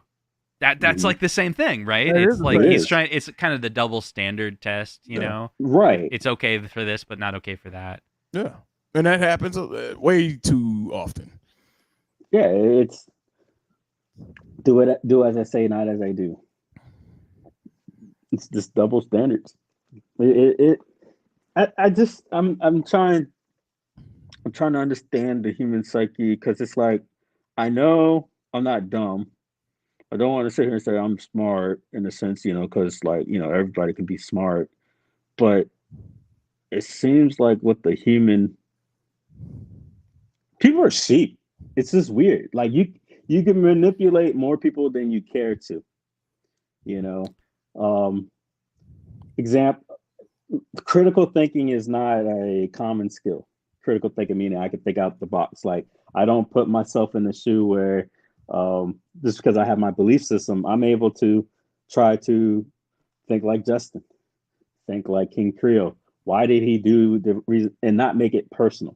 You get these people who take these psychology classes and they can go, well, if A was the person that did this is the way A would think.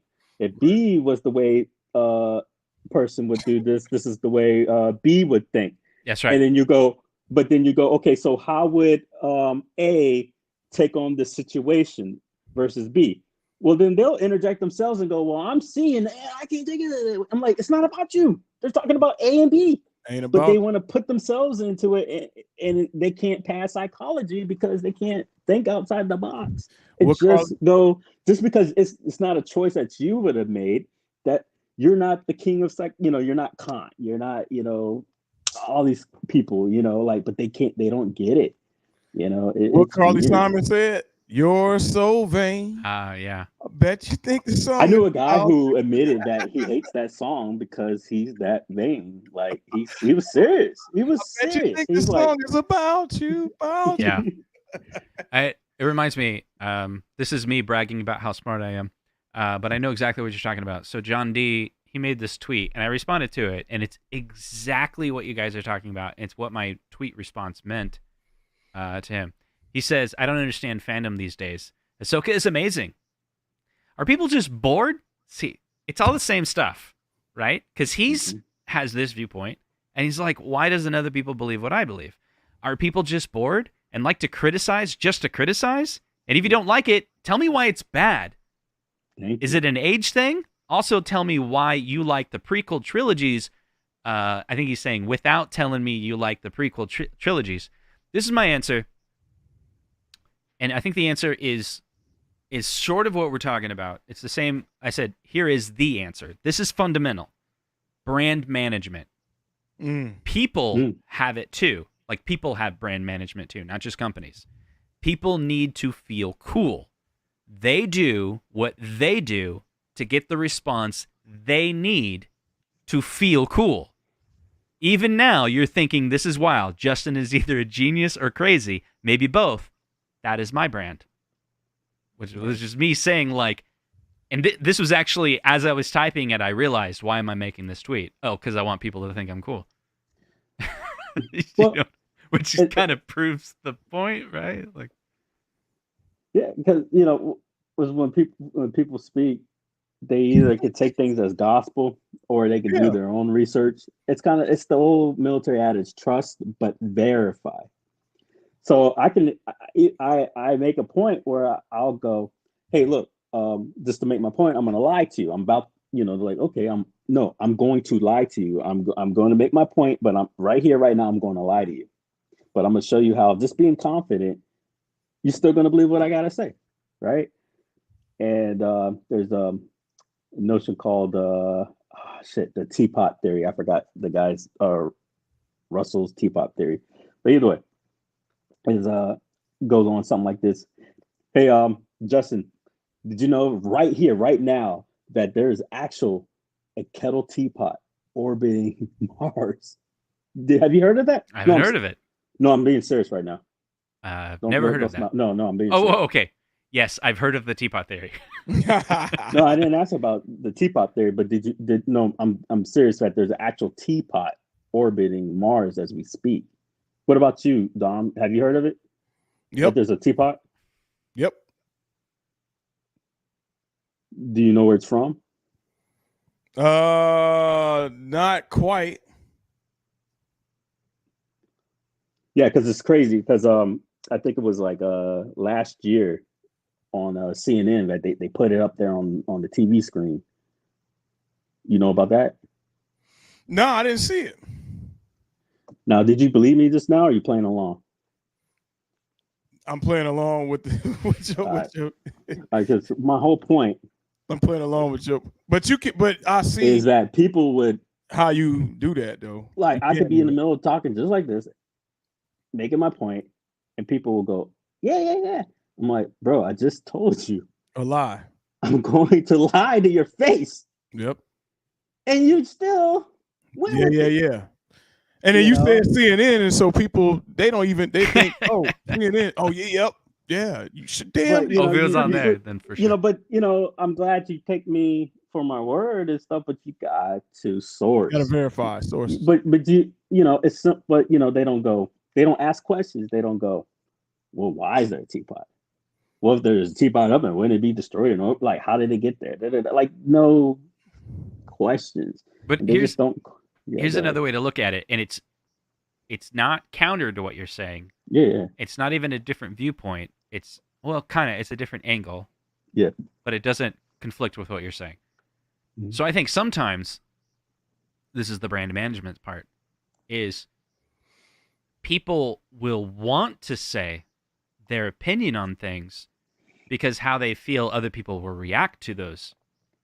It's like we see right in the community. Okay, so Pac-Man XLs came out, and you describe all the features of it. And other people might go, wow, everyone's resonating with this. I just watched like 5 different streams. I'm looking on Facebook. Everyone's flipping out. They said, Arcade 1-Up has never done a Pac-Man for $5.99 with a 19-inch screen. Basically, everything that we want out of a cabinet, it just so happens to be Pac-Man. Cool. It's the definitive Pac-Man. This is the last one I'm going to buy. I'm going to buy that one, sell all the rest. I'm not saying it's wrong. I'm not saying it's right. But the logical reasoning behind that little conversation that we had earlier could influence other people, where when someone asks them, have you heard about that and what do you think about that? They may judge the room everyone in the room thinks it's really cool. So they want to be a part of the people in the room that are cool, that think it's cool. So they'll form an opinion not based on their actual feelings, which who knows what their actual feelings are. They may not even know. I might not even know in that position. But you'll respond with, yeah, I think it's pretty cool. I do like that. Because I've heard 9 other people say how cool it is. And I want to be cool too. I don't even know if it's a manipulation. It's just kind of like a thing that I think we all do. Like I'm trying to find someone who doesn't do it. And I don't think it exists. I don't disagree with that. Here's my issue.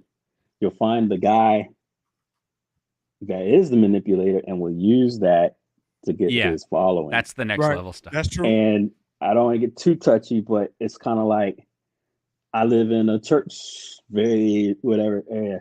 It's not hard for me to become a preacher and just go to town. Like,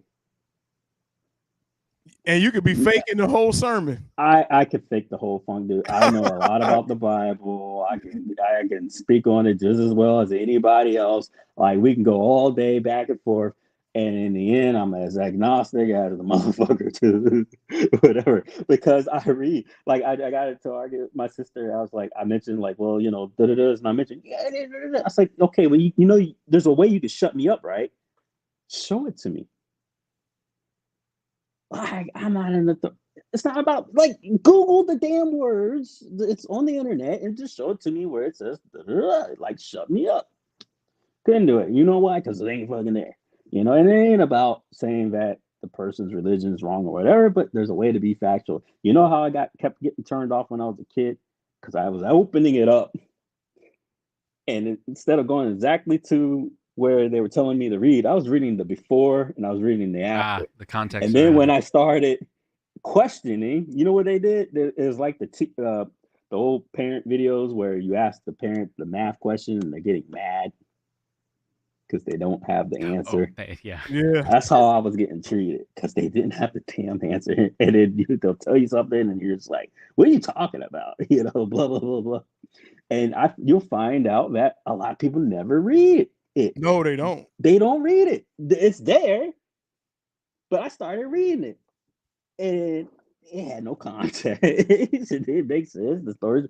So then I started looking into the history and about Paul and this and that. And I was like, holy crap, this is not what people think it was. It was based on, it's Paul's book, you know, like there's a whole different aspect, you know, learning about the poly stuff and going, well, why is God such an asshole? And then learning he's basically like the war god from the Paphians, and you know, like he's the last guy, so that's why he's so rough in the older stuff. Like it's interesting. Or if you Google, the oldest Bible is in Turkey, and it's the got the whole like Book of Enoch and you know, and then I go, well, if it's true that, you know, I'm Googling it, CNN and PBS, and I'm like, if it's true that the oldest Bible is in Turkey and it's mentioning stuff that the Baptist Bible doesn't have, and does the Catholic Church acknowledge it? And from what I remember reading, they acknowledge it, but they say it's not canon or some shit. I'm like, how do you say something's older and admit that it's older?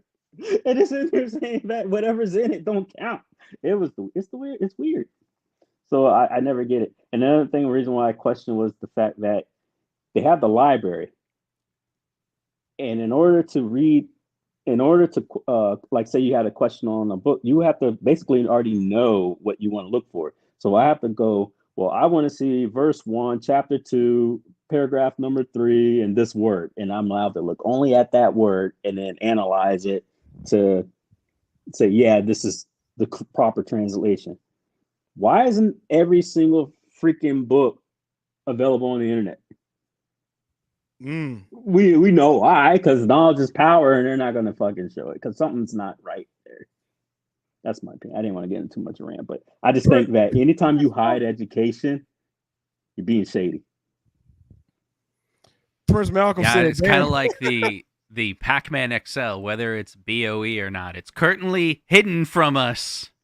Yep. Because knowledge so what's is up with power. that? So is it like not on the labels in the back, or what's going on? No, nobody can find out no more. They never put on the box whether it's BOE or not, right? That's shady. And it's not on the website yet because it's like a Costco exclusive, so they don't advertise an XL on. But see, that's the kind of stuff. If what's that guy's name? Cyrus was on. He should be able to answer that. Like, it's not a hard question. It's not something that should make a break, because I'm going to get it if I want to get it. But I have the right to know before I buy it. You know, like, just tell me, dude. Well, I tell you, I talked to John because we knew about the Pac-Man XL when I was at Comic-Con. So off camera, I was like, "Is that real?" And he goes, "Yeah, it's real. It's coming to Costco." And I was like, "Is it gonna be $5.99?" He goes, "I think so. I mean, you never know. I think so." I was like, "Does it have BOE?" And he goes, "I think so." You know what that is. He's like, I'm pretty sure we got the BOE, but I think he kept on saying I think so because I don't think he was like, that wasn't necessarily a project that he was working on. You know what I mean? He just knew of it. Also, that kind of gives liability in the sense of he's allowed to think. So I give you the definitive, you know. That's one way to work around that kind of stuff. Like, KLB, here's the link, man. He said nobody. He said y'all don't answer. Oh, I'm sorry. I wasn't looking at. One? Should I start looking? Question I see. Should I start? Earlier in the chat or earlier in this show, I said I'm going to switch to the private chat, and what I meant was I'm not looking at the comments anymore, and I do that on purpose in StreamYard from time to time when I stream. Like if there's a good conversation and I'm being distracted from the audience, I feel that it's better to not look at the audience and give the audience a good show. Yep. That doesn't involve them. He affirmed it because he was playing along with my skit. Yeah, it was a skit. Why do you agree with the Messiah surrounding the teapot? That wasn't real. Why did you affirm his story? Oh, man. Hey. I didn't. See, here's another example where from time to time, Gonzo Fanboy fully misinterprets a conversation. Now, is it possible, would you agree, panel, that if someone misinterprets a conversation, they have the right to be angry. They have the right to be upset. Why did you think Sinead O'Connor wrote "Nothing Compares to You"? Huh? Exactly. Do you know why I said that? You said, "What was that girl? She did that song, Nothing Compares to You." Yeah. And I was like, Sinead O'Connor, because she's the girl that sang "Nothing Compares to You." But you didn't say. Who is the guy that wrote that song? I would have been like, you mean Prince? Talking about Rosie Gaines. Okay. Another song with a similar... She also sang it? Because that I did not know. Yeah, she wrote it. Yeah, she wrote it. Her and Prince. She co-wrote her it. And Prince. Okay. Prince, yeah. I see. Yeah, she's a co-writer. And she was the co-singer on Diamonds and Pearls. Diamonds and Pearls. Yeah, Rosie Gaines. Her house music, man. I love me some Rosie. Yeah. So when we were having that conversation, right, it was you kept on saying, "No, for real, have you heard of it? No, for real, have you heard of it?" I thought you were breaking the fourth wall and going, okay, I'm not playing that character for a second. Have you ever heard the concept of the teapot? I was doing that on purpose to like change up my tone. Right. To reflect that. Yeah, it was. But I thought you were for real saying, have you heard of this concept? Yeah, that was my point, was the fool. But it was also hoping you didn't know. So, but I've heard of this concept. Yes. But not specifically the story that you were making up. It was still an act. Me going serious mode. Yeah. Just to make a point about how if I got serious, people will change it up. And then they'll change the tone up, and then they go, wait a minute. Let me just go with it because he's being serious. So I don't know it, but I'm going to act like I know it. You know what I mean? That kind of thing. Because people do it. Because, some people don't, like you may bring up something and I just, because, I don't want to look like I don't know nothing. So I'll be like, I'm that guy that would save a lot of people's asses in college and go, I don't know the hell you're talking about. You know, because they don't have the balls to sit there and say otherwise. You know, it's okay. And then you see everyone take down the notes. Okay, Like, I got a you're subject welcome, for you guys. guys. You ready for it? What? My daughter, on the way home from dance today, goes, "Hey, you want to hear this song?" She's like, "I found this album, and I listened to it, and I want you guys to hear it. I don't know if Okay. you're cool with like listening to a song that might Absolutely. kill your channel. Probably not. Probably not. At most, it'll add ads, right? Won't kill your channel. Won't be worse than what we've already So done. do some Google on this. This is weird. I don't even I don't even know. They're called Miracle Musical. Miracle Musical. I've never heard of this band. Okay. Now, Miracle Musical has a song called that I'd like for us to listen to at least part of. Dream Suite in C major. Now, here's what's cool. You know, C major, like in music, but it's C like the C, the C major, SEA. If we don't come back, it's a good night, folks.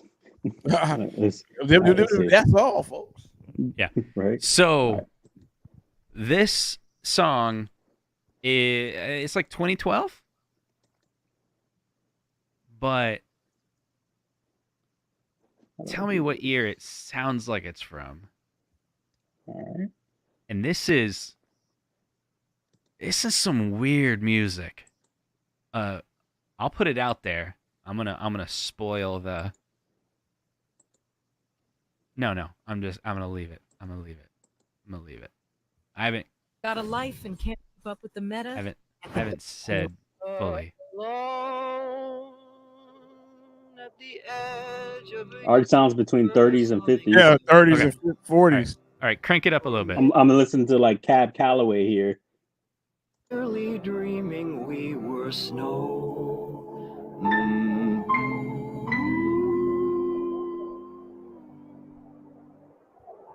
A siren sounds like the goddess who promises endless apologies of paradise.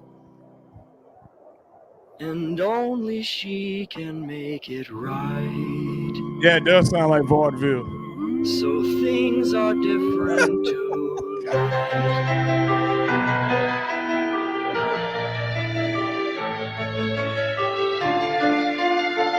Ragtime music.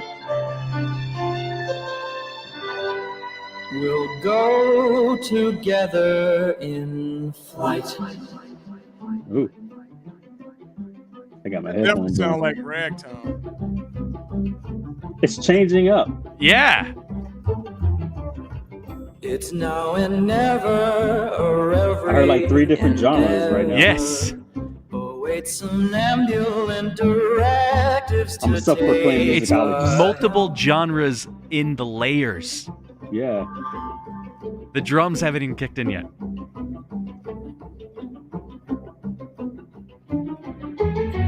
Believe me, darling, the stars were made for falling. Like Now it jumped up to the 60s. obelisks as tall as another. I hear Christmas music. Yeah, right? That's what I thought.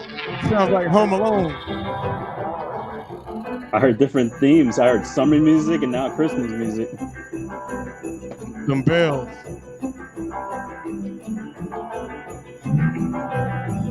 All right, for console fanboys, maybe seek ahead to like the song kicks in.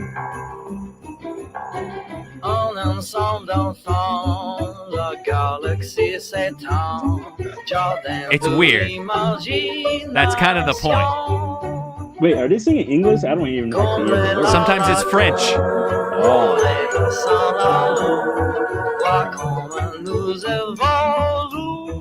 It feels like flying, but maybe we're dying. A cosmic confluence of pyramids hologram. the hell? Mr. Face is classic. Knows you heard her staging music murder. I'm one of those guys that I hear every instrument Me in too. my ear right now. Me too. I'm hearing all the bells in the background.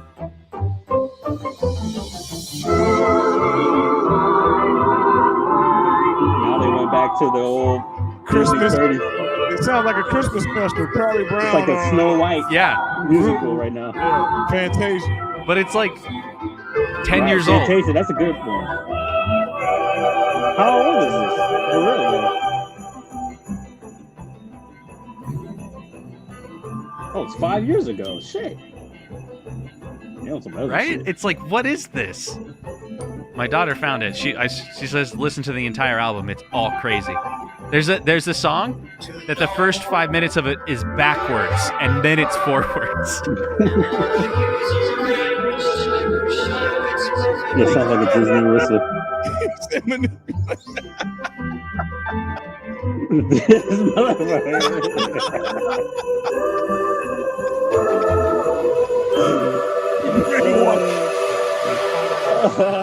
Damn good.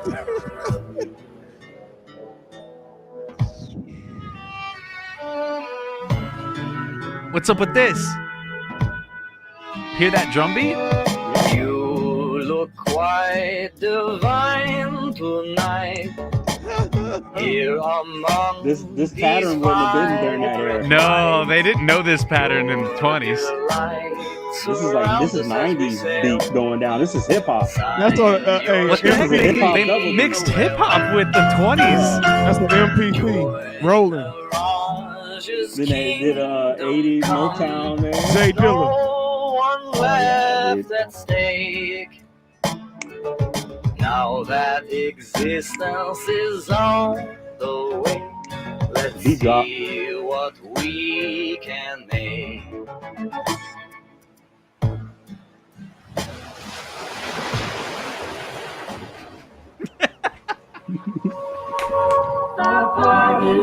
It's a part of my plan to change you. Prince Michael said Yoshi. Yoshi. Does it do a double thumbs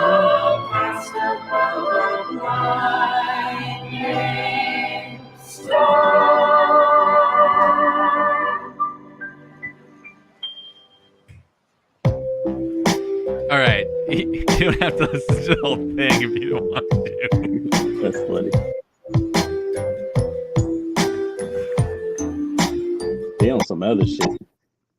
There's another group that does like all the genres, like meshed. I forgot what they call it, like, but Algiers, Algiers. Okay. They had a soundtrack on there's a show called The 100 or something like that, where like they were up in space and dropped a bunch of freaking kids down back on Earth to resettle. But I think I watched that. Yeah, that theme song, and then the theme song from like the newer Roots, that's Algiers. Okay. But Algiers, but you'll hear like Arabic, new metal, like grunge, and like it's a really cool group. But I forgot the name of the genre, but it's like 7 to 8 different genres just like meshed. Good singer. Console Fanboy thinks that I have this agenda, but keep in mind, we were listening to the show earlier. What were you guys talking about? Prince, and then you went into the Oats, and we talked about Sinead O'Connor and Prince again, and I was like, oh, I recalled what I was thinking when I was listening to this podcast earlier, and it was my daughter showed me this band that was really weird. Not good. And I wanted to show you because it's music. We were talking about music earlier. Console Fanboy. Console Fanboy, you still up? Yeah, okay. So he says, your laughing is not real. It's part of the plan too. Don't fall for his laugh. Hey, Dom. That laugh was fake. Oh, You my God. laughed just because you wanted the other people on the show to feel good.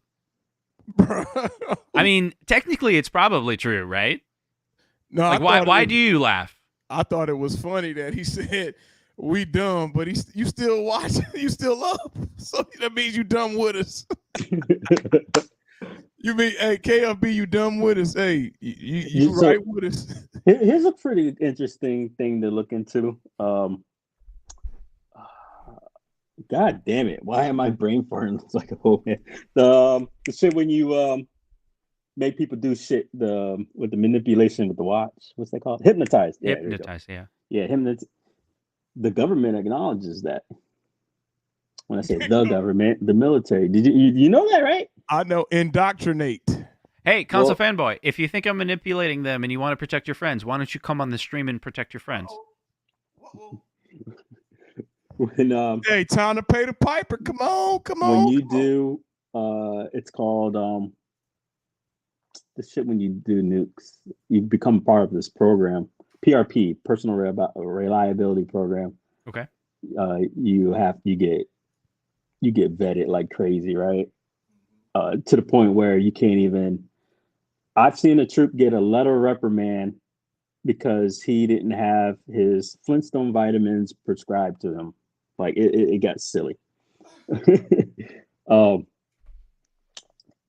But long story short, they asked you on the questionnaire, have you ever been hypnotized? And that's actually that can be a disqualifying factor. Oh. But the fact that it's there and the fact that it's a disqualifying factor tells me that something is behind it. Like, huh? Yeah. Okay. Tell you what. So this is what I'm gonna do. I'm gonna mute myself, and then. I'm sorry. I muted myself too early. Console fanboy can come on, and I'm gonna mute myself, and Right, we're waiting. I will only unmute if console fanboy says it's okay. All right, we listening. Come on in, console fanboy. Me and Mensa. I only got a couple more minutes, then I'm checking out. Yeah, shit. I just realized how late it is. God damn. I'm on the East Coast, guys. Hey, Mensa said it's 1 a.m. in I'm DC. supposed to be in bed. What did I do to myself? At this point, Mensa's supposed to be flipping the pillow over to the cold side. Oh man. Oh, come on, we got Is he 25 more minutes so we can hit our second 5 hour. Shit, I'm gonna be out of there before 5 hours. Hey, so what? First, answer my question, Justin. Why do you have Cavs on in the background and you never play them? Your brainwashed. Console fanboy, you just went to Disney with him. You got brainwashed. He took you to Disney. That's right. I took you to Disney. Yeah. I brainwashed you. Man. Yeah, I think he's referring to a comment that I said earlier about. So I was referring to my Pac-Man that I never play. I have a Pac-Man Cabaret. It's in my garage, and I want to sell it. And so it's in the garage so I can sell it. I don't have a setup in my garage to play any games in my garage. So I never play that one. My bad. What's that Pac-Man that does the pinball? Is that Baby Pac-Man? Baby Pac, yeah. Is that a real pinball down in there? I've never seen one up. Yeah, so is it digital? What's the deal? Yeah, so it's got a CRT above, and then it's basically a pinball machine below. Yeah. So you start out playing Pac-Man, but there's, you know how like on Pac-Man you can go to the left and you'll wrap around? In this, you can go down. But when you go down, now you're playing a pinball game. That's cool. And you kind of go back and forth between the screen. How much do they go for? A lot. Yeah. It's cool. There was one that needed restored. Why can't they do a digital one of that? Yeah, so people want to do that. People want that. Arcade one up. Imagine that's been requested. It's been requested. Form factor, Baby Pac-Man. They could do the digital screen. They can make it happen. Okay, so he wants to know. If you want to know, so when you were doing the show without me, I was in my game room, and I had everything on, and I had my earbuds on. They're right here, and I was playing Foo Fighters while listening to you guys. And so There was even a couple balls that I allowed to drain because I was commenting in your chat. I was all like getting some points, and I was like, okay, this is, Sinead O'Connor. Like literally Sinead O'Connor cost me a drain.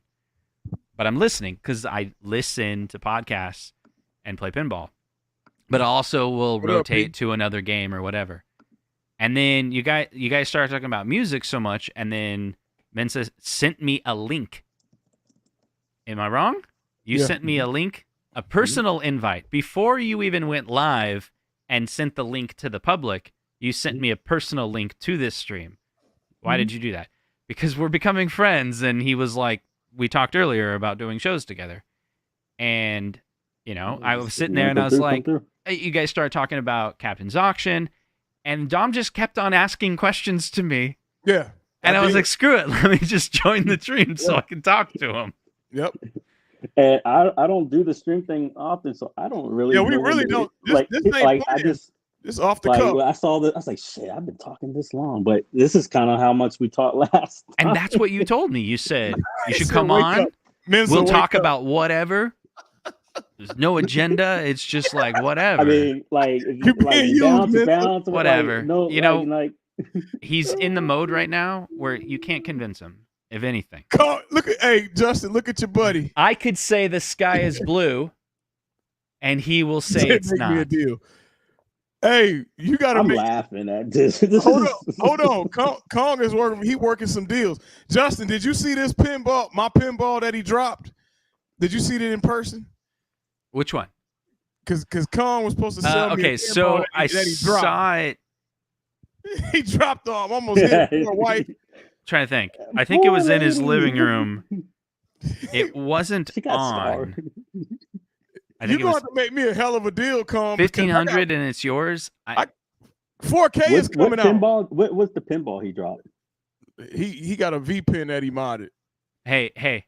I'm gonna straight up manipulate Console Fanboy right now. Uh-oh. I'm about to tell him. He's gonna think I'm manipulating him. He's gonna think that. Oh, but I'm about to tell him the truth. He's gonna think I'm manipulating him. You're really hurting my feelings, man. Oh. Here's the thing, Console Fanboy. My stomach sank a little there. I've been really close. I've been really close to Zohar for years. I flew to LA, tried to spend as much time as possible with him. I invited him to Comic-Con with us, told him we'd take care of everything. He could bunk with us, he could drive with us. He said no. Went to Star Wars. I want to spend all day with him. He spent a lot of time with us. I really enjoyed that. I later said some things that I regret. I told you this, Mensa. I regret saying the things that I said. I said I regret saying those things to Mensa. I was a jerk. There were parts that were misunderstanding, but we all agree what I said was I was a jerk. There's reasons why I said it that were clarified. Yeah. At the end of the day, it doesn't matter. Maybe that gives some perspective. Maybe. I told Mensa there's certain words that people say to me that triggers me. I'll give you a quick story as an example. My brother, when I was a kid, I remember 2 times he would say, "You're only doing this because of that." Oh, it angered me. Yeah. So there's this one time, it was about a girl that I didn't really like, but everyone kept on teasing me about her. Like, oh, you like her. And I'm like, I actually don't. I've talked to her, and she's kind of a slut, so I don't like her. But he's like, oh, you guys would be perfect together. And this one time, we're having dinner at a restaurant with my parents. I'm like 17, and he tells my parents that I have a crush on her. I grabbed the hot sauce, and I squirted it into my brother's eyes. Damn. Just as a reaction. It just triggered me. And my brother, the hot sauce goes straight into his eyes, and he just stares right at me. You know the red sauce that's at like Asian restaurants, you know? It's dripping down his eyes, and he's just staring at me, not moving. It was scary. But he said something that was untrue. And I got pissed off. And so Mensa, myself, and Zohar were in a chat. And Zohar said something that's untrue. Come on, Zoe. And it Zohar. just triggered me. And Come on, I literally said the words F off. I didn't even say the F word. Is F off. Like the letter F. Come And clear your name, Zohar. Come on. I shouldn't have said that. I'm sorry. Come clear your name. I shouldn't have told him. But I also thought I was with a group of friends, and it's okay for us to say that from time to time when other people are annoying us. Because they were insistent that I have to respond to something he was saying, and it had to be the case he was making. But it wasn't the case. It was like not the case. Zohar, you got the link. Come on and say it. Come on, we'll talk about it. We'll talk about it. And the person I'm talking about knows this story as well, so he don't care. He absolutely doesn't care if we talk about this. Come on, Zohar. Well, hey, we got a few minutes. Speak now, forever hold your peace, brother. Come on the show, man. But you let's let it all be in the past, man. You was just partying. Let's move on. You was just partying at Disneyland. Matter of fact, I was in Disney World. You know what's funny? I made a video today. He probably thinks this is manipulation. It was scheduled. It's called I Love You, Zohar. He probably thinks I made that video just for him. Just for him. All right, send him the link. But I also have a video called I Love You, Michael B. I also have a video called I Love You, 19K Fox. I also have a video called I Love You, Nostalgia, because I'm doing this thing on Shorts where the people that I actually work with and talk to on YouTube, when I see something that I know they love, I make a small short and the title is I Love You, Michael B. Or I Love You, Zohar. Zohar, before you do, come on, please be civil. Civil. I get your niece and all that kind of crap, but we're in a Zen space. Be civil. I gotta force the civility. I done smudged the sage, Minister. I done smudged the sage. I sent you the link. Come on, Combs. But I will enforce your video's in the queue, man. Well, it's on top, and that's mandatory. You don't need no video. I'll make your video, Gunther. It's gonna take a while, but I'm gonna get to everybody. hey, Cone, man, that you should know that already. You don't need a video to get told that. Actually, I have told, and Kongs can say I've actually said I love you, Kongs, and he never responds back. Damn. I took your advice, Kong. He's all like, I only say that word to my wife. I'm like, I say a different word to my wife, but I can say I love you to my family. Well, Prince Malcolm made a song called "Everybody Hates Prince Malcolm." I'm not I think this is so hard. Oh shit! Let's get this ironed out, man. I'm tired of the shit. We can't see. Wait. We don't know who we talking to. It says I'm not important, and how do you bring up? Can you bring up names? Now your link was public, so this could be anybody. This could be anybody. That's so hard. Yeah. Can we see your face? Show us your face, man. It's all covered in chicken grease. Oh, well, it's all good. That long ago, you ain't washed your face yet? No, I'm still eating. I'm like half eating. What's up? So we don't Great like show. What's up, man? Love. I'm taking so many notes because the manipulation tactics are impressive. It is very, very impressive. Well, I'm a smart guy. What's the manipulation? I mean, I'm not being fooled at all. It's just almost comical to see you two be fooled by it, and I'm like, damn, Justin is good. I mean, he's not great. I'm great, but he's good enough to fool you guys. I'm like, damn. That's but what's the fooling part? We're just talking over bullshit. Yeah. What am I He's so smart. He's so smart. He's a genius. Okay. He really is a prodigy. Okay, but say he is saying that, man. You're manipulating me into feeling good. Well, so what's the issue? We hate to see two buddies. Y'all was just I was used. How? Be descriptive. Let it all out. Yeah, let's be real here. Put it on the table. Am I one to not ever let things out? No, yeah, we know. Okay, so let me let it out then. All right, let it out. I was used to get to Messiah to take down his video before it went public. And the reason I was being used was my John D heartstrings were being pulled. I was being told, take down the video, it's going to hurt John. This video is going to hurt John D. I'm thinking, I don't want to hurt John D. I like John D. Okay, hold on. So did I ask you Did I tell you we should go to Mensa and have him take down the video because it'll hurt John D? Is that what I told you? You implied that by saying if what he has to say about P-dubs, it may hurt John in the long run. Wait, what did I say about P-dubs? If he has a video about P-dubs, in the long run, what he has to say, it may have like a snowball effect and hurt John, because there are already rumors surrounding John that the reason why he left was because of P-dubs, which is absurd. That's not what I remember. What I remember is I told you a secret, and you really wanted to tell OTG that secret. And I said, if you tell Mensa to take down the video because it'll hurt John, then you can tell OTG the secret. Oh. Yeah, okay. that bargaining chip. Come on, KM. And then you said, are you saying that if Mensa makes a video about P-dubs, it will hurt that John it'll hurt John? I said, I don't want John to be hurt. Right, but you know what ended up happening? It had nothing to do with John. You wanted that video down because it would hurt P-dubs. You didn't even know what the video was. Where's your proof?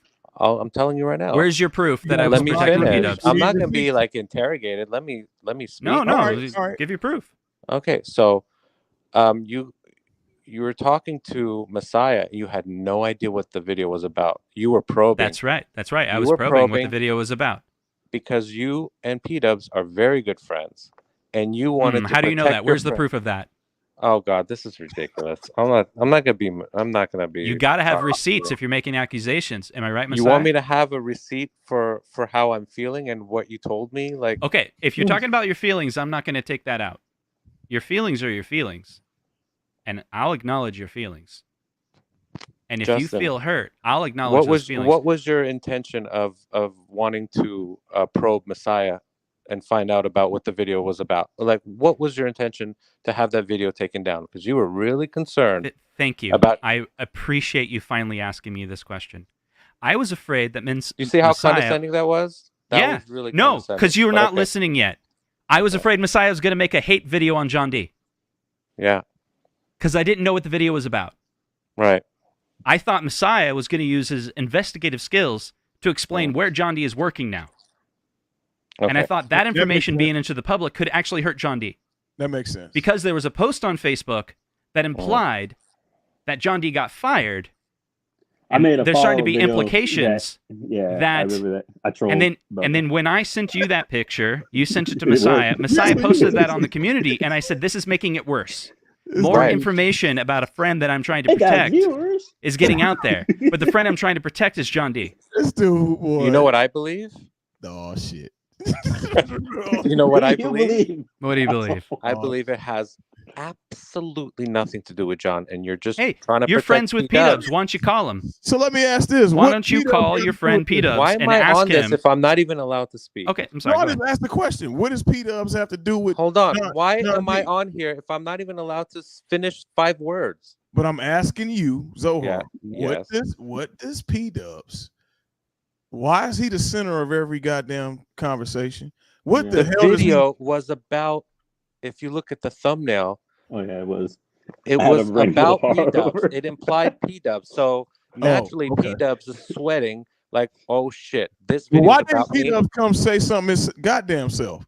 Why is everybody speaking on for P-dubs? Because P-dubs has friends that do stuff for him. Well, and so Justin is one of those friends. Well, that's wrong. I don't agree with that. He should directly address who he got a problem with. Can I just say one thing, please? I feel like I want to say a sentence without interruption. With all due respect. I truly feel that Justin used me to probe Messiah to find out for P-dubs, which probably P-dubs asked him to do in the first place, to find out if that video was going to be about him. He was trying to protect his friend P-dubs and used me and pulled on my John D heartstrings, quote unquote, to try to get or encourage Messiah to take down the video because it would hurt John D. But really, in actuality, he just wanted to protect P-dubs. He didn't give 2 shits about John D. So I felt used. I felt Everything- used. Okay, I respect Everything Hold that on, you hold said. on. I'm almost done. Almost done. Prior to that, completely unrelated topic, I shared some information with Justin, and he betrayed my trust. Guitar. I'm not gonna say the name, but the guitar. Justin, you know what I'm talking about. Playing the guitar, and he just like told him not to share it, and he said it in a stream. Yeah, you're right. I'm sorry. So my trust factor level with him is Okay, now we get into so his trust. Yeah. There was another one with Jade when I was gonna do a collaboration with her with Aladdin, and he went on Sea Lion, stream right? and blew my trust again with the Aladdin thing. So the trust factor is not there. Okay. And Okay, the fact that I I'll be felt straight with you. used. Hold on, Jade, I'm almost true. done. I'm so close to done. And the fact that I felt used with this whole Messiah video, that just added to the guitar thing that you betrayed, the She-Line thing that you betrayed. And it's like all these things just add up. Things add up. There's never something that is just a big thing. It's always little droplets of water. And my cup is filled All and right. overflowing. And that's I fine. respect that. If you feel that way, that's fine. But here's Jade, Yeah. 100%. I'm sorry. Yeah. The guitar thing, I'm sorry. Yeah. But everything that you're thinking about with P-dubs is untrue. It's not true. And that's the freaking you squirting me in the eye with hot sauce. That is it. You keep on saying that I'm here to gatekeep content, Messiah's content, because I'm friends with P-dubs. 100%. Inaccurate. Okay, so how am I supposed to believe that that's inaccurate? Go talk to P-dubs. Hold on. Because he'll tell you we're not that great of friends. We're acquaintances. So you want me to believe there was previous betrayal of trust, and then second betrayal of trust, but then this is not so I'm supposed to trust you now when prior to this you weren't trustworthy twice before, but now all of a sudden you're trustworthy. Doesn't make sense to me. Okay, you can use whatever logical spin you want to discredit Condescending. me. No, you can use whatever logical spin you want to discredit me. It's not condescending. You can do that. Absolutely. You're doing it right now. But in the first case, I'm telling you and admitting 100%, it was a mistake for me to mention anything about Aladdin and Jade, and I'm sorry for leaking that information.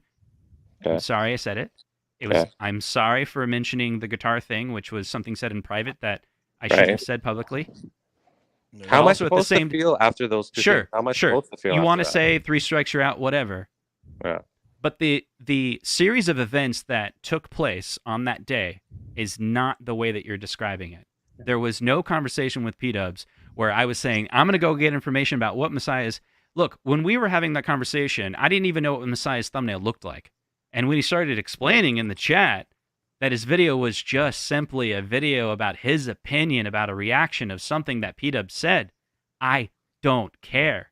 Like, this is literally it. That's why I backed out. Why were you probing Messiah for information about a video? For what The purpose? very first question I asked was if he had any conversation with John D. That's true. Have you talked to John D? Is this a... It was all about John D. Everything that I was saying was about John D. Are you in communication with John D? Did he tell you why he's no longer with 1UP? Because I thought the video was about John D. You brought up P-dubs. Why did you want me to be in that group chat? Because I feel like you wanted Because I didn't me know to be... Messiah. I didn't know Messiah. You were the mediator at the time. I thought you wanted me to be in that group chat so you could see you talk about John D to confirm that it was about John D. I think it was just one of those ways to break the ice between. Yeah, because he don't know Memphis. That's all it was. So you don't know. You the guy that know him. So yeah. And then here's the crazy part. I just don't like being used because I've been used. I hear you. When it was all over, this was the weirdest thing. You kept on saying that was so unprofessional. I was like, I got my answer. He said it's not about John D. And you're like, oh, you used me. And I'm like, we talked. That was a great conversation. And I was like, I'm sorry that I was mean to you, but you were bringing up something that had nothing to do with what my goal was. And I was like, you're trying to get me to say something negative to Messiah, who makes, let's talk about it, drama videos. You're trying to make me say something negative about P-dubs to a drama guy, and I'm not going to fall for it. Yeah. I'm not here about P-dubs. I'm not here to protect P-dubs. I have nothing. Look. You had no intention of protecting P-dubs whatsoever. No. I talked to P-dubs later. I did talk to P-dubs later, and I told him this exact thing. and you can ask them verbatim what I said. If there's anyone on the internet that is making fun of any other content creator about their opinion, I don't care. I don't care.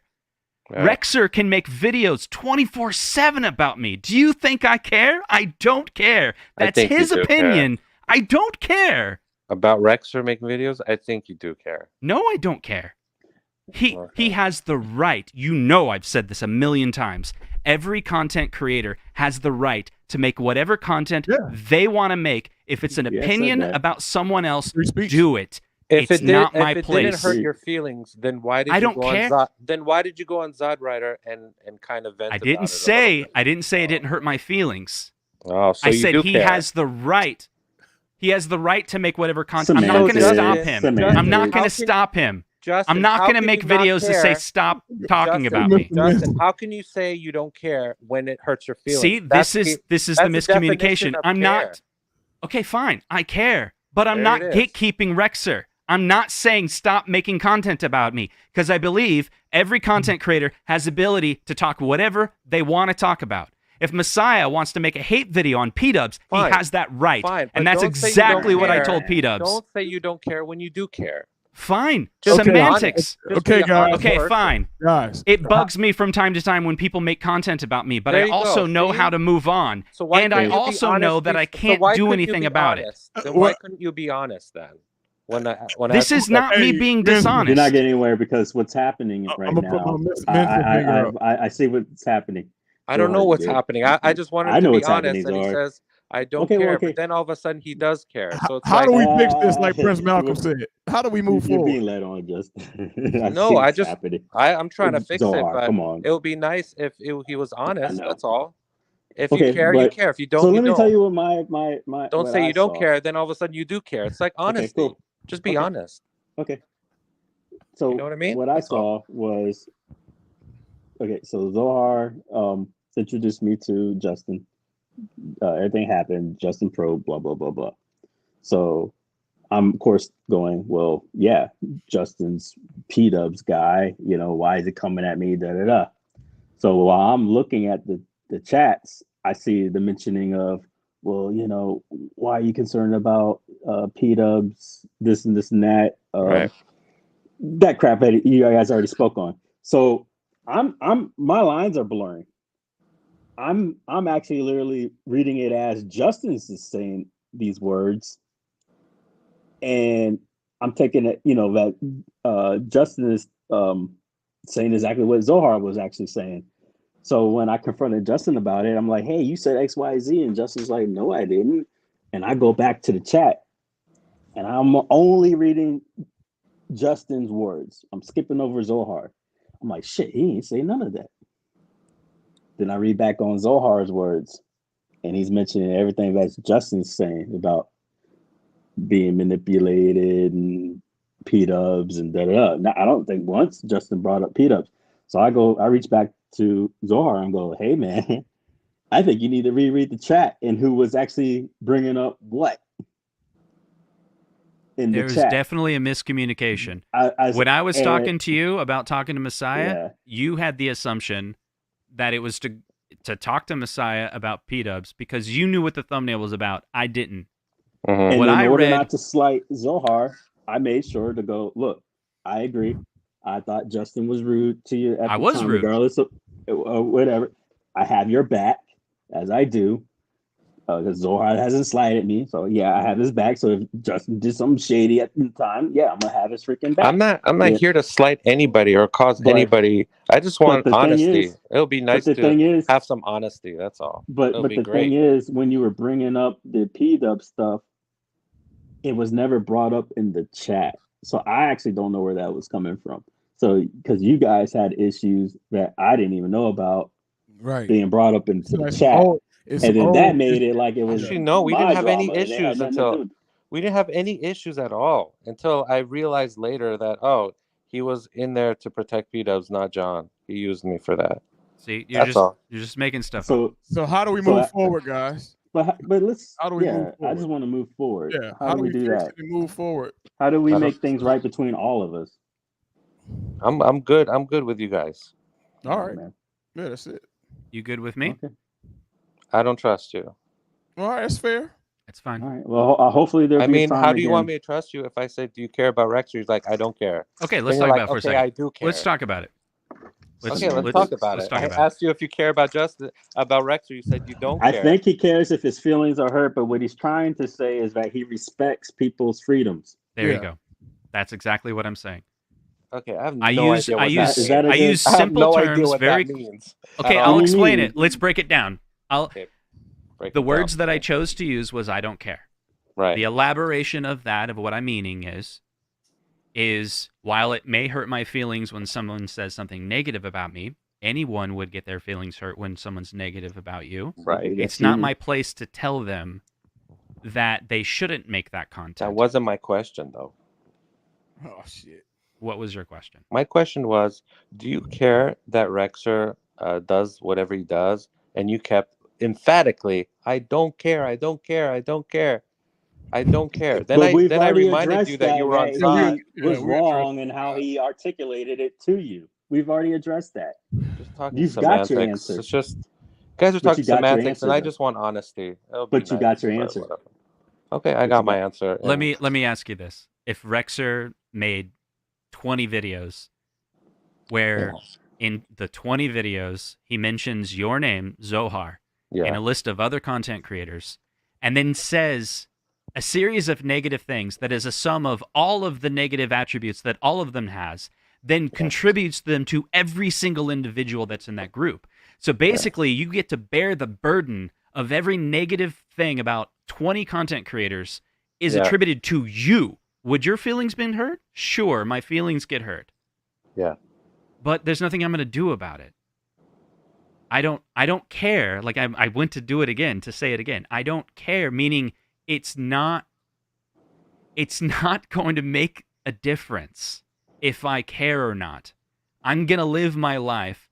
Okay. I've learned how to not let those things bother me as I've matured as a creator. All content creators or social media followers, whatever you want to call it, that have any community, they're a part of any community. If that community grows large enough and you have a voice, you're going to hurt someone's feelings. And there's some people that never get past that. There's some people in our community have deleted their channels because they can't get past that. Facts. Yeah. They care so much that they'd rather... But I've learned how to adapt. I've learned how to not care. I've learned how to not let it bother me. Even though, sure, it hurts, it doesn't bother me Have anymore. you learned to not... Have you learned to lie to yourself? No, I've learned to not let it bother me. Okay. Do you understand how that works? Like, it's not lying to yourself. If you've matured as a person and trained yourself to not be hurt by something, it's like I'm playing guitar. And when I first played guitar, it would hurt my fingers to play guitar because there's metal that you're pressing up against your feelings. Okay, you're adapting. I get it. I don't need But then you grow calluses. I get it. And you learn to not let it hurt you. So I don't care anymore about playing guitar because it doesn't hurt me anymore. Okay. All right.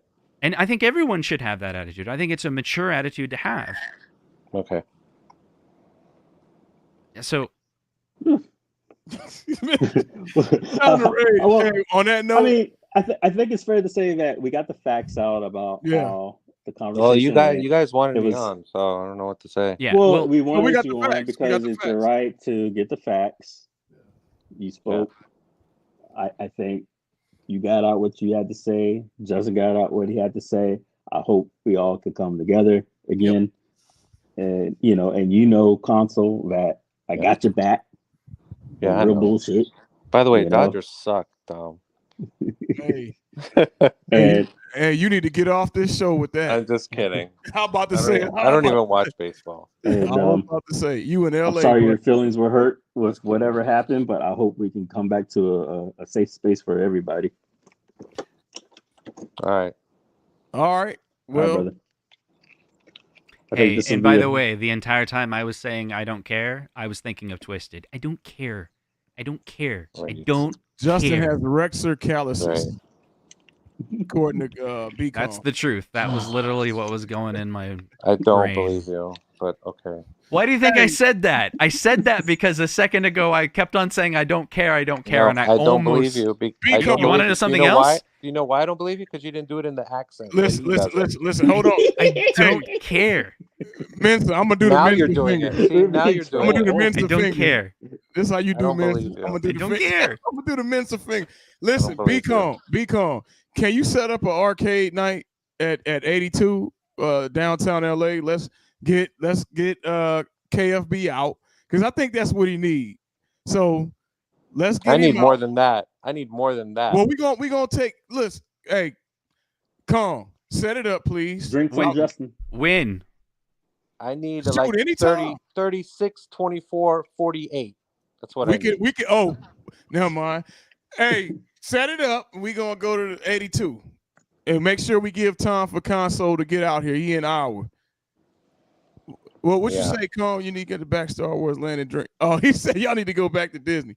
Hey, look. On that note, Mensa, we gonna try to get an arcade night because KFB need to get out the house and hang out. He needs to. He feeling kind of sad. It sounds like he want to hang. I'm with not his sad boys. at all. I just know he want to hang with his boy. I He just want to know hang with his reality, boy. and I'm not gonna be fooled by anything or anyone. I just know what's up. That's all. Well, things I'm are not sad always. at all. Why don't you research it? Oh, You're friends with P-Dubs. Why don't you ask I him? don't care. King. Mensa. Well, Don't then care. let's move on. Can you just Moderate. accept that it's possible that there was a misunderstanding this third time, and while the other times I did right, look, every single time I've made a mistake, which has been a dozen with you, I've It's been admitted so my many. fault. That's my thing. Why Justin. is it It's this been time so I'm many. really determined not to tell you the truth about P-Dubs? Justin, how Is many it possible mistakes? that it's just How not many? true? How many? Troll. So many mistakes. Let me ask you, is Oh, there shit. someone that you're He friends doesn't with see it. that constantly talks to you about P-Dubs and manipulates you into also hating P-Dubs? And that person was probably manipulating you to manipulate me in that shit. conversation to say something negative about P-Dubs. Is that true? Or is that not true? Tell no the truth. idea what you're talking about. Of course you don't know what I'm talking about. You're lying right now. No, I'm not. I can tell you 3 people that you're friends with right now that feed you those lies on a constant basis. You want me Go to start ahead. saying their names? Yeah, sure. Are you Why friends I not? with won't, Brad? out of the respect of you. Hey, Kong, I'll play. Where do you play at? Where you get your runs in at, Kong? I'll come play. You say 3 times a week. You know, if you want to play some pickup ball. No, man, I'm too fat for pickup ball. Well, that's why you need to come play this pickup ball. Yeah, with us. you do some Knock it pickup ball, off. then you lose some weight. Come on. I'm too Hey, fat. I'll run. My right Come on. knee hurts. I have three-quarters of my excuses. meniscus tore. He's in lying college. because I seen him play b-ball on his YouTube. Oh, shit. He played No. basketball. Find me a man. girlfriend. It's Los Angeles, California. Easy call. Yeah. All right. Go to On Disney. that note, 5 hours, guys. Beautiful show. Yeah, Hey, this is shout out too to long. Mr. Mensa. We done rebuilt friendships. We about to Look at that. Justin won. I got on the show and he won. That's what he wanted. Nah. You know what's There funny? you go. Sarcastic We're gonna Justin lose. almost said, the moment you joined, there was a thing in the back of my head, and I didn't say it, but I almost said, I won and left the stream. You should have said that. But I 'Cause was that like, would've been that's the real wrong. Justin. That's the real wrong. Justin is No. the sarcastic Justin. That's the real Justin. No. Yes. Okay. Is it possible? Because that's how you feel. We all feel different. Dude, Oh, do you know anyone He's laughing. that has zero Yeah, that's filters? why his camera off. What? Fuck outta here. That's why his camera off. Mensa, He's got his camera off. He's laughing so hard. I'm not right now. laughing. You know you've been trolling. Do you know anyone that has zero filters? Um, Zero. Zohar. Yeah, Like- like mental. No, patients have like zero filter. zero. Like goes up to a cop and says exactly what they're thinking. Yeah, all of my clients. Really? They're all. The less filters you have, the more insane you are. Yeah, so it's possible that to keep sanity, you refrain from saying the things that you're thinking. It's called a buffer, right? Right. You're still thinking that, you think of the consequences of your actions, and you go, "I don't want that bad outcome, so yeah, I'm not going to do or say those." Justin, is still there, and it's still in your mind. And Well, let's that's talk what about you your really... true feelings. How many people do you want to murder this week? Just you. Just me? Why? Wow, that's illegal. You should not be thinking about murdering someone. Great. Hey, Rex is gonna have a. He said Rex is gonna have a field. Prince Malcolm said Rex. You know what? That guy needs good content. Let him have it. Yeah, Rexford is all yours. I support him. Like, you know how much great content I've given him? I want to see your ass laughing. Put your face on. Yeah, put your face on. And I hope he covers this because then he'll get more views and it's better for the community. Hey, I heard Cam Grant said he gonna do a video on Zohar. Let me start some shit real quick. Yeah. It's gonna be great. Cam Grant got a video coming. Honey, I Shrunk the Audience. Okay, I'll end it with this. All right.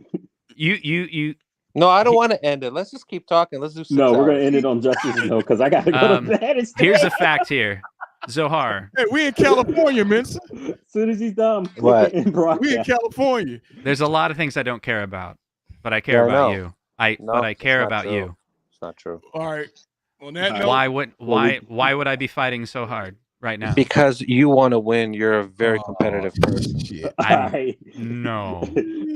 Thank you. You've seen my singing streams, right? I lose subscribers anytime I do those. Off the cuff with Mensa and KC and special. All right. Take care. Come back now. You hear? All right. Really enjoyed getting to know you, Dom. Hey, Good night. I'm clicking in broadcast. All right, thank you guys. Peace.